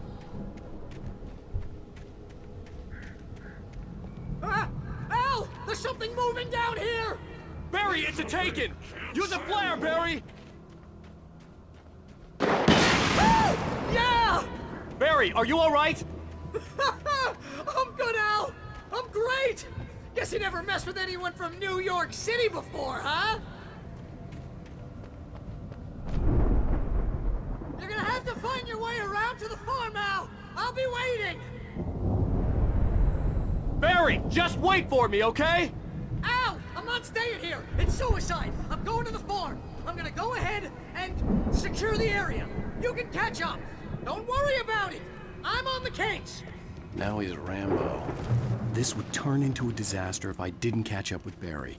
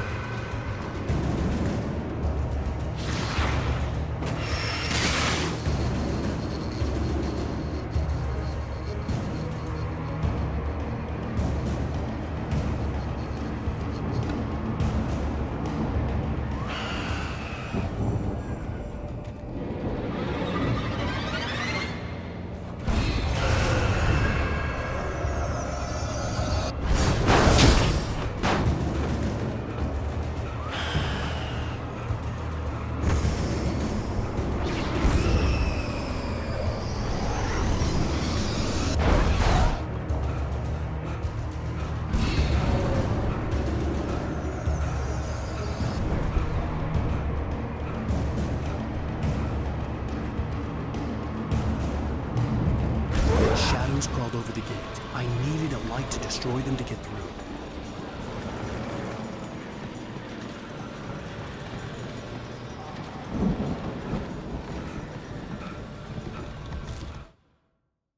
Agent Nightingale stared at the passed-out rider.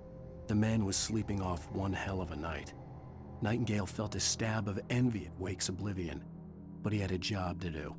He put the gun to Wake's head and almost became a murderer. His hand shook and his throat felt tight and dry. Biting his teeth, he tried again to pull the trigger.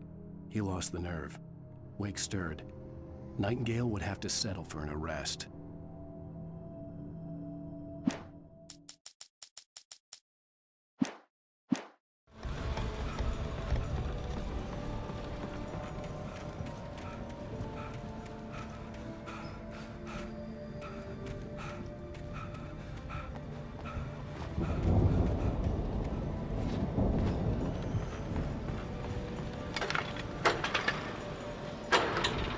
I hoped there'd still be a working generator somewhere around here to power up the old lights by the gate.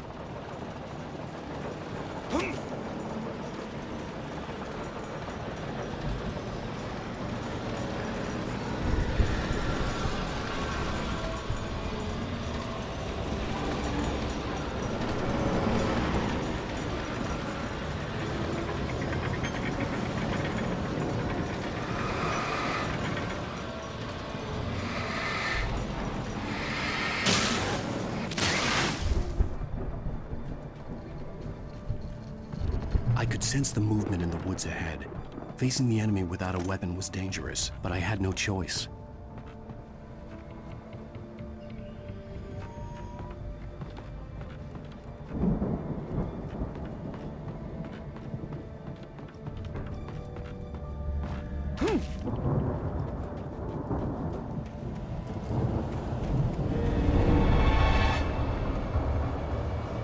Omega-3 fatty acids are good for your heart.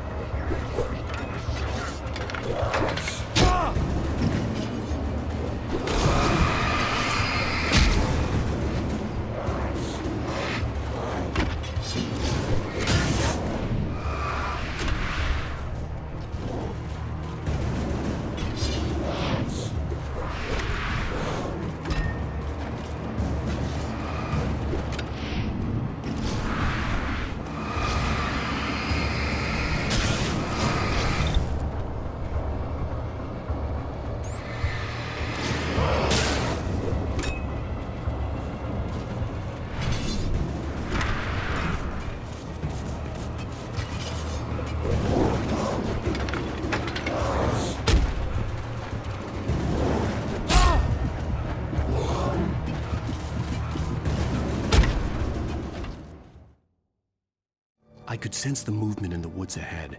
Facing the enemy without a weapon was dangerous, but I had no choice.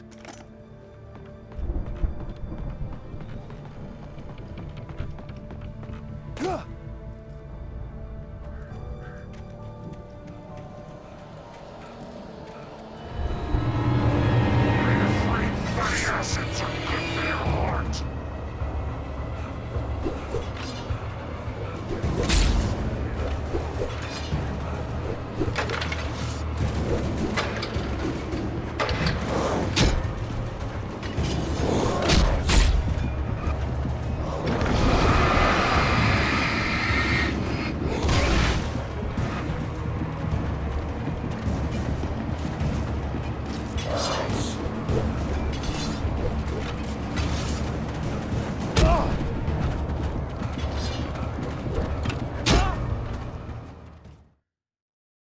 I could sense the movement in the woods ahead. Facing the enemy without a weapon was dangerous, but I had no choice.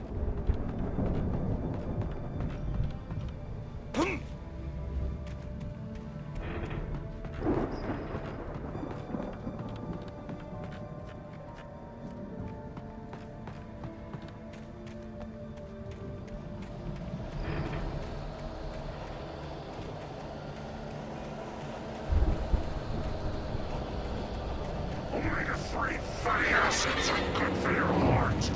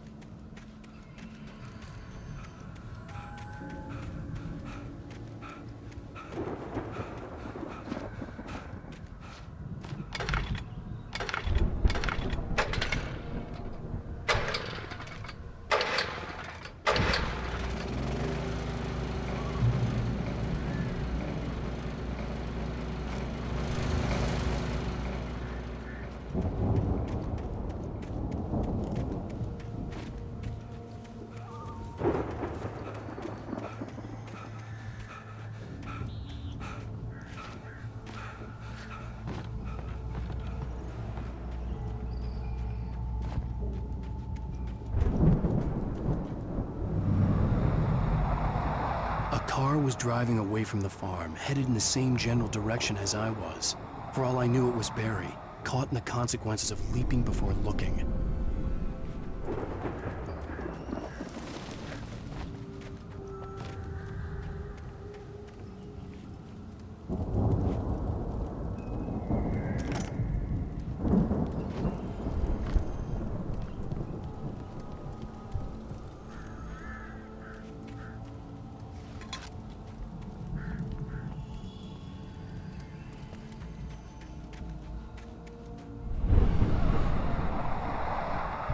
The car was heading for the cabin up ahead.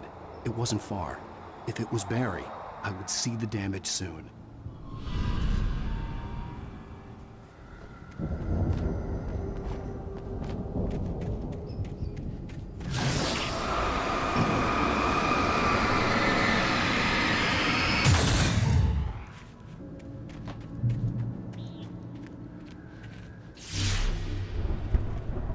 I'm trying to deliver each page to the right time and place. I'm trying to show you how the story goes. I had seen glimpses of the light before. The dark presence followed the choreography laid out to it in the manuscript, growing stronger and stronger, moving like a storm from one scene of destruction to the next. But it was still bound to follow the story and chain to the dark place it came from. When the story reached the end it longed for, it would finally be free. I had seen it in my dream. It was a strange spaceman or a diver in a bulky suit. He was the one who'd been placing the pages on my path.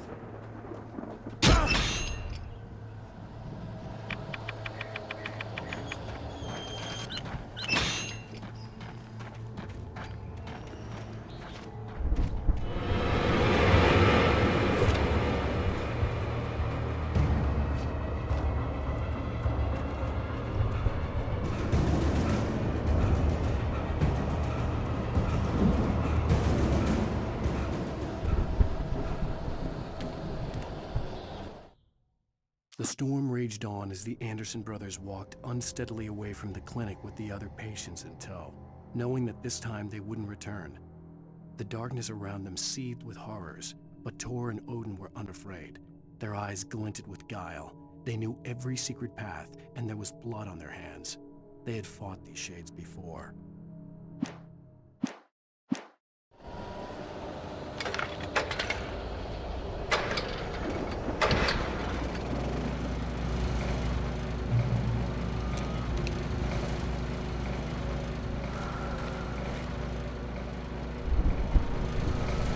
Someone had left a gun behind.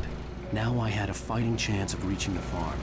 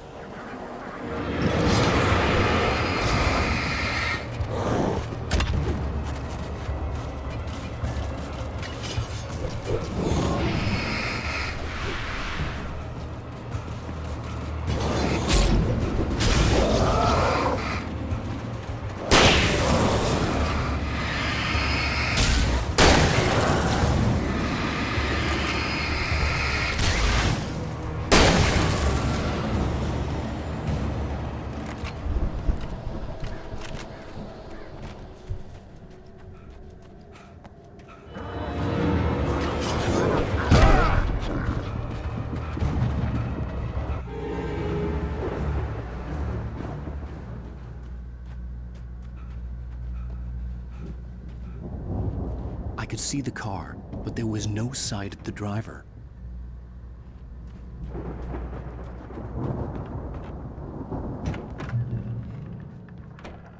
Hello? Anybody here? Barry! No! Danny, you're not! Please! What are you? No! Don't! I'm sorry!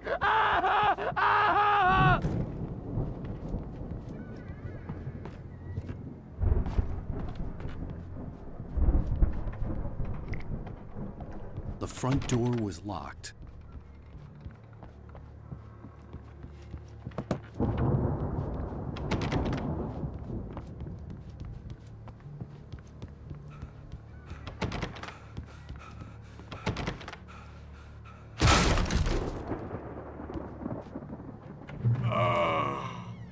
I know you.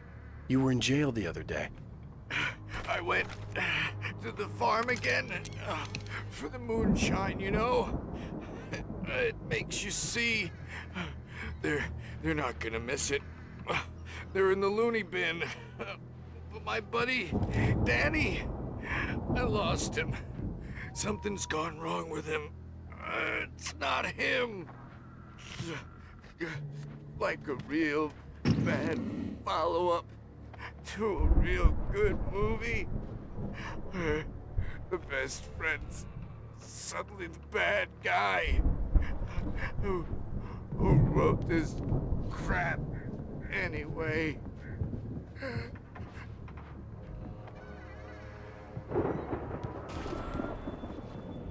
I've run through every possible course in my head. If I continue like the Dark Presence wants me to, the story I'm writing won't save Alice.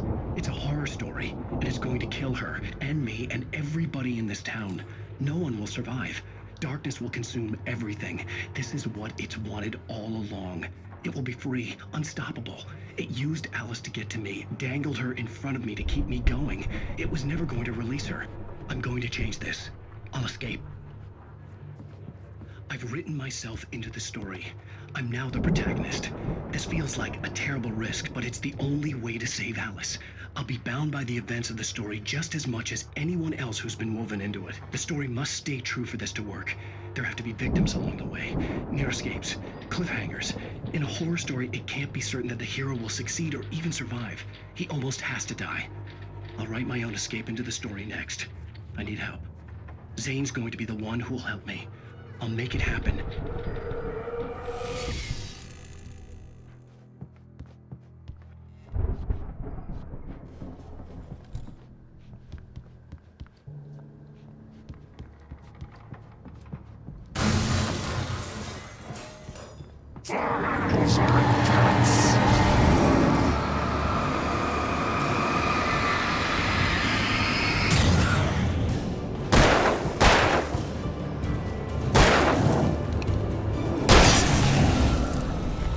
Let me guess. Danny, huh?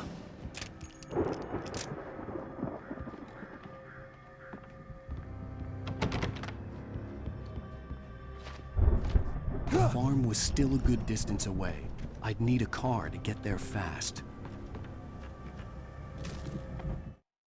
For a moment, Hartman considered strangling the idiot. Mott was mean-spirited, but easily manipulated, an emotional infant who lived for his approval. Wake, by contrast, was a far more difficult subject. Mott had given him too much leash. In 2 days, who knew what could happen? Hartman would have to find a way to rein him in, and quickly.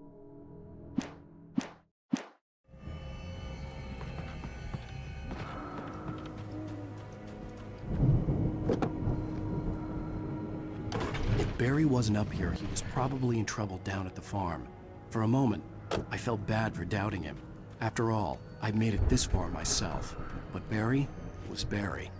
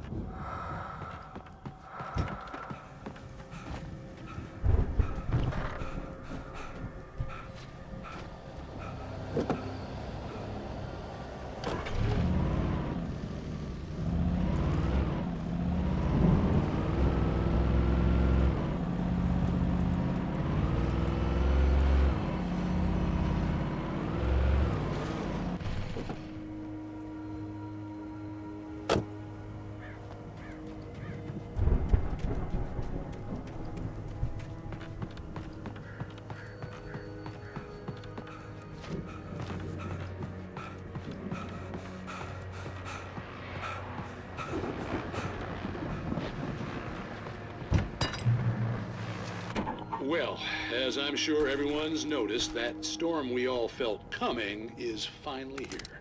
The boys at the Weather Service reckon it'll last until morning at the very least. Pertaining to that, let me read that missing persons alert again. The Sheriff's Department's still looking for a Caucasian woman, 30 years old, slim and blonde with blue eyes. She may be lost in the woods, and it's possible she's been injured in a car accident. If you see her, please make sure you get her indoors and call the sheriff. It's bad weather to be caught out in, so if you see someone in the area who maybe looks a little confused, give them a hand, all right? This is Pat Maine on KBF FM, hoping you're all safe and warm tonight.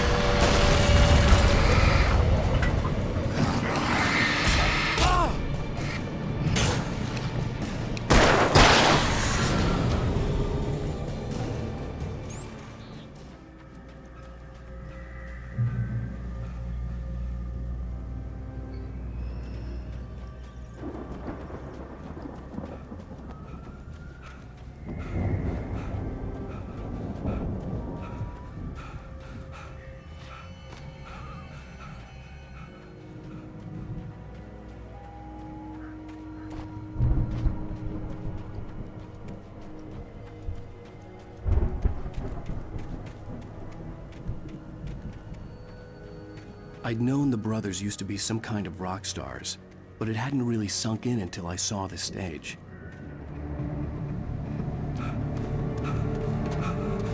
Ow! Run! Incoming! There's too many of them!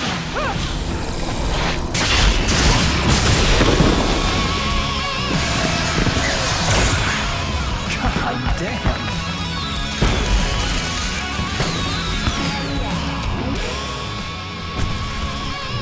So glad you decided to go it alone, Mr. Bronson. Shut up and shoot! Ow! We have to fight them off! I can set off more of the fireworks from here and help you out! Hey, Al, you notice there's a lot of ammo and stuff around? This place is stocked! Ow! Hold on! I'll tell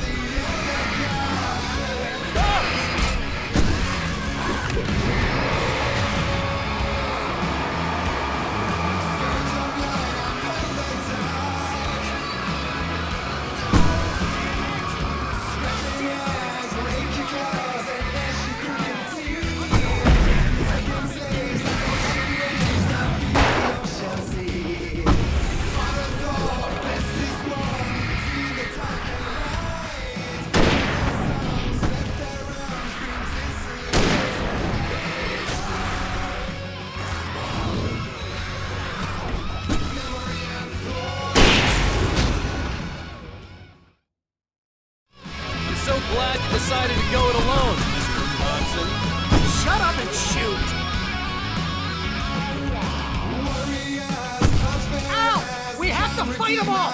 I can set off more of the fireworks from here and help you out!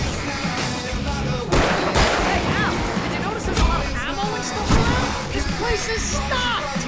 Al, hold on! I'll try to get the stage lights on!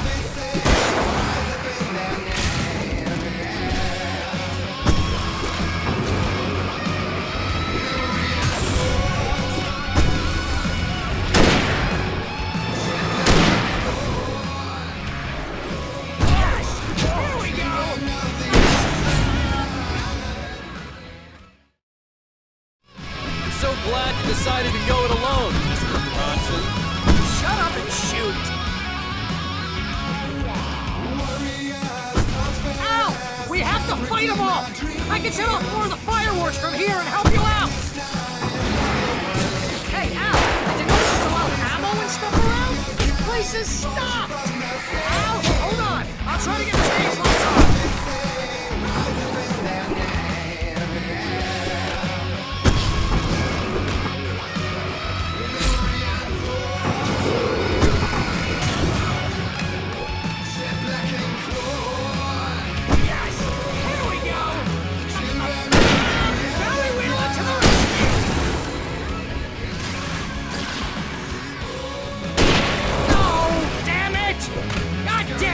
Sentry wiring! Hang on, Al! I'll get them working again, I promise!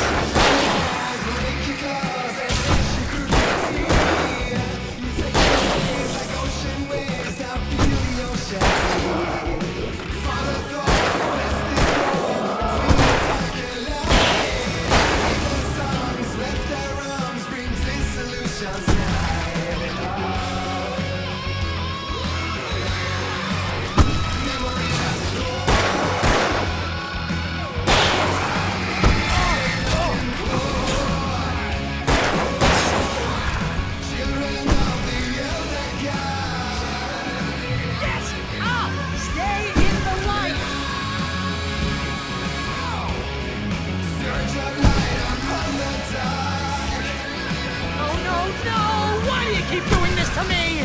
Do it for Barry, please, please, please!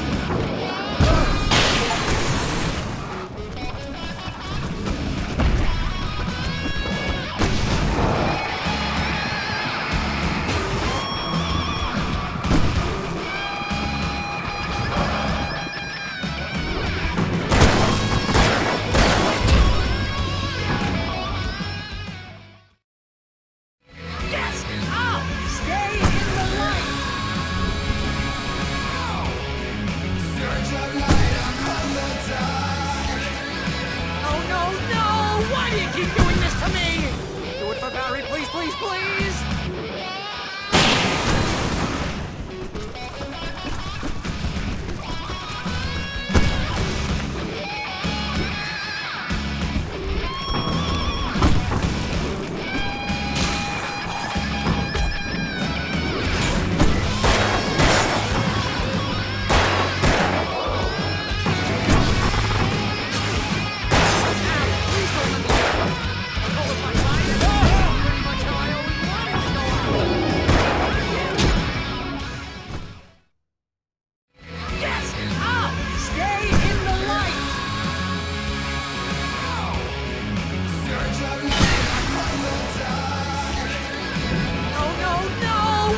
Keep doing this to me! Do it for Barry, please, please, please!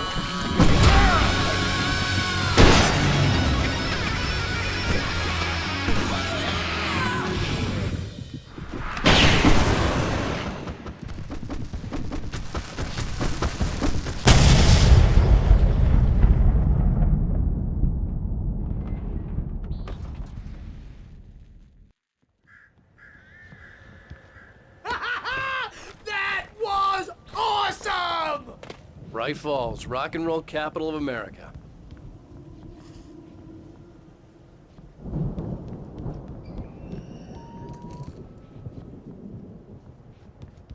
Hey, Al! This way to the farm!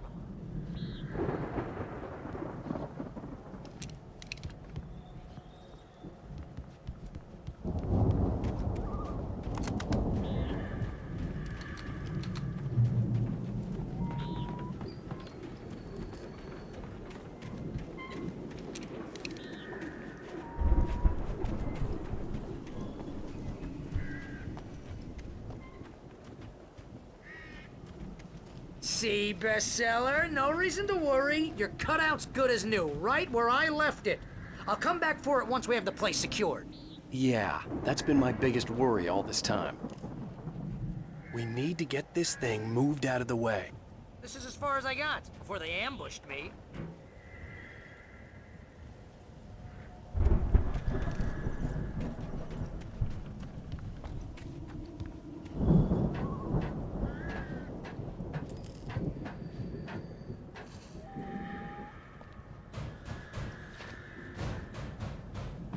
Hey, I think Alan Wake here has something to say. What's that, Al? I'm Alan Wake. I'm always right about everything. And if I don't get my way, I'll sulk all day long. I'm always intense and moody. It makes me very attractive and mysterious. Right now, I'm just standing here because I need my best friend Barry to carry me. But that's okay. I can just take him for granted.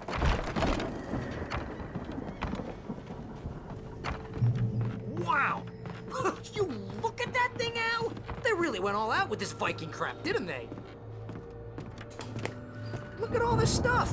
They must have done okay for themselves, so how come I never heard of these guys before? And this from the guy who learned about Ozzy Osbourne through reality TV? Hey, remember when I got you that gig? Your first real writing job, what got you started? Was this one of your episodes? Tonight's episode, The Dream of Dreams. That's by someone else. We join Mr. Jones as he explores the endless dreamscape, only to be brought to a sudden stop by a decidedly mundane situation. A long line of people. Hey, Jones, right? Listen, we're gonna have to wait until His Highness over there is good and ready. Oh, wow. Who's that? You don't know him? What are you, new? He's the guy dreaming us. Well, not just us. He dreams everything. All of this. But wait, no. I'm the one who's dreaming. I'm asleep. Isn't this my dream? Oh, yeah. Sure. Get real, pal. You're just another dream. I'm a dream. You're a dream. The weirdo in the diving suit is a dream. And the girl made of smiles and sunshine is definitely a dream. But I'm pretty sure I'm dreaming this. Well, maybe you're a really confused dream. What am I, a shrink? All I know is I'm going with the smart guys, and they say that's the guy doing the dreaming. Right there. I don't know what that means. It means we keep him happy. No sudden falls. We make sure he has his clothes on when he goes out in public. No chases where the monster is nipping at his heels and he runs like crazy, but his legs don't seem to get him anywhere. None of that. Because if he wakes up in a cold sweat... Yeah, precisely. So we wait till he wants to move on. Keep things nice and calm. Hey, something's happening here. Yeah? What's that? What? Can't you hear that? Oh, God help us, it's an alarm clock. Oh, it's you, isn't it? Please, man, I got a wife and kids. Please don't wake.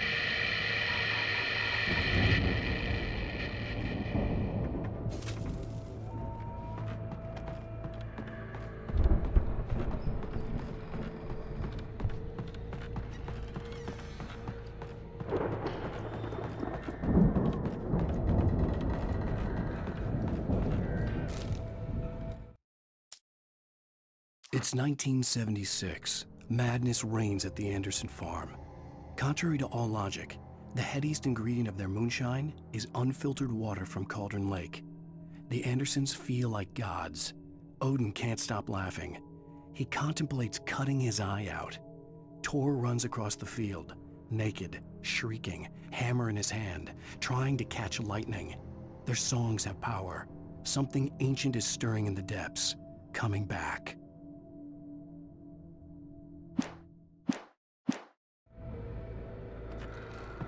The Viking boat looked imposing, almost like a battering ram.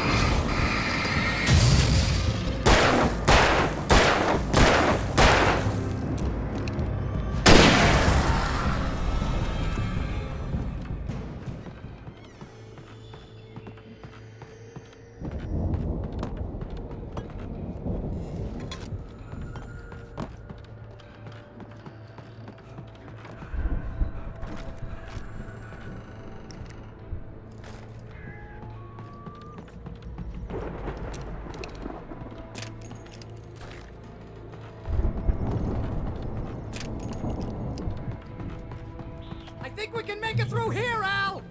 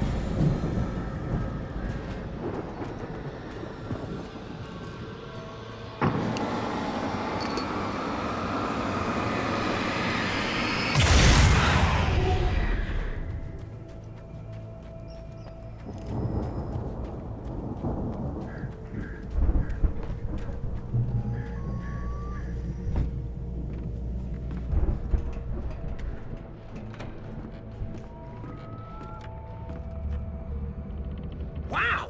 Those geezers had quite a production going on. Ooh, you know what, Al? If we make it through this alive, I'm gonna start representing them.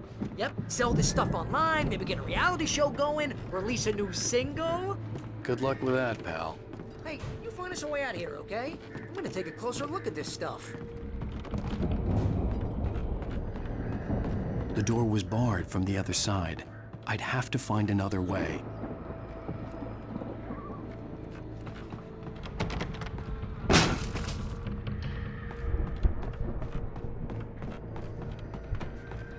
Be careful, Al!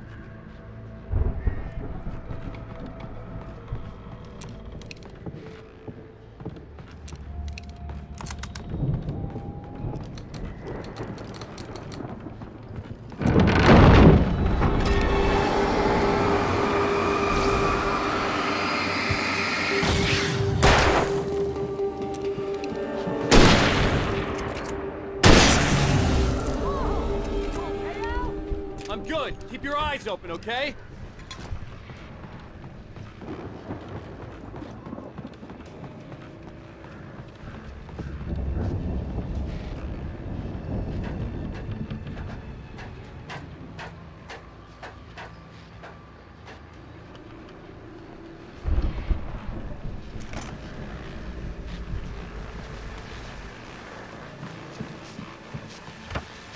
As you regular listeners know, I tend to work through the night, but I'm not the only one. Deputies Mulligan and Thornton are taking a couple of moments off their busy schedule to join me here in the studio. Boys, how busy are you now? Deerfest is almost here, isn't it? I bet that keeps you in business. Pretty busy, yeah. Actually, Pat, we've been real busy with other stuff, which concerns an ongoing investigation. We can't talk about that, Thornton. I wasn't gonna say anything. I'm just saying we got, other irons to fry. And how would you compare your workload to last year's? Things have seemed relatively peaceful to me, but people do tend to get a little wild this time of year. Oh, it's wild, Pat. It's pretty wild. There's been all sorts of trouble this year. Vandalism, fighting, public disturbances. A lot of people gone missing, too. Yeah, it's pretty much the usual stuff, Pat. Just, a lot more of it. Now, is it just me, or does Deerfest get wilder every year? People seem to be more drunk, at least, or they start earlier and younger. Oh, it's definitely not just you, Pat, but... Definitely, Pat. Hey, I'm talking here, Thornton. Oh, shoot, I lost my train of thought. Not just me. Oh, yeah, it's wilder, Pat, but actually most of the trouble seems to be coming from grown men. People who ought to know better, Kids are doing fine this year. Well, that's nice to hear at least. Boys, I want to thank you for stopping by. I'll let you get back to your patrol. Sure thing, Pat. Yeah, sure thing, Pat.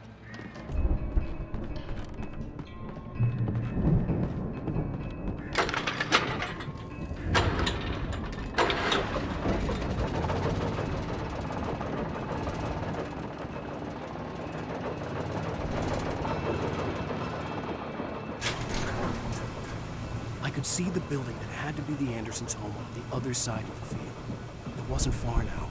I wasn't worried about trusting the ramblings of two burned-out geriatric wrecks. They had the goods.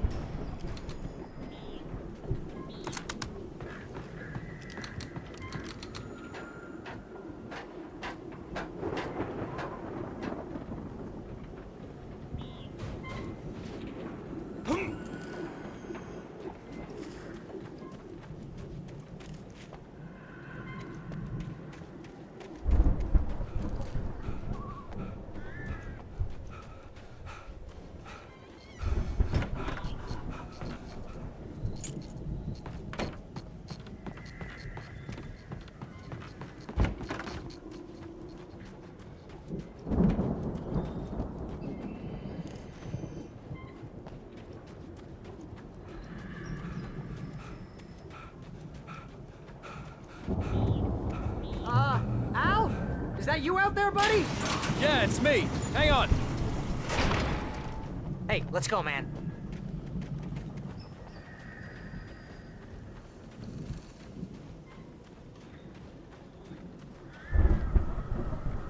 I think we're gonna have to work together to open this gate, Al. Looks pretty heavy.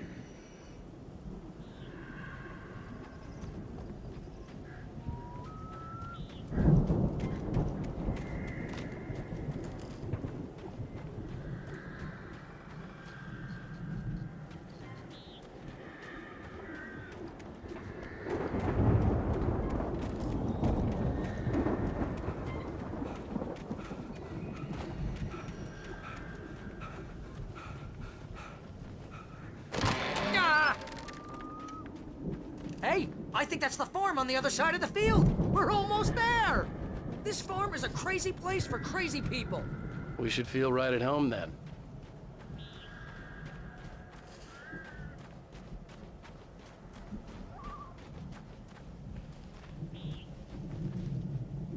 Come on, one more gate. Let's do this thing.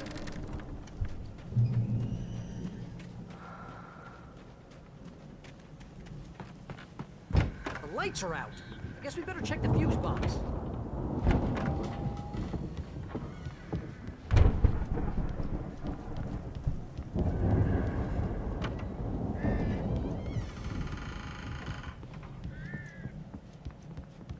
You know, this place looks kind of lived in.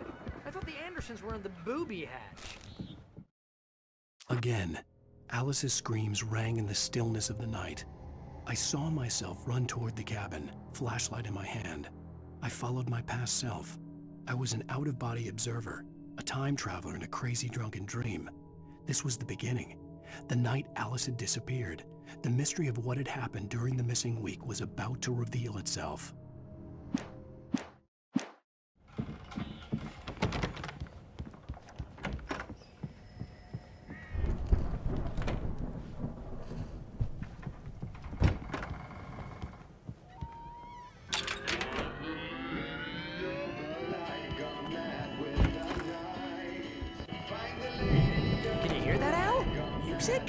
Of course. We need to find where it's coming from. That's the message the Andersons talked about. That's the whole reason we're here. Lady of the Light? Oh, that's gotta be... What's-her-face? The crazy lamp lady from the town. Cynthia Weaver. Right. Must be.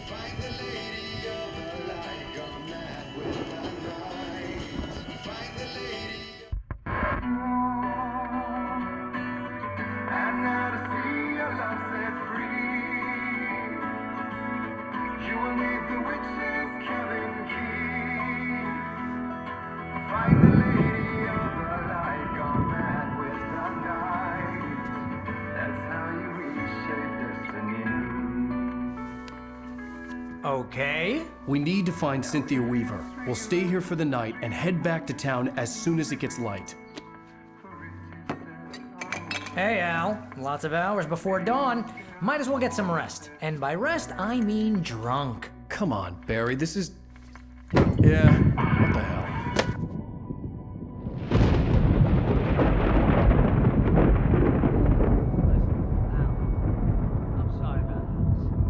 Seriously, because I know we don't get along, but we're gonna find her, right? Even though you're a crazy bastard, I'm gonna stick by you, no matter what, ever, Al. Sure, like a brother. I'm a writer, goddammit. Correct. If I just wanted to, I could write 10 books a year. And they'd be the best books that year. No, you couldn't. That's right, I couldn't. But I could, because I'm a writer. What? What do they put in this stuff? I feel like my brain is coming out of my nose. I'm gonna get the recipe off those coots and be a booze millionaire. I just miss her, Barry. I just want her here with me. I know, Al. I know. It's gonna be okay. We're gonna make it okay.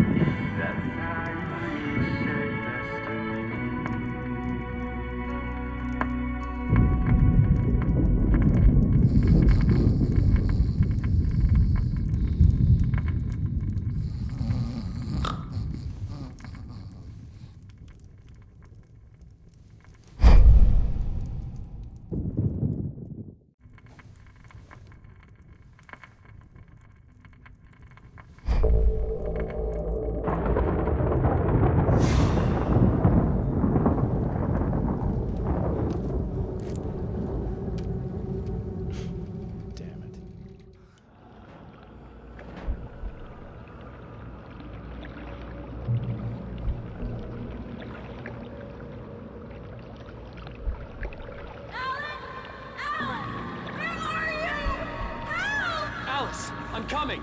It's all right! I'm coming! It was a crazy, drunken dream, and yet it was more than that. It was the truth, a suppressed memory unearthed by the Andersons' moonshine. I was there, an out-of-body observer. This was the night Alice and I had arrived at Bright Falls, the night Alice had disappeared. I had a chance to find out what had happened. I remembered being surprised to see the cabin dark. Alice would have never turned the lights off. I remembered thinking I caught a glimpse of her form underwater, sinking into the darkness. Diving after her was the last vague memory I had of that night. After that, the next thing I could remember was waking up behind the wheel of the crashed car and finding the first pages of the manuscript. Beyond this lost memory, there was nothing. I had to follow the footsteps of my past self to find out what had happened that night. I couldn't find her in all that blackness. I must have thought she drowned.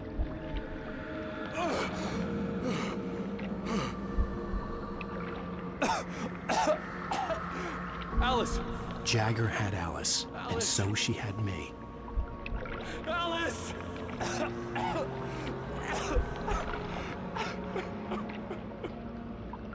I'd been easy prey. Look at the cabin. Is there someone in the window? Alice? Maybe she didn't drown after all. Maybe she's inside. Alice! Yes.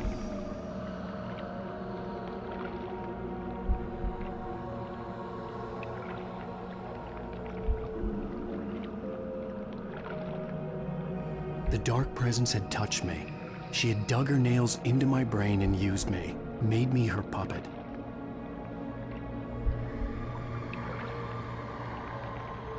She must be here somewhere. Maybe upstairs in the study. Alice! Yes, that's where she is. You can apologize. Alice! You'll laugh at the whole thing together and put it behind you.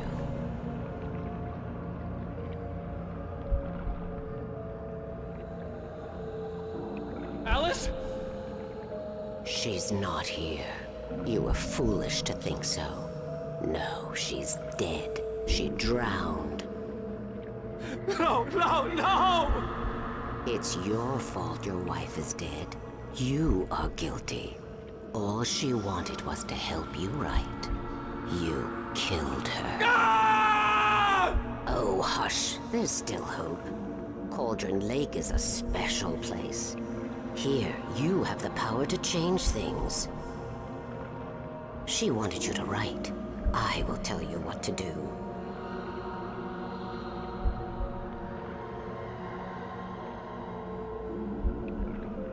You can write her back. The story will come true, and all will be well again.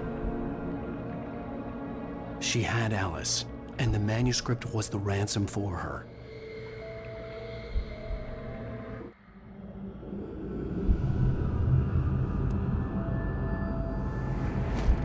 Yes.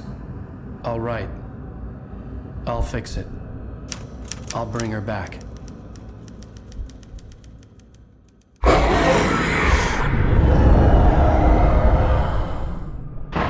No. I wrote it. I remembered it all now. In the dark, I'd written for days, a week, almost a complete manuscript of a novel entitled Departure. Jagger had been my editor, whispering in my ear, making sure that the unfolding story would make her more and more powerful. I thought I was saving Alice. Even with the cobwebs she put in my head, some part of me had been aware enough to write my escape into the story, to bring a light into the cabin to release me before I could finish, to interrupt the horror story before the ending, where darkness consumed everything and everyone. Zane was weak and far away, but I had written him into the story, and his light had been enough to set me free. It isn't here now. I'm here because it was written. I brought the light to set you free. You must hurry. It will know I'm here. It will be back soon. It stole the skin of my Barbara a long time ago. She looks so old.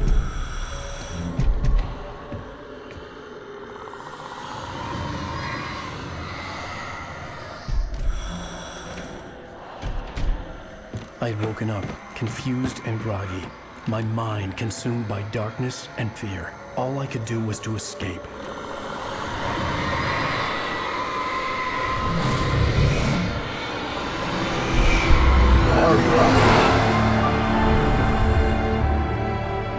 The week spent in the cabin had taken its toll. I was barely conscious and fading fast.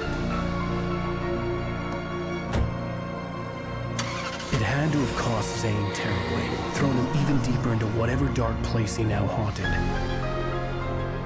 But he had managed to weaken the dark presence, kept me safe that night.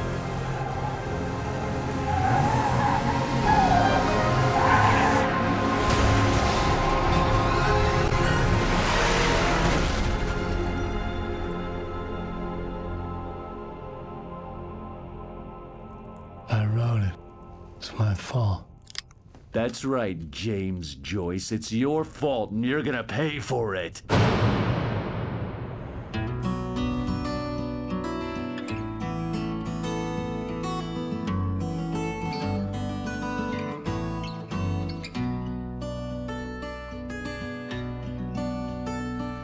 There's an old town road with mystery of Tom. Previously on Alan Wake. Under the influence of the dark presence, I wrote a horror story that is coming true. Jagger had been my editor, making sure that the unfolding story would make her more and more powerful. Some part of me had been aware enough to write my escape into the story. Together we can create something absolutely wonderful. The lake, it does something to the works of art created here. It makes them come true. My mom gave me this old light switch. The clicker. Alice is being kept in a dark prison. I need to find Cynthia Weaver to fix this. It's your fault, and you're gonna pay for it. Well, we're expecting a record crowd from the neighboring counties. Naturally, we hope to break the record set by last year's Moose Fest in our neighboring town, Watery. Ladies and gentlemen, some people have asked me, what's the big deal about Deer Fest? And I think that this sums it up. It's about friendship and community. We've got a great party coming up, but let's try to hold it in until tomorrow and get through the night in one piece, all right?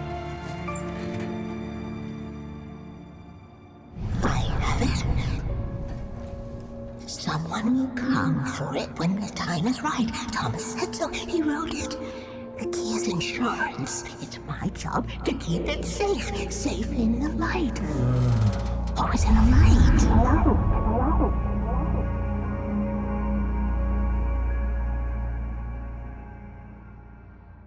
Manuscript pages were gone. The FBI agent had taken them. I think my tongue just took a crap in my mouth. Ugh. Oh, wait, we're in jail now? Oh, Al, this is not good. That about sums it up.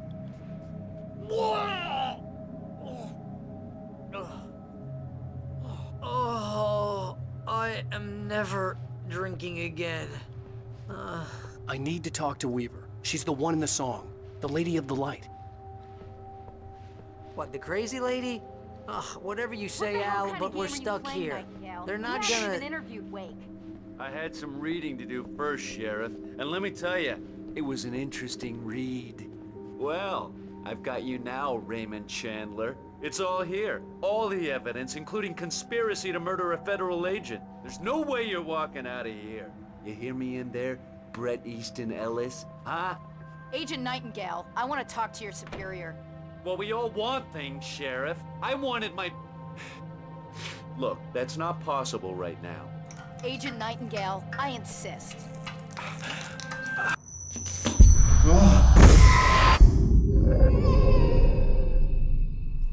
Wake, what's wrong? Lady, are you stupid? It's a trick. It's an obvious trick. Okay, I've had enough of this crap. Wake, I'm gonna trust you with this. You're joking. Agent Nightingale, your opinion would matter more if you were sober and if I actually believed you were here on official business. Whoa! Get back in the cell, Stephen King. The only way you're leaving this place is over my dead... Wait a minute.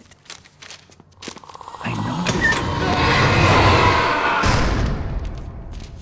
Oh my God! Light. We need light. It's the only way to fight this thing. In my office. I've got your things there. Follow me. Oh, man! Nightingale tried to make sense of the manuscript. It was disjointed and strange. He didn't understand half of it, but it all rang true. Impossibly true. He took out his hip flask when he reached the page that described how he reached the page that made him take out his hip flask. It wasn't the booze that made his mind reel. We're sitting ducks with the lights out. Nightingale felt the situation veering out of his control, but the gun at least felt steady in his hands.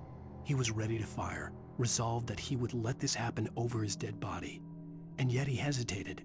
He had seen this moment before, read it in the page.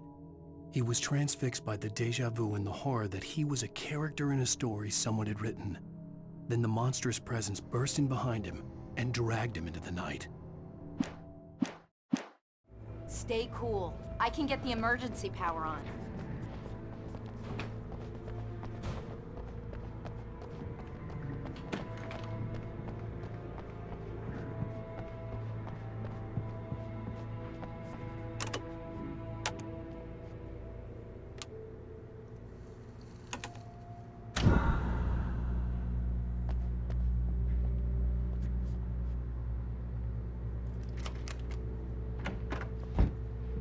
Here are your things. Wake, what do I need to know? What do you need from me?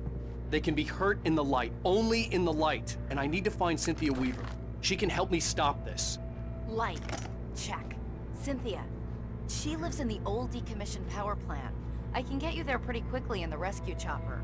Come on, let's get back to your friend. Wheeler, I need you to stay here. What? No. We're going to fetch our ride, but I have friends who need to be warned about this, and I can't be in two places at once. I need your help. Well, okay. Here's a list of people and phone numbers. I need you to call them and tell them you have a message from me. Night Springs, okay? They'll know what to do. Night Springs? Like the TV show? Gotcha. Oh, hey, that radio guy is on the list. Maine. Who's Frank Breaker? He related to you? My dad. Hey, is this like a secret society? Can you do this? You'll be safe here. The backup power's on. These guys need to be alerted, just in case we don't come back. You'll come back for me though, right? As soon as we get the chopper ready. Thanks, Wheeler. I owe you one. Okay, let's go, Wake. Through the back. My hangover wants a pizza. You think there's any way I could order one, Al?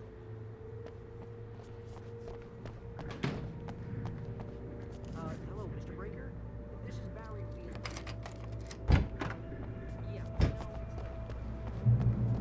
Oh, hell. Whatever took Nightingale must have broken the gate controls. We can't reach the gate's control box from here. We need to get to the other side over the rooftop. I'll go. I'll open the gate for you once I'm across. You stay here in the light and cover me, Sheriff, okay? Are you sure? Okay then, but hurry.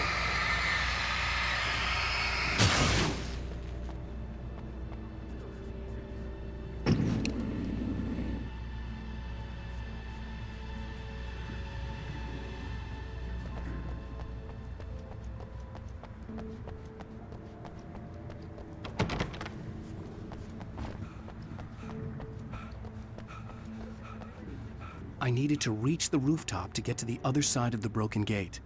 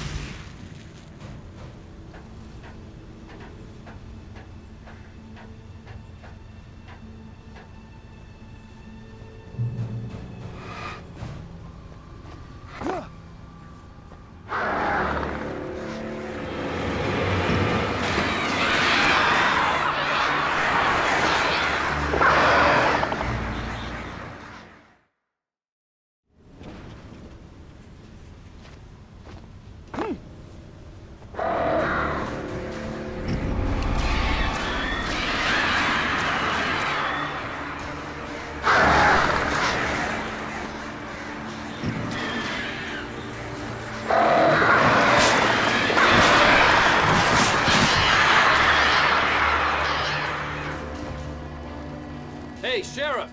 Your password. Night Springs? What's that all about? It's a stupid joke we have. That Bright Falls is the original inspiration for the TV show. This town can get weird at times. Never this weird, though. You need to bypass the damage to the control box. What am I, an electrician? Hold on!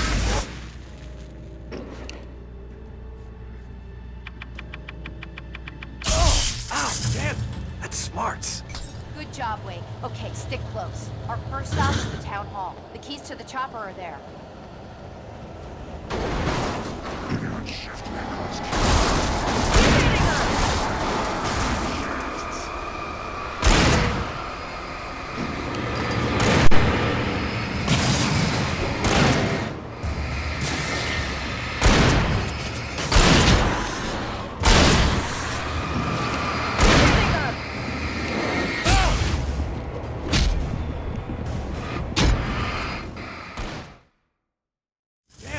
Smarts. Good job, Wake. Okay, stick close. Our first stop is the town hall. The keys to the chopper are there.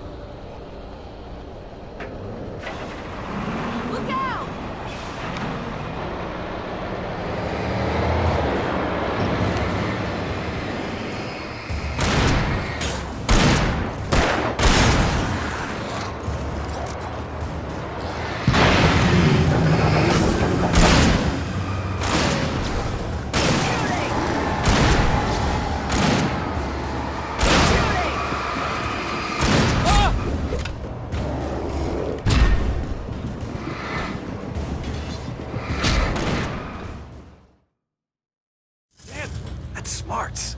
Good job, Wake. Okay, stick close. Our first stop is the town hall. Keys to the chopper are there.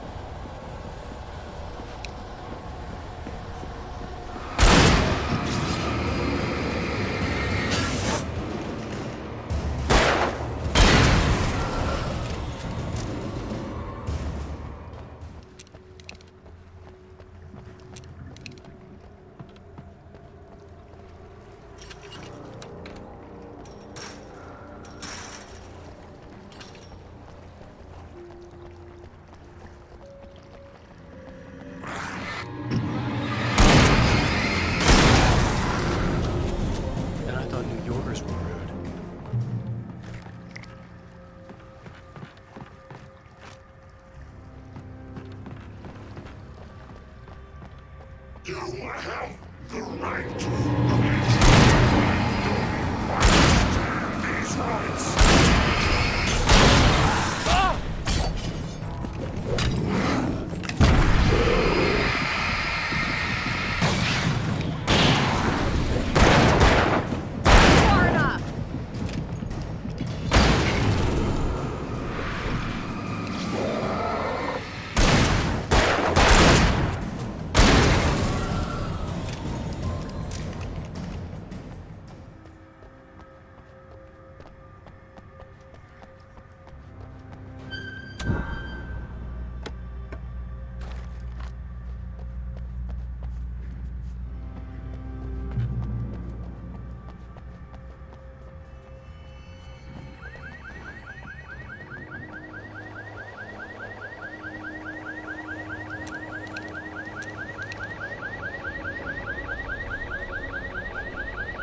Wake, over here! There's light!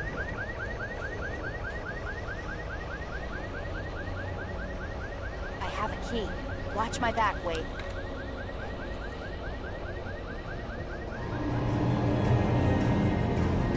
It's an ambush.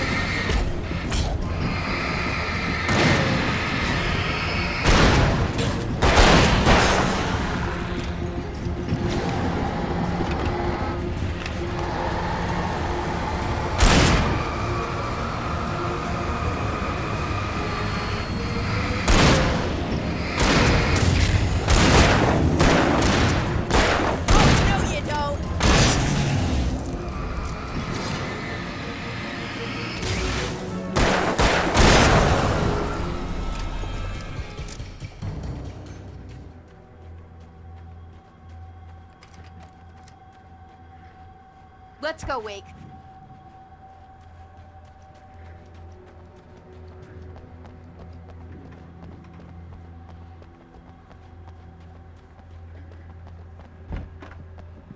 Okay, someone's messed with the fuse box here, but you should be able to jury-rig it while I find the keys.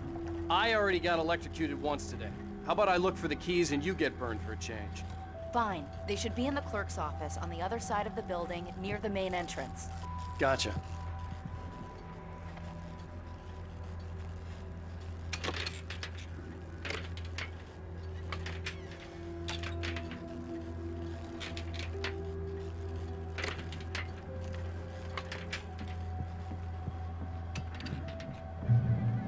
The keys aren't upstairs, Wake. I'm just gonna take a quick look.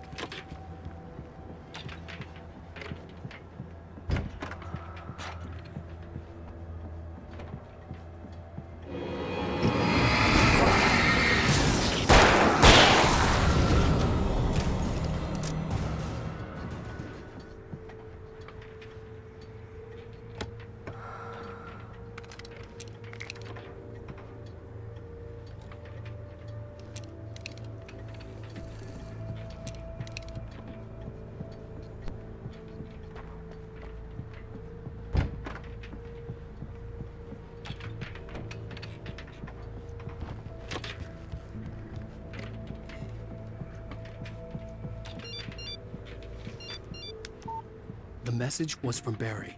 He was getting worried at the station. He wanted us to hurry.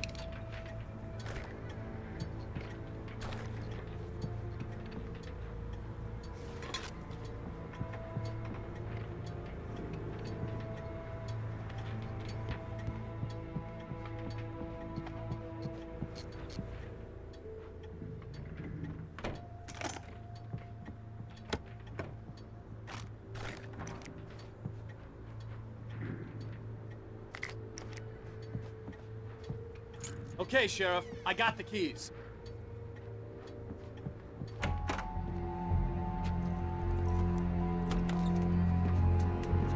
Barry? Why isn't he inside? Oh, God. Oh, God.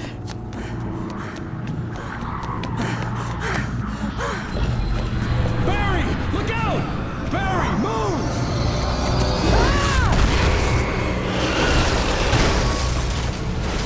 Barry! He made it inside, Wake. He's okay. The storefront's blocked. Come on, Wake, let's go around. We can meet him in the back.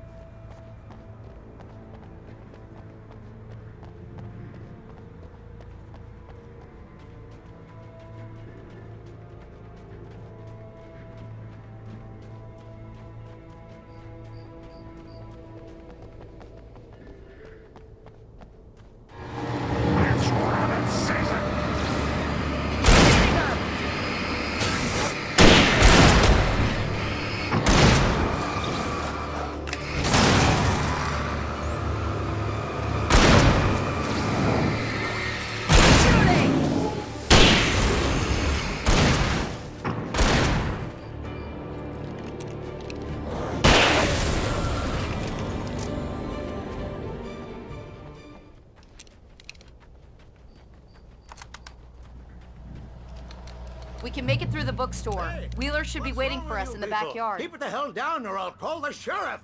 Oh, hi, Doc. I've got it. Don't worry about it. Sarah, about time somebody showed up. All this shooting in the air is idiotic. One of these days they'll kill somebody. And over Deerfest. I know. Go back to bed. He's got a point, Wake. Look, this town can't take this. It's me they want. The sooner I get out of here, the sooner you can all get back to life as usual. I hope you're right. Come on, let me get this door open. Wait, you got the keys to the bookstore? Perks of being the sheriff. A girl needs to get around.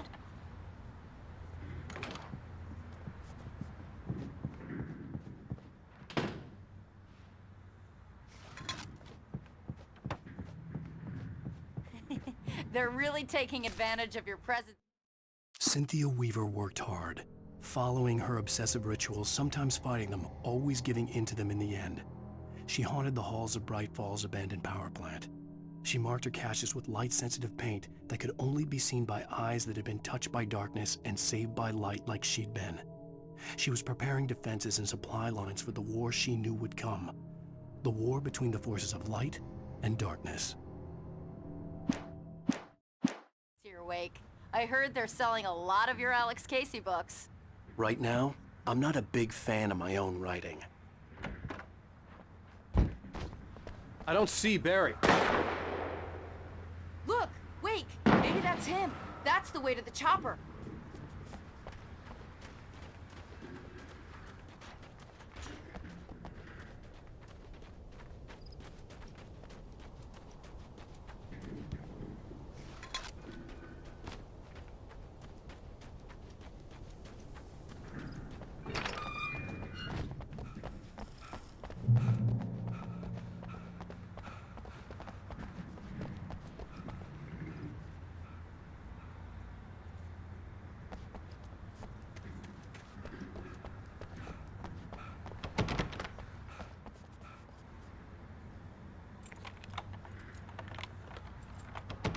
I'm gonna give Pastor Howard a piece of my mind about this lock. Ugh, I told him to get it fixed. Here they come. Labor. Let's take a break.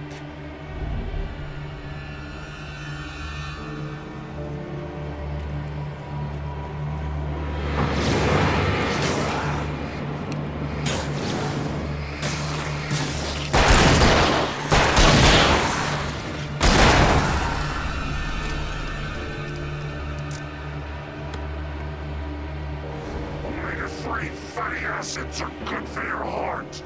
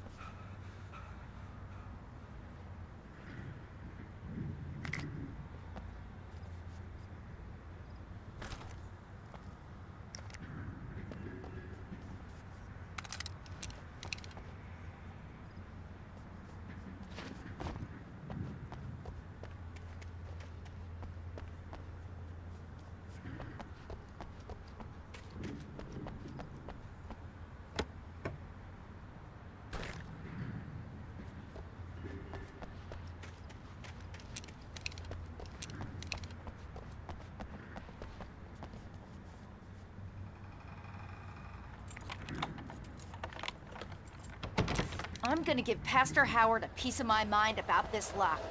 I told him to get it fixed. Here they come. Physical labor. Let's take a break.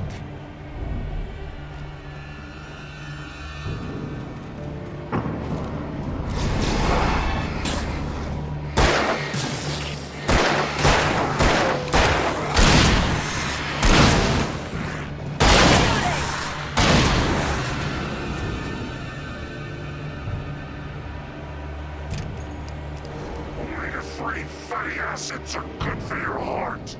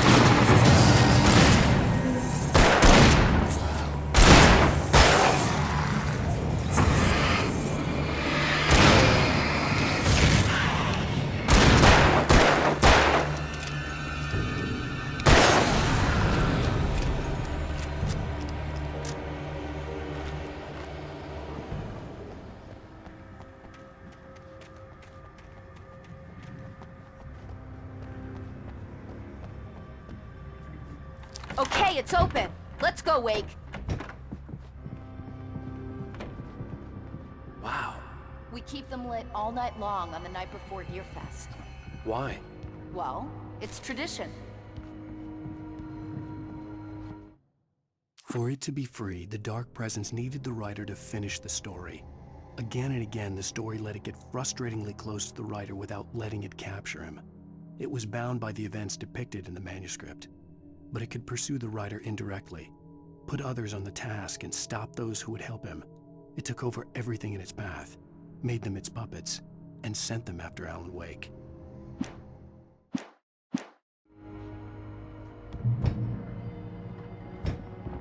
We're almost there. We'll have to go through the basement to get to the parking lot.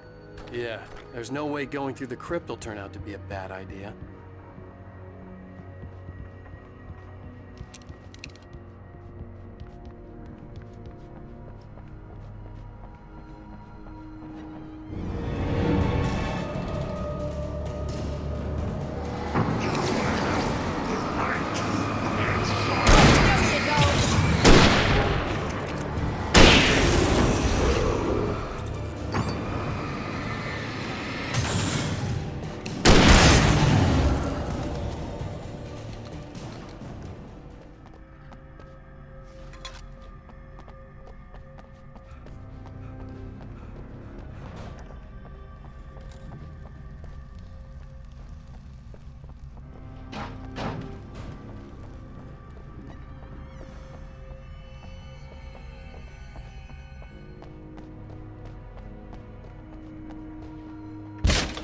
Did you call 911?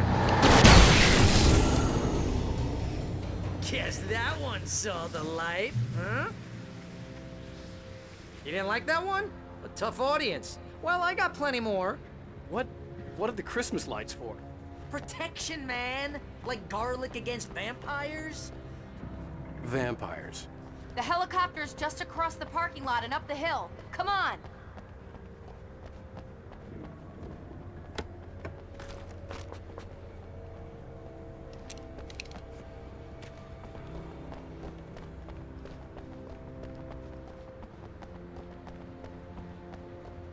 The Bright Falls General Store is now my favorite place in the entire world. See this headlamp? It's like a superpower. I can just look at one of those things and they die. It's my flaming eye of Mordor. I wish I didn't say that. Yeah. Hey, I want a headlamp. Last one. Bastard. Alice had screamed until she had no voice left to scream. Around her, the darkness was alive. It was cold and wet and malevolent and without end. She was a prisoner, trapped in the dark place. The terror would have burned her mind out, but one thing made her hang on. She could sense Alan in the dark. She could hear him. She could see the words he was writing as flickering shadows. He sensed her too. He was trying to work his way to her.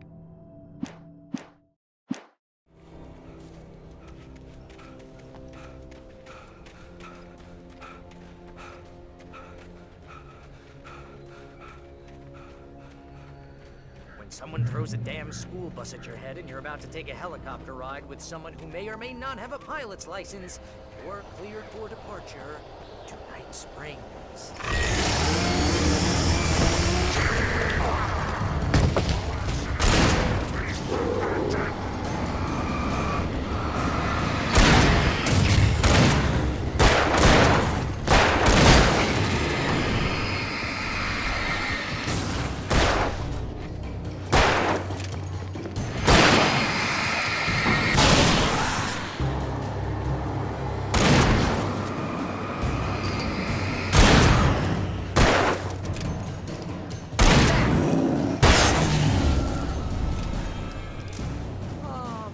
Get used to this.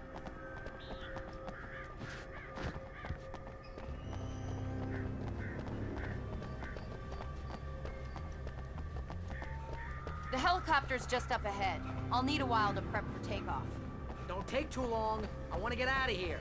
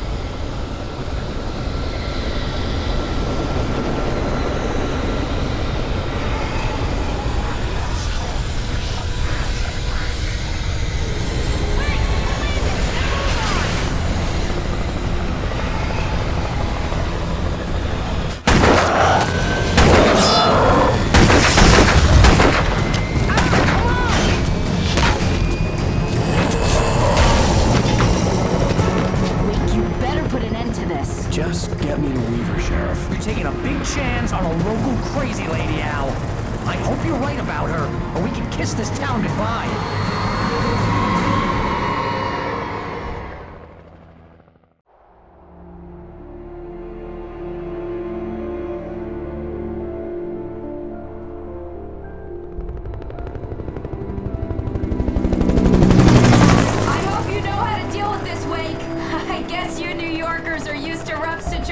Like this. Right. The city's a war zone. King Kong, mutant alligators, and Alex Casey shoots the place up every weekend. Look, I never even carried a gun until a couple of days ago. Well, my dad used to be a cop there. Tells some pretty wild stories. Stuff like this? No, just normal bad stuff. Kinda like your books, Wake. I used to tease Dad that he was just like Alex Casey. You've read me. Oh, sure. You're a pretty good writer. A little heavy on the metaphors, maybe. Nobody's ever said that before. We're coming up on the power plant. See the lit building over there? And that's the dam further up the river. I can't land here. I'll take her down the road across the river. Just get me there, Sheriff.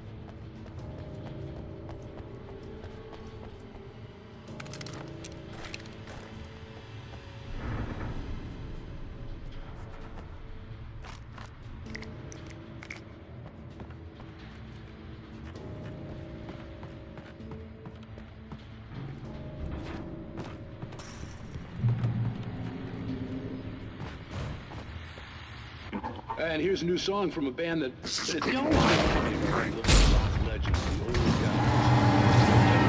This is just anyway. Those boys are on their latest single, War.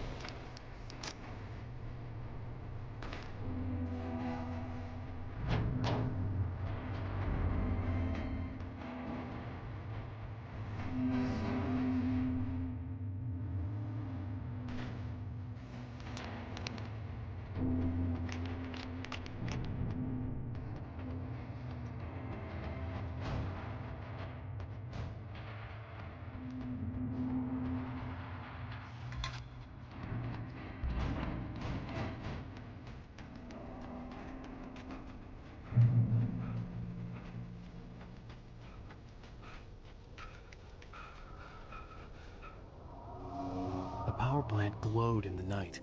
It was close, but I had to find a way across.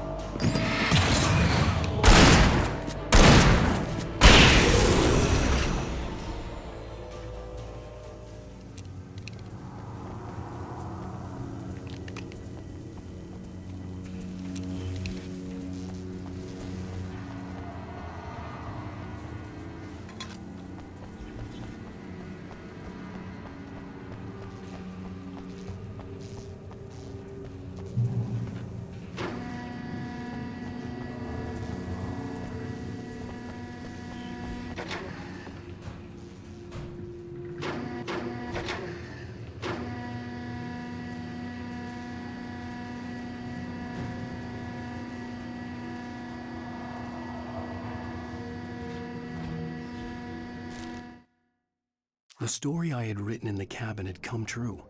Touched by the dark presence, I had written a horror story, but the end was still missing. The story was incomplete, and the last unfinished page of the manuscript still sat in the typewriter in the cabin study. If I could get back there, if I could read the page, then I could write my own ending to this story and save Alice.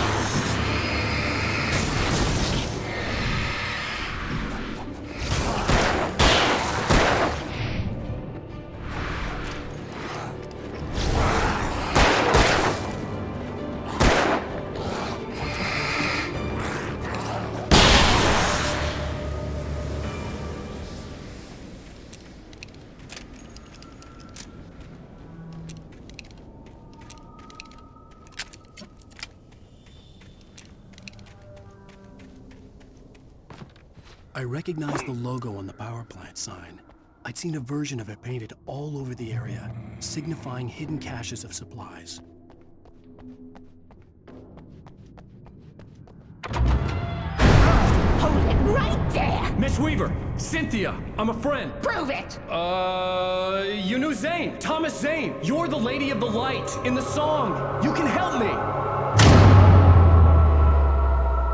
About time! Young man, I've been waiting a very long time for you. It's in the well-lit room. Excuse me? What you need to drive the darkness back. The well-lit room is at the dam. I built the room to keep it safe. Will it help me find Alice? Will it get me back to the cabin? Fine, let's go. I can get my friends to come back with the helicopter. Oh, we won't go outside. Never at night. That's rule number 1. You've been breaking the rules, young man, and where has that gotten us, No, I have a secret route, a lit route, an old water pipe.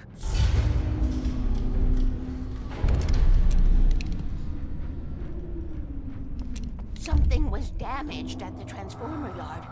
It's draining all the reserve power. Without it, the pipe will go dark. The power to the yard must be cut. Let me guess. You want me to do it? Young man, you're the one who likes to break the rules. I can't be outside in the dark. The kill switch is outside.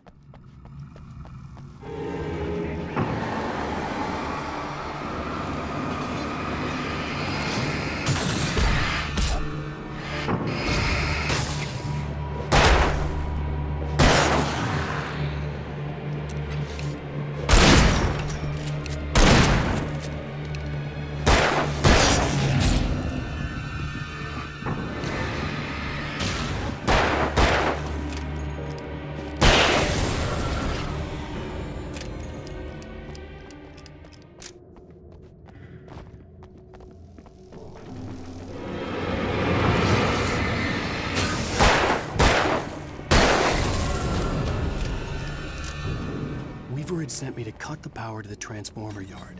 I was willing to do grunt work for her to get her to help me. I hoped Weaver was dependable. I'd stumbled into this crazy world a little over a week ago. She had been living this insanity for decades. I could see the kill switch that would cut the power to the transformer yard. Now I had to find a way to reach it.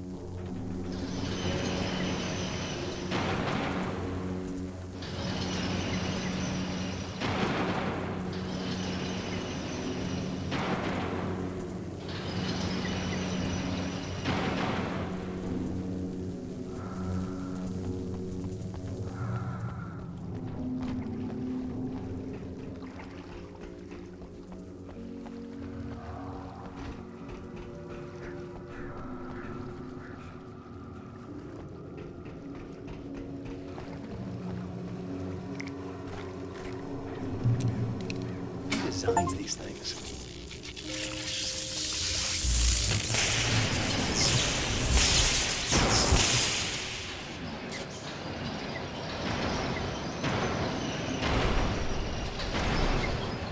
The transformer yard went dark and dead. Weaver's water pipe passage should now be good to go.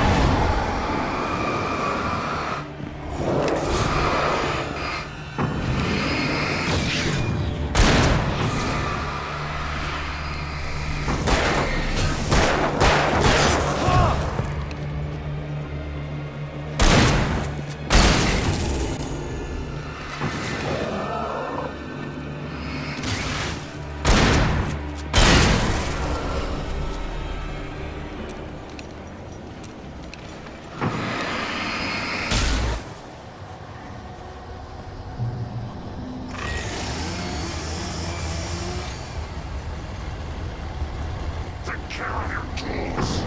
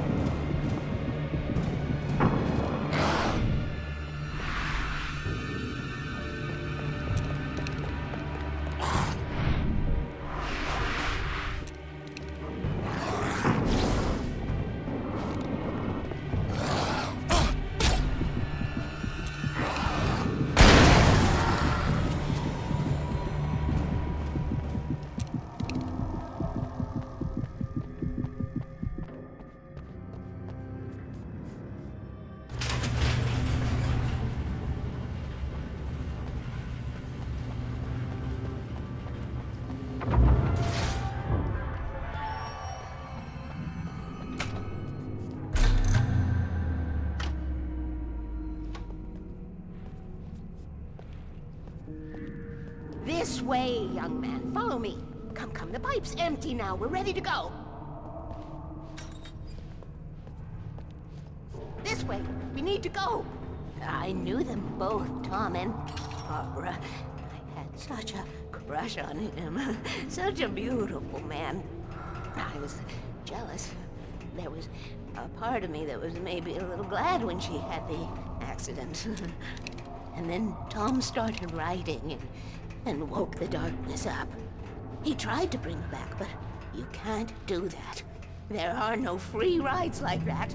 I'm starting to realize that. In that case, young man, perhaps you're a smarter man than Tom was. The witch looked like her, but it wasn't. Barbara was sweet. He didn't understand until it was too late. He tried to undo it, wrote himself, her, everything he'd ever written out of the world. Oh, he was so famous. And afterward, no one knew. Oh, Tom. He left only one thing behind in my care, in case it happened again. Insurance. He trusted me. Or perhaps used me a little. Tom knew how I felt. Knew I wouldn't refuse him. I built the well-lit room and put it there. It's been waiting for you. We are characters trapped in a story you have written, and none of us will survive to see the end of it if the darkness isn't stopped. She'll twist the story to her own dark ends. How do you know all this? Tom, that's the way he wrote it. He still talks to me, you know, in television, from beyond, from below. We have both been touched by the darkness, young man. He saved us both with light, but the darkness stays with you. Leaves a stain.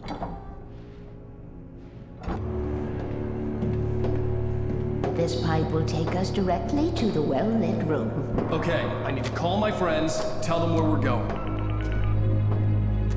Hello? Al! Barry, we're headed to the dam in one of the pipes. Meet us there. Okay, I'll tell Sarah. It's Sarah now? Whoa! No! For the sweet love of...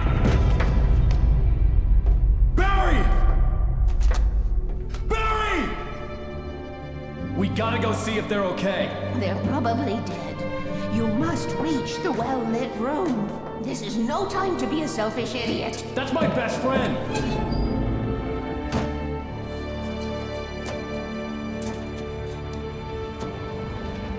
Well, be a fool.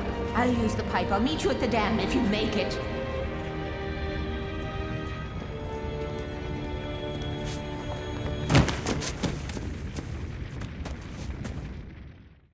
At least I didn't have to worry about her. She knew how to stay safe.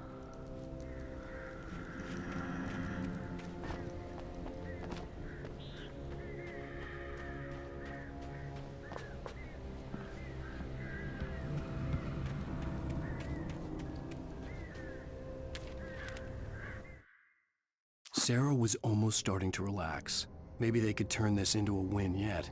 Suddenly, there was a piercing sound, like a table saw gone wild, as 100 birds made out of shadows swarmed into the rotor. The chopper bucked wildly and the board lit up, telling her what she already knew. They were going down. Barry Wheeler screamed next to her.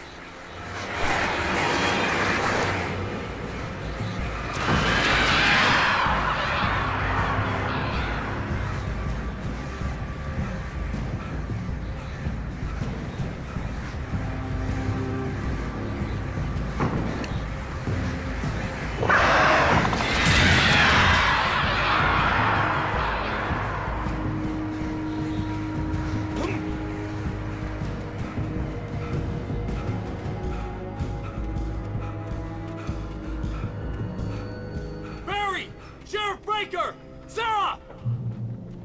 The crash site looked bad, but as far as I could tell, the wreck was empty.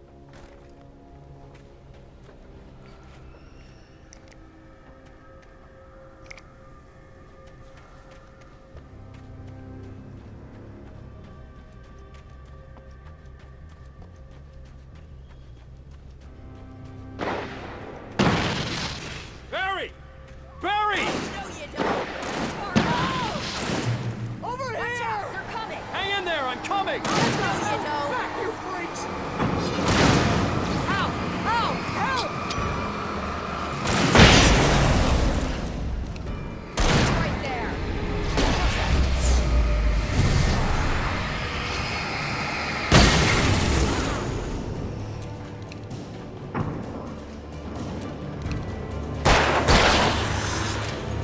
You know when to make an entrance, Wake. We were ready to make like Butch Cassidy and the Sundance Kid. I have a different ending in mind. Yeah, I'm fine. Thanks for asking. I knew you'd be all right. How's that? The Flaming Eye of Mordor? Ah, laugh it up, funny man. Didn't we have somewhere to go? Weaver will meet us at the dam.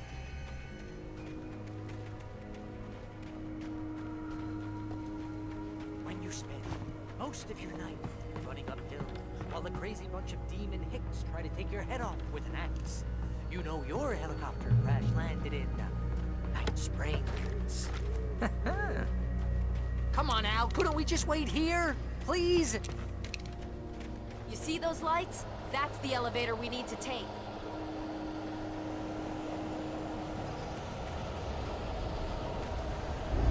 You can't beat a good fight. What the hell is that thing? It's everywhere! Oh crap, there's more than one of them! Nothing moves like that. It's impossible. Ah! Al! Do something! He's too fast. I can't get a shot.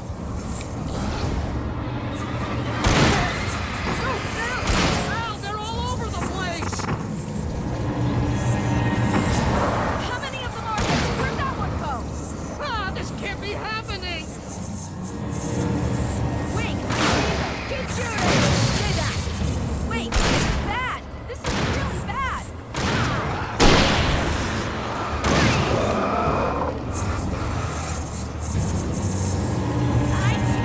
Shit! I think I lost them.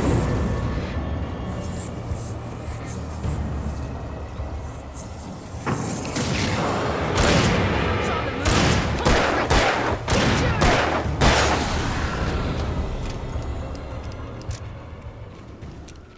Was that it?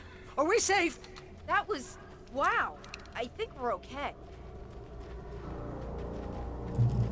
Hey, Al, I got a bad feeling. Let's keep our eyes open. Lead the way, Al. Try not to get us killed. Wake, call the elevator. I'm keeping watch. I think I hear something moving around.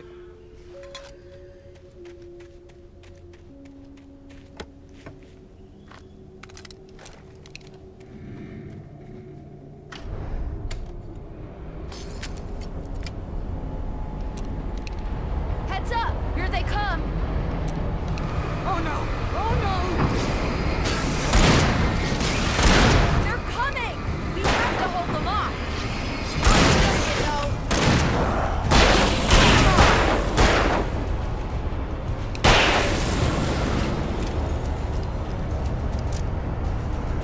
Oh no! Oh no!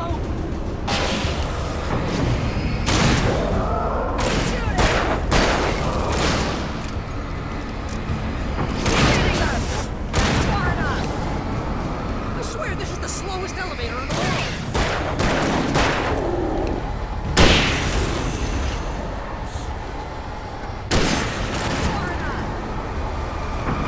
It's almost here, Wake. Just hold on.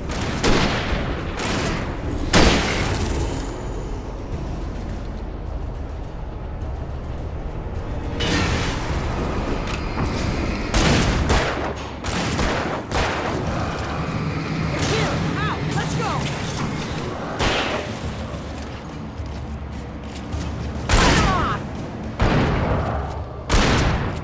Al, hit the button! Get this elevator!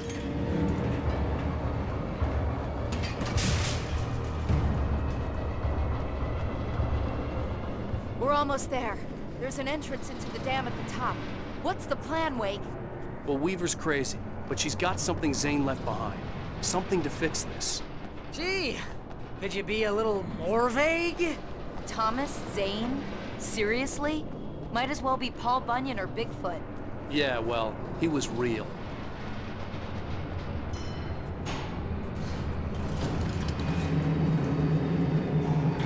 Let's be careful, okay?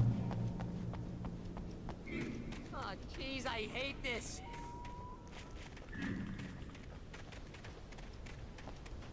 Okay, Wake. There's a button over there that opens the door. I think something's broken. Hold the button down so we can get in.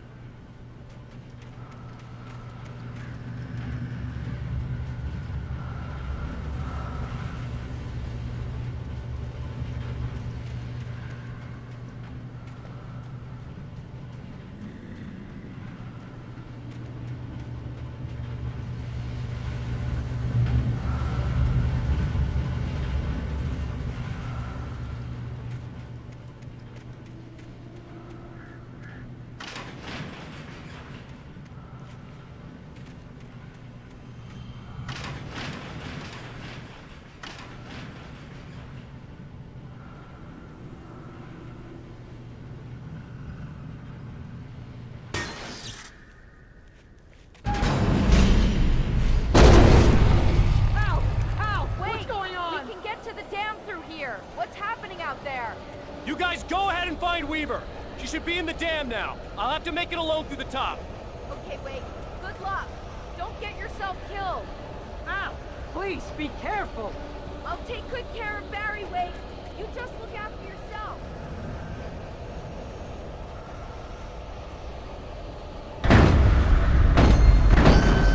You gotta be kidding me.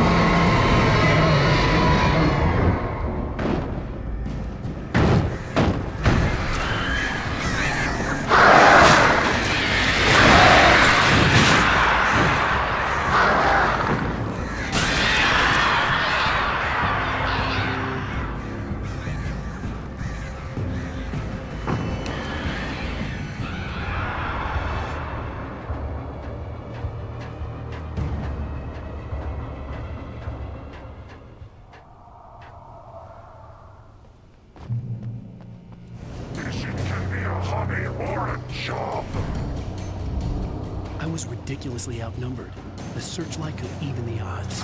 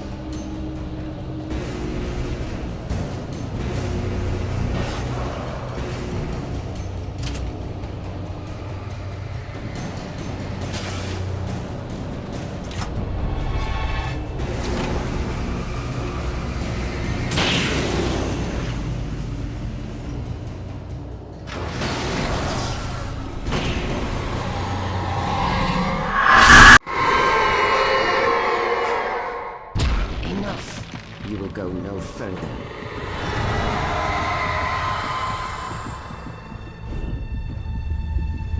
Stop now.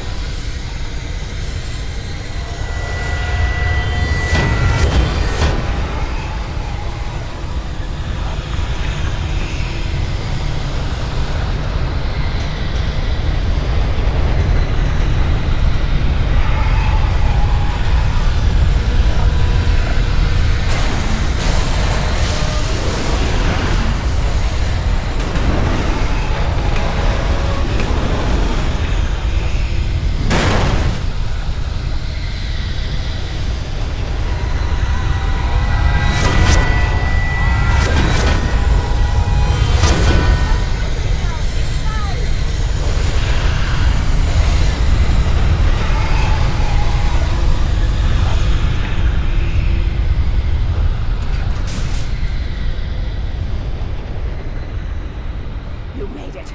Well done. I'm glad I was wrong. And it was a foolish chance to take. Don't worry about the noise. We're safe here. I have looked after the well-lit room for many, many years now. There is no shadow in the well-lit room. The power is fail-safe, and all the bulbs are numbered and changed regularly based on their make and model. Right.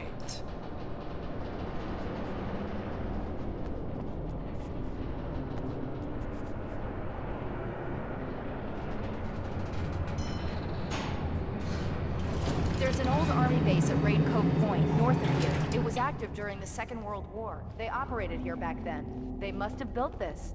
Yes, they did. It's my place now.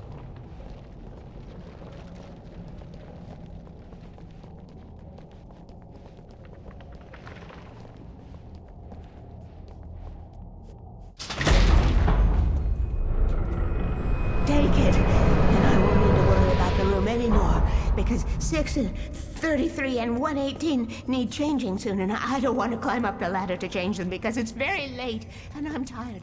And if you take it, I won't have to do that anymore.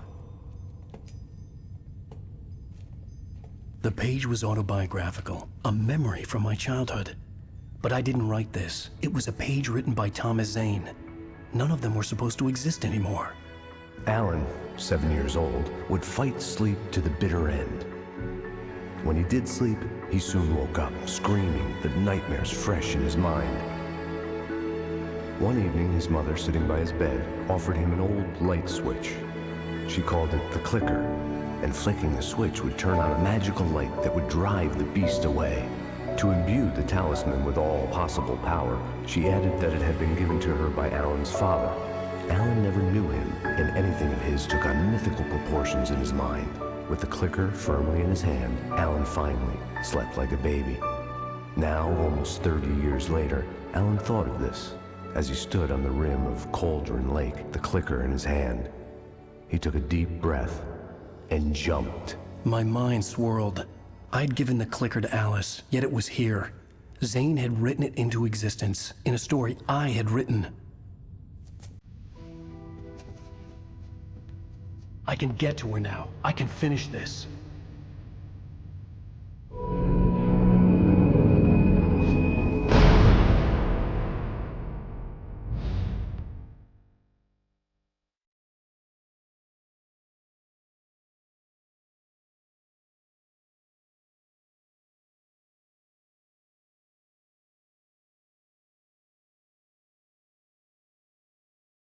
Previously on Alan Wake, I wrote a horror story that has come true. Thomas Zane did the same in the 70s. You will go no further. If I continue like the Dark Presence wants me to, the story I'm writing won't save Alice. It's a horror story. No one will survive. You knew Zane! Thomas Zane! You're the Lady of the Light in the song! He left something behind to help me. The clicker. Alan thought of this as he stood on the rim of Cauldron Lake, the clicker in his hand. He took a deep breath and jumped. I can get to her now. I can finish this.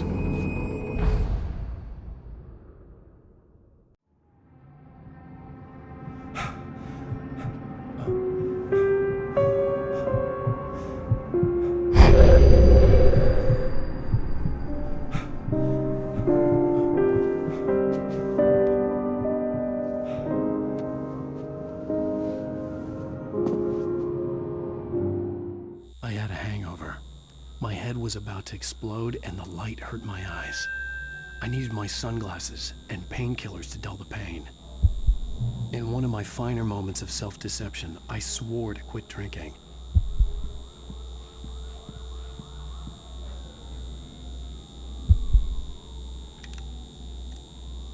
The sunglasses made the world look bearable. Now I could keep my eyes open without feeling like a vampire in the sun.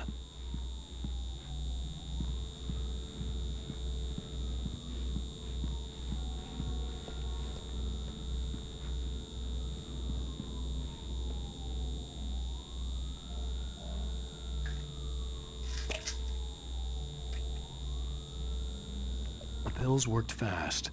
The prospect of being awake started to seem bearable again. There was a message waiting for me on the machine. You have one new message. Al! Are you still asleep? Wakey, wakey! You should have your show on your TiVo. If Alice wasn't too mad to record it. She called me earlier and really chewed me out. Yeah, we went a little overboard last night. But parties are a part of this business. Al, look, I'm saying this as your friend. She's not doing your career any favors by trying to run your life like that, okay? I'll talk to you later, Al. Watch the show!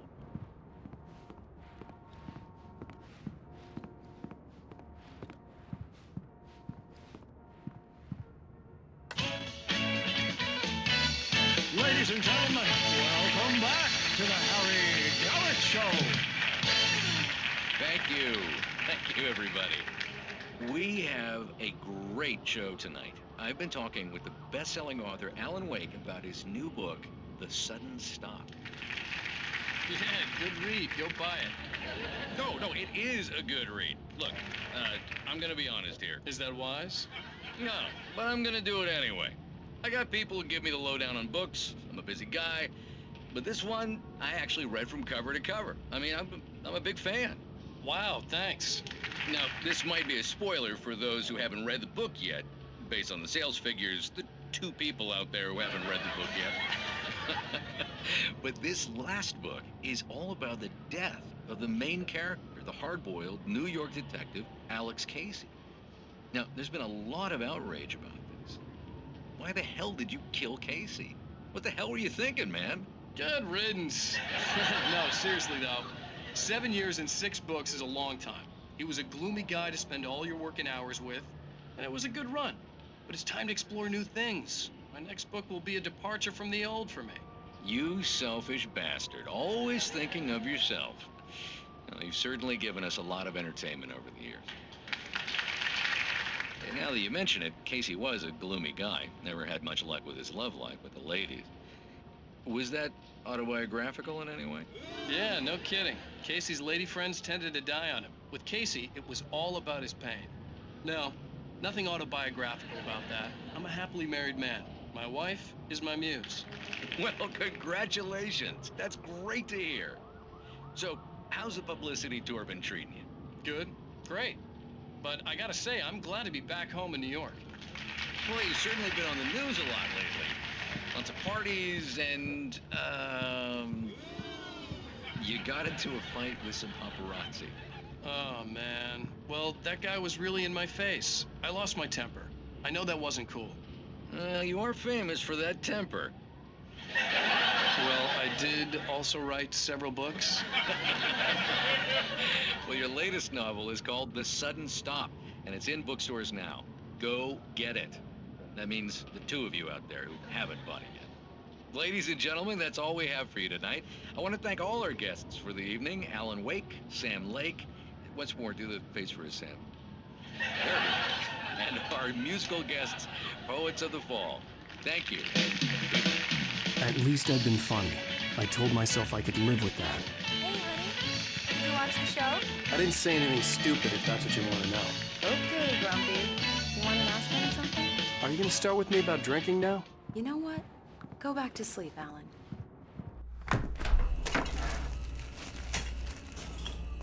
What? Now you can't even talk to me? Well, this morning I was angry because you said you'd be home at midnight and you showed up at 7 a.m. and passed out in mid-sentence. Now I'm over it. Are you angry? This goddamn tour. It's gotten out of hand.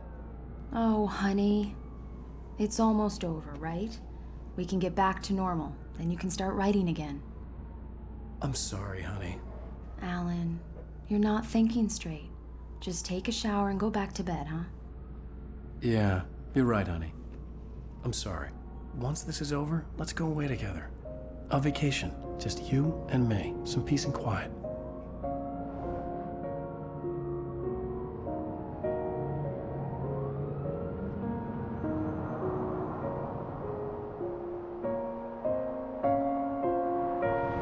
Somehow, the clicker was the key to the cabin. I had to return to Cauldron Lake to save Alice.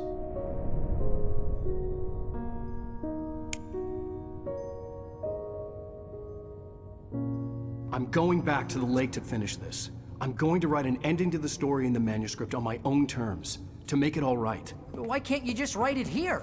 The last page is still in the typewriter. I need to read it first. Everything needs to be just right. Zane tried to cut some corners, and it didn't end well. Okay, ready when you are. I'm sorry, Sarah, but I need to do this alone. Barry, take her gun. Miss Weaver, close the door when I leave.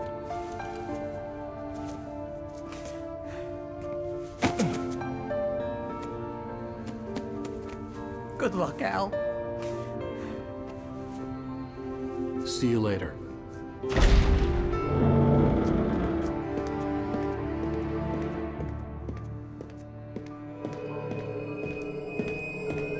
When I got out, it was warm and sunny. I'd flicked the switch of the clicker. Had it done this? I didn't stop to question it. I had to take advantage of the sunlight to get to the lake. On Zane's page, I'd stood on the rim of Cauldron Lake, about to use the clicker. That's where I was headed.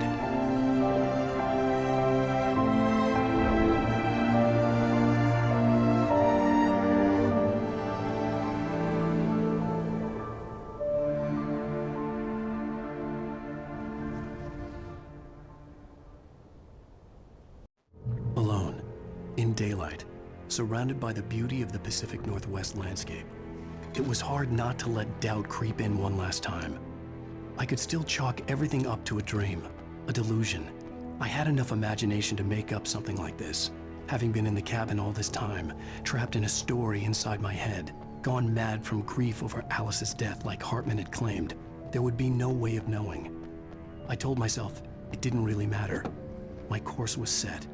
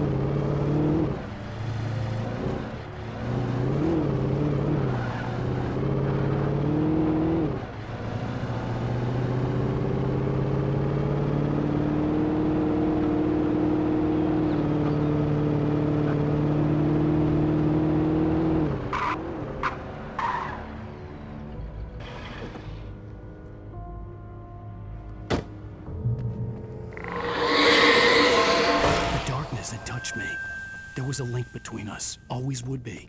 I could feel it.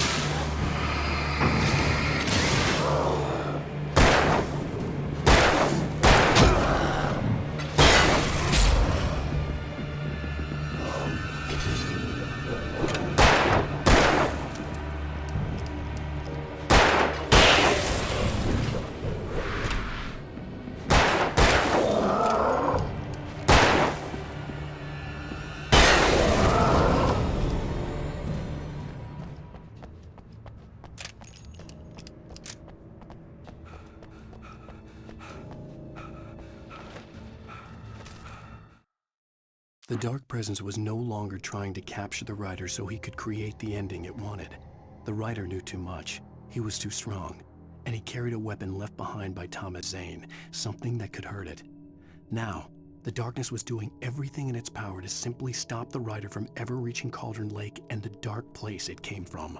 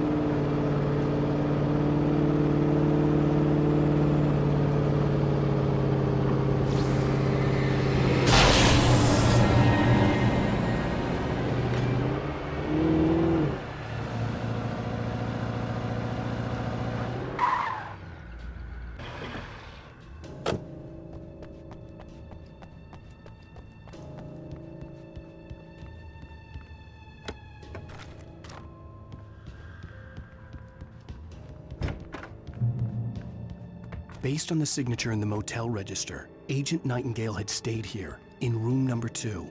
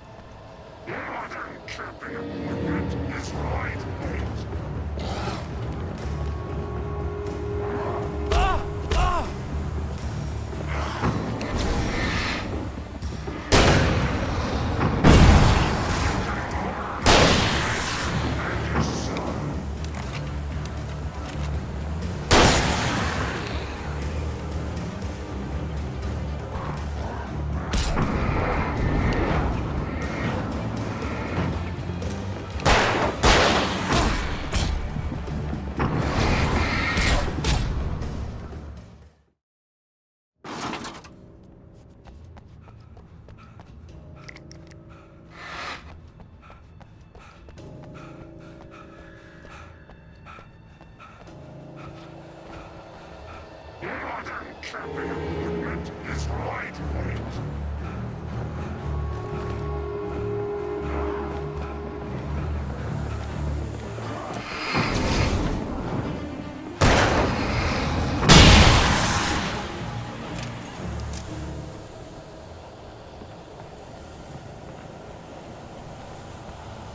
You can learn about nature and yourself.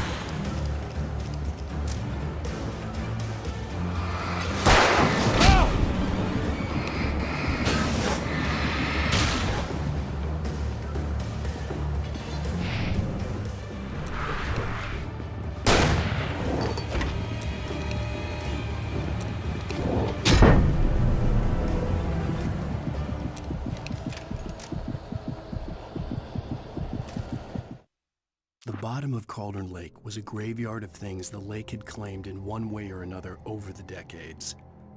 The Dark Presence brought them up in its wake, scattering the rotten waterlogged hull of an old boat here, the remains of a long-ago crashed airplane there, trees shattered under the impacts. The earth groaned.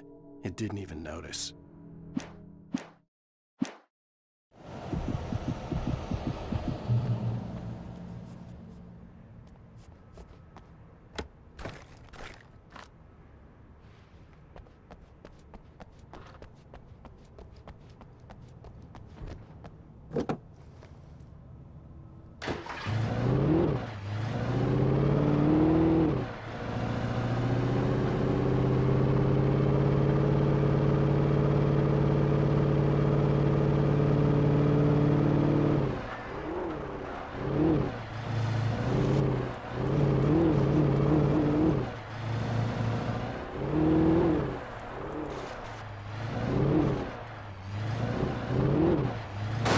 To get the gate open.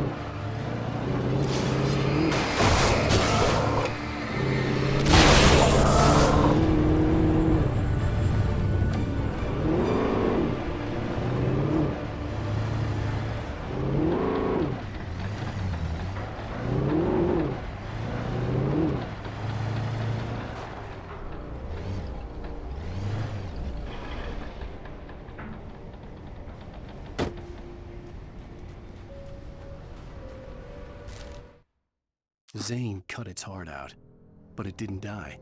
The thing that wore Barbara's face kept crooning sweet nothings sugar-laced with poison. He put on the suit, untied the monster from the chair. The thing in his arms thrashed weakly, but he held fast. He stepped outside, off the pier, and into the dark water, a sinking pinprick of light descending toward a bottom that never came.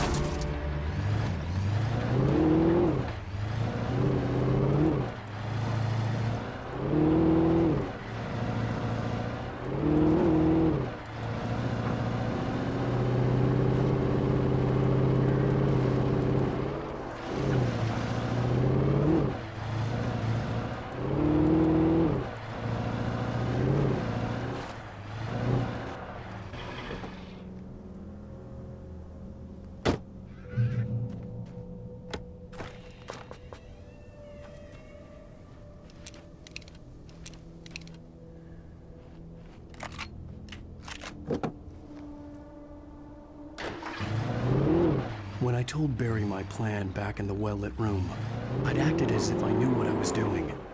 I didn't. I was operating on the shifting logic of a dream. I had to fight my way to the lake through the horrors of the night. I had to flick an old battered light switch imbued with childhood magic.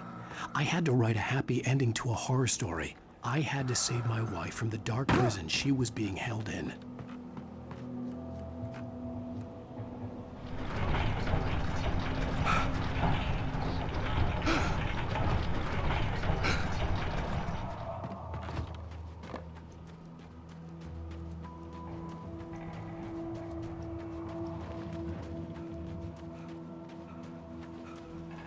I will never give her to you.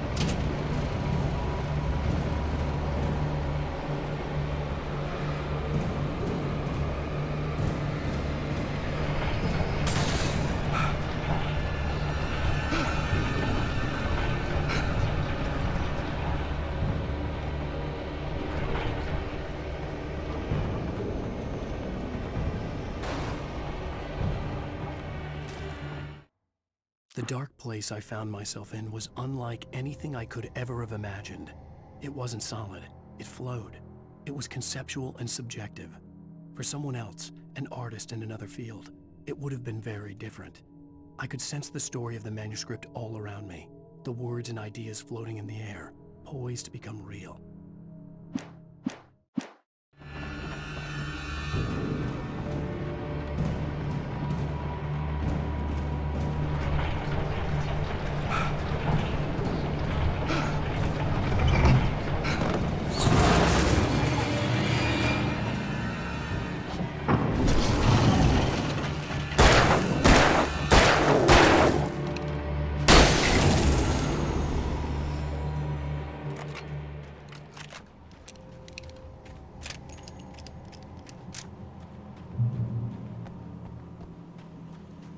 I could see Mirror Peak in the distance.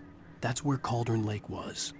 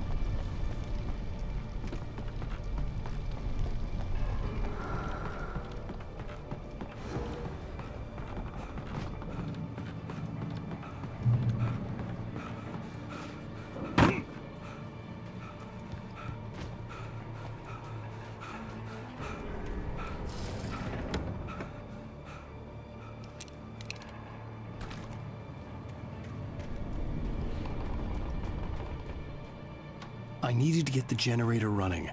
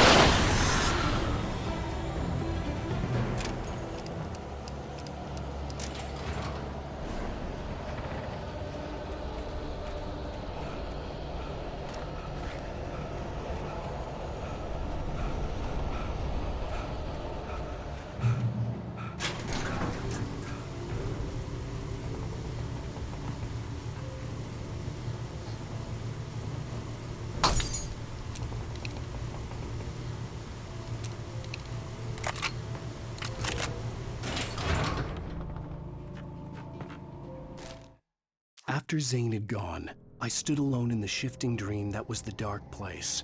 I had to find a way to the cabin. I'd written myself a way through this place in the manuscript. I followed the idea of a path. I'd written myself across the ocean that blocked my way, and with that, there was a bridge to the island beyond. The idea of the cabin flickered in the underwater darkness. I willed the cabin to be real, and it was.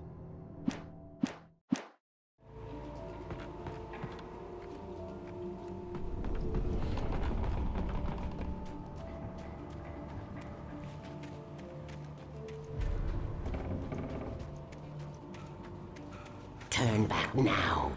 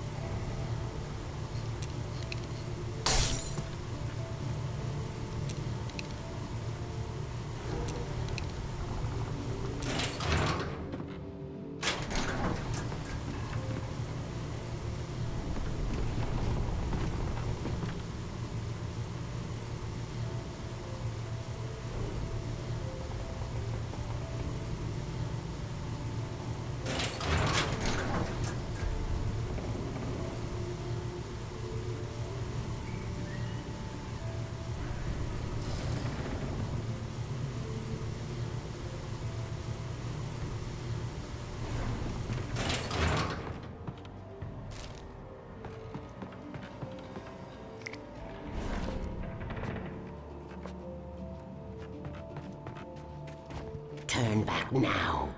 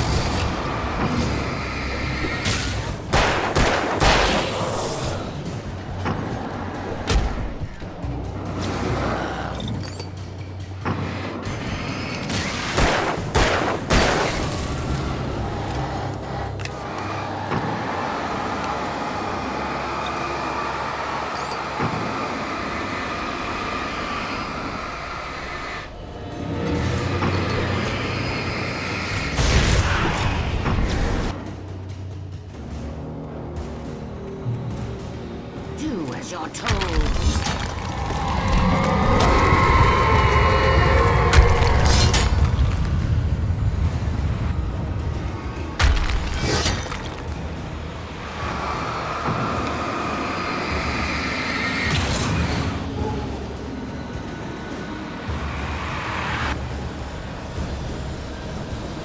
Alice never loved you.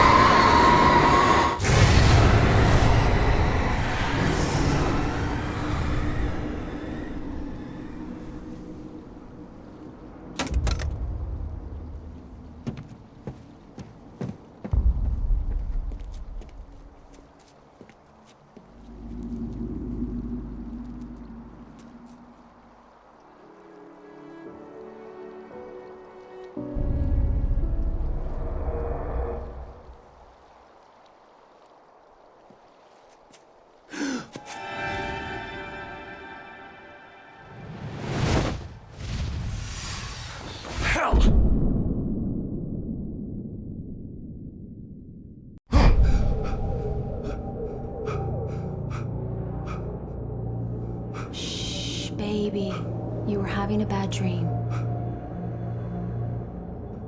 It was just another nightmare. No. Everything's fine. You're home. It wasn't a dream. Everything's fine. Turn the lights on. Turn the lights on! Shh, baby. The power's out. There's no light. Come back to bed and I'll make you forget all about your fear in the dark. My fear? It's your fear. Why aren't you afraid? You're not Alice. Turn the lights on now. Where's the clicker? What did you do with it? Alan, you're scaring me now. Come back to bed. Have you taken your pills? Do you want me to call Dr. Hartman? Come back to bed, Alan. Come back to bed, Tom. I read your manuscript. It's brilliant. Departure is your best reply. You're a genius. I'm so proud.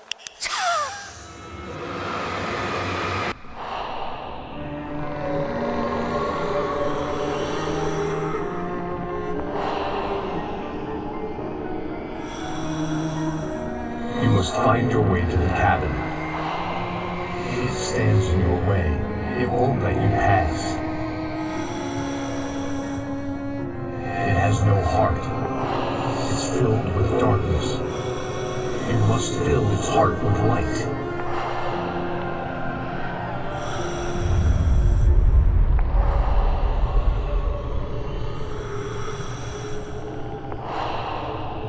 Don't mind him, he's Mr. Scott. Your friends will meet him when you're gone.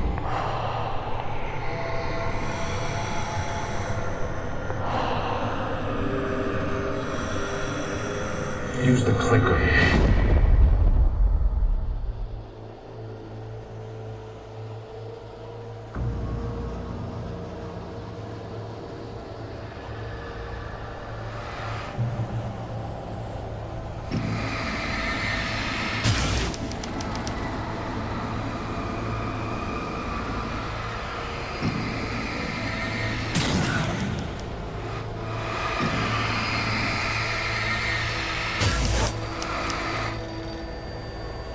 I followed the idea of a path.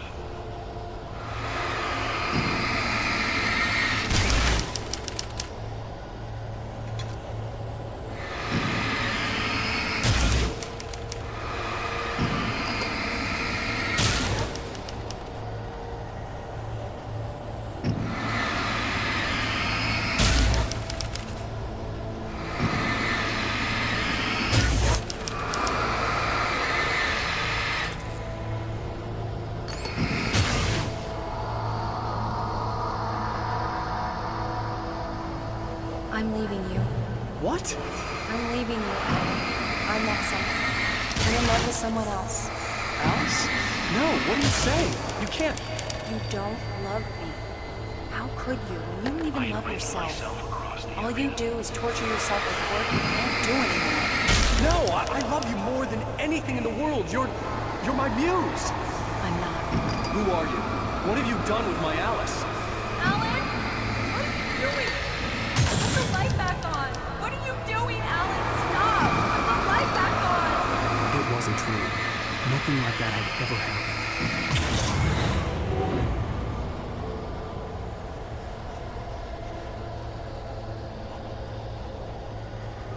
You're not my Barbara. Tom, let me go. I promise to be good. Please, untie me, you naughty boy. I will help you get your answers. I will love you forever. No, you're not Barbara Jagger. I made a terrible mistake. I should have never written you back. You came back wrong. Your heart is filled with darkness. Put that knife away, Thomas. Put it down. Heart is filled with darkness. Cut it out. Take you back to the depths of cave life.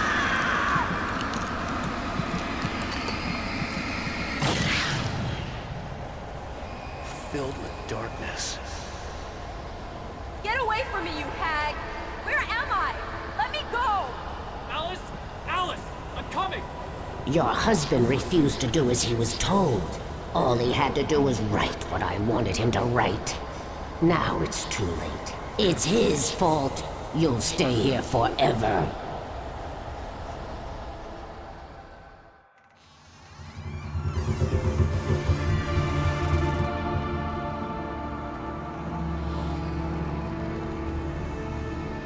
Now you will never get her back.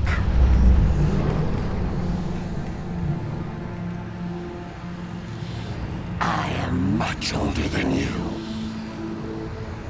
Older than your first work of art. I will find a new face to wear. Someone else to dream me free.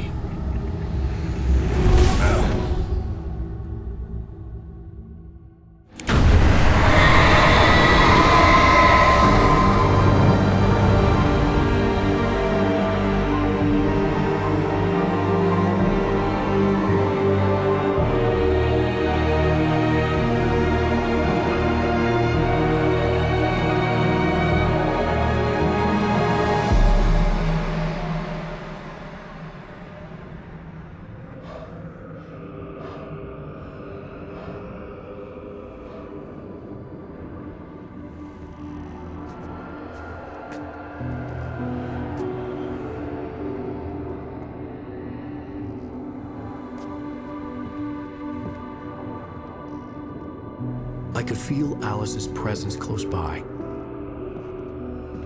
I understood what I had to do now. I knew how to write the ending to Departure. There's light and there's darkness. Cause and effect. There's guilt and there's atonement. But the scales always need to balance. Everything has a price. That's where Zane had gone wrong. There's a long journey through the night back into the light. Alice? Alice?